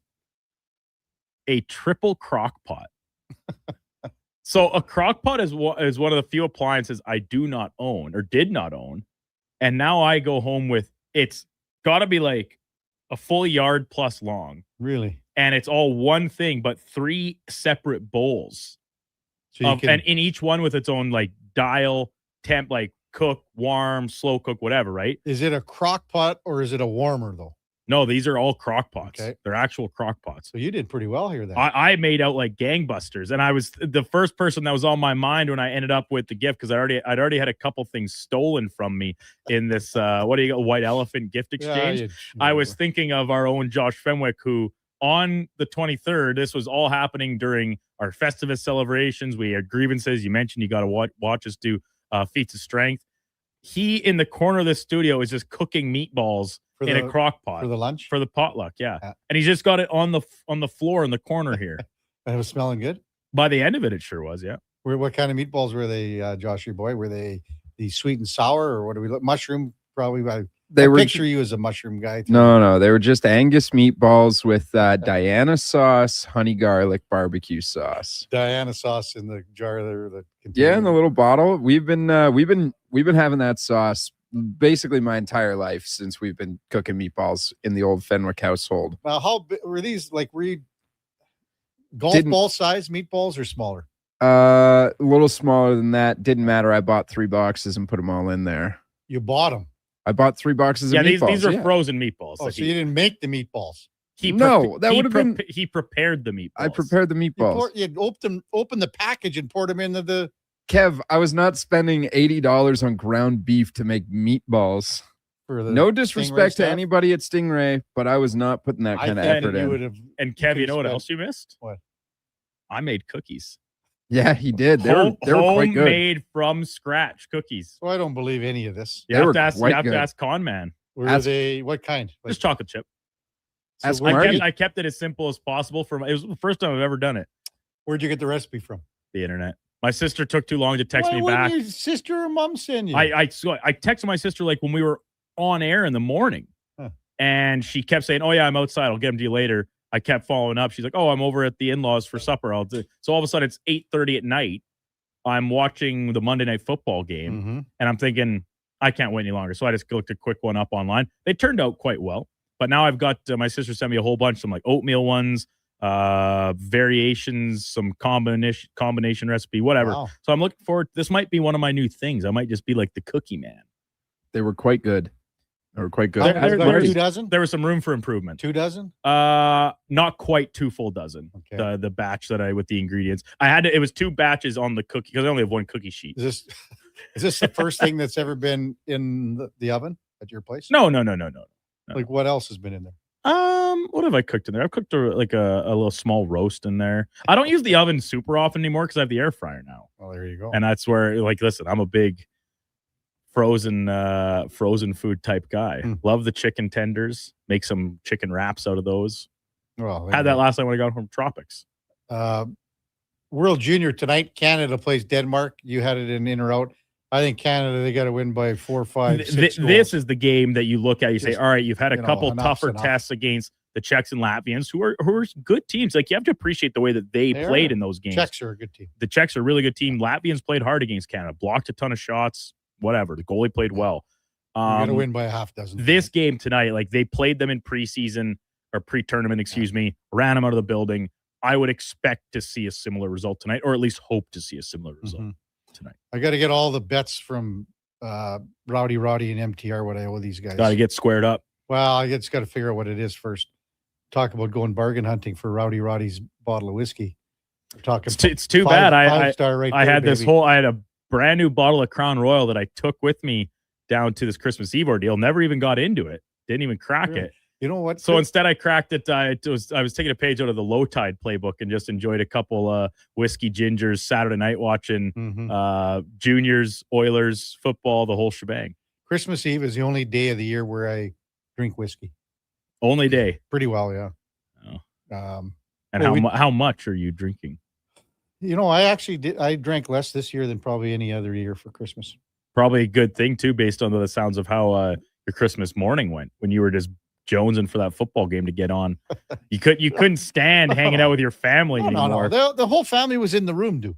Yeah, but but meanwhile, you're just like, oh, when's this football game start? I need something else to entertain me. No, we had got up and we had a nice morning and everything, and then we had brunch and stuff, and went down, in the basement at my brother's and opened presents and things like that. It was great. Sounds very nice. I got the Melvin Millionaire mug from my brother. Can't beat it. That is pretty slick. It's a nice looking cup. Yeah. Is that gonna be your new go-to here in the? No, I'm taking it home. I just wanted to show spec. Show and tell on the Kevin Karius show. That's right. Maybe I'll bring in my crock pot tomorrow and show everyone on the camera. Sure. Hey, I wanted to ask Fenny about the Raptors game. 141-127, 25 boards for Scotty Barnes, 23 points, 10 assists, triple-double. Ties the Raptors record for most rebounds in a game. Bismack Biyombo. Is that who had it? That is who he is now tied with. Yeah. It's funny. I don't think of Scotty Barnes as a big rebounder, though. But he's got the eye. You know what I mean, though? Yeah. I know what you mean. He doesn't have a body that you think would bang around down low in the post, but he's got that Dennis Rodman eye, just not quite as prolific as him. That stat line that Scotty Barnes had, him and Nikola Jokic are the only players in the last 40 years with a game of 20 points, 25 rebounds, and 10 assists. Before that was Mo Cheeks or something like that. I forget. But what a game. In the last 7 minutes and 51 seconds, the last 8 minutes of the game, they were down by 12. They proceeded to score 43-17 against the Warriors. Like, absolutely blew the doors off of them. Scotty Barnes, Brandon Ingram, and Emmanuel Quickley combined for 35 of the Raptors' final 43 points. Do they play on New Year's Eve? I'm just trying to find it here. Raptors play on New Year's Eve. They are home to the Denver Nuggets, New Year's Eve. Oh, that is a must watch right there. Ladies and gentlemen, if you have not had Nikola Jokic has also been on a tear the last couple of days, let me tell you.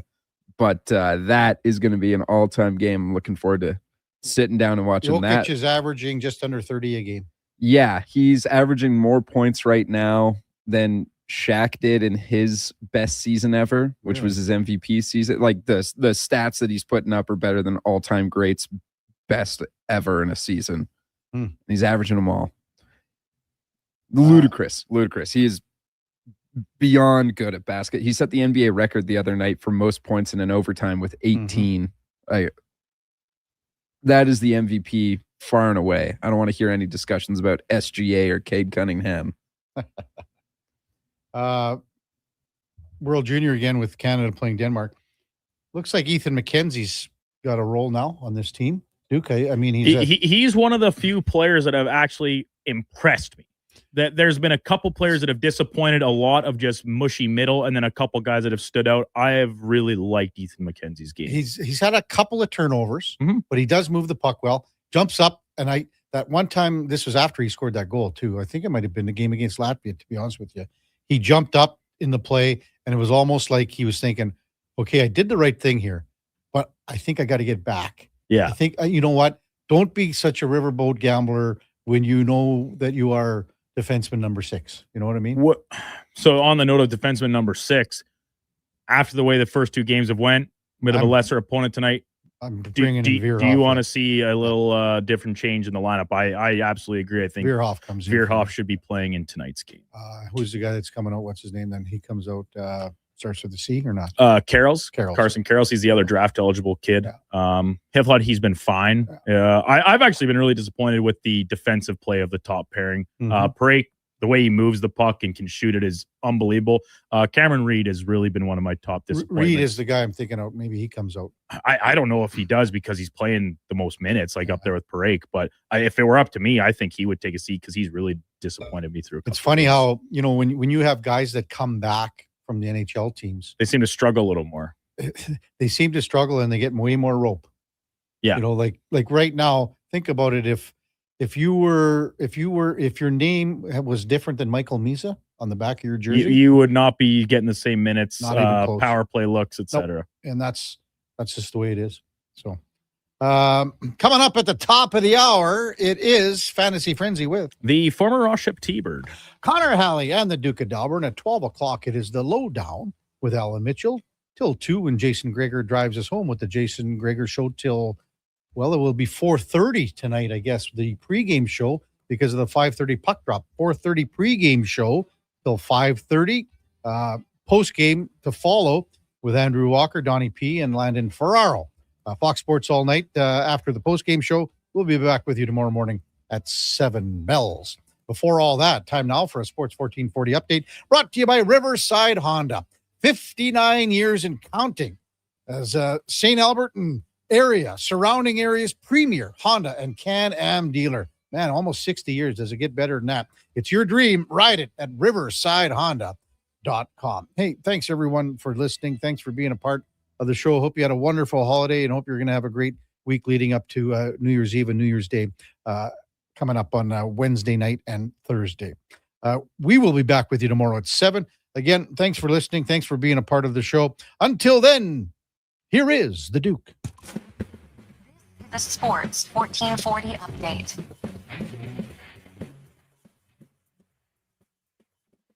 Game day for the Edmonton Oilers. They take on the Jets from Winnipeg tonight. This one only available for viewing on Amazon Prime Video. Puck drop at 5:30. Pre-game coverage beginning right here in Sports 1440 at 4:30. 10 of the games around the NHL, including the Jackets in our nation's capital, to play at the Senators. Washington taking on Florida. Canes host the Rangers. The Red Hot Sabres are in St. Louis. Just down the highway, Flames welcome in Boston. And in the nightcap, the Kraken take on their cross-border rival, Vancouver Canucks. Team Canada back in action at the World Juniors from Minnesota. They'll take on Denmark tonight at 6:30. Other games on today's slate: Sweden and Germany getting underway here at the top of the hour. Czechia and Finland at 1:30, and U.S.-Slovakia play at 4. Spangler Cup in Switzerland. Canada lost earlier this morning in the quarterfinals to HC Sparta Prague. 5-1 the final there. In Week 17 in the NFL Rapid tonight from Atlanta with the Falcons hosting the L.A. Rams. Kickoff at 6:15. Finally, in the association, the Raptors finish off a back-to-back taking on Orlando. Tip-off at 5:30 from Scotiabank Arena. And 10 other games, including Denver and Miami. Pelicans host the Knicks. Cavs play the Spurs, and the Thunder welcome in the Atlanta Hawks. Coming up on Sports 1440, it is Fantasy Frenzy with Hallie and Douglas. I'm Brennan Douglas at your Sports 1440 update.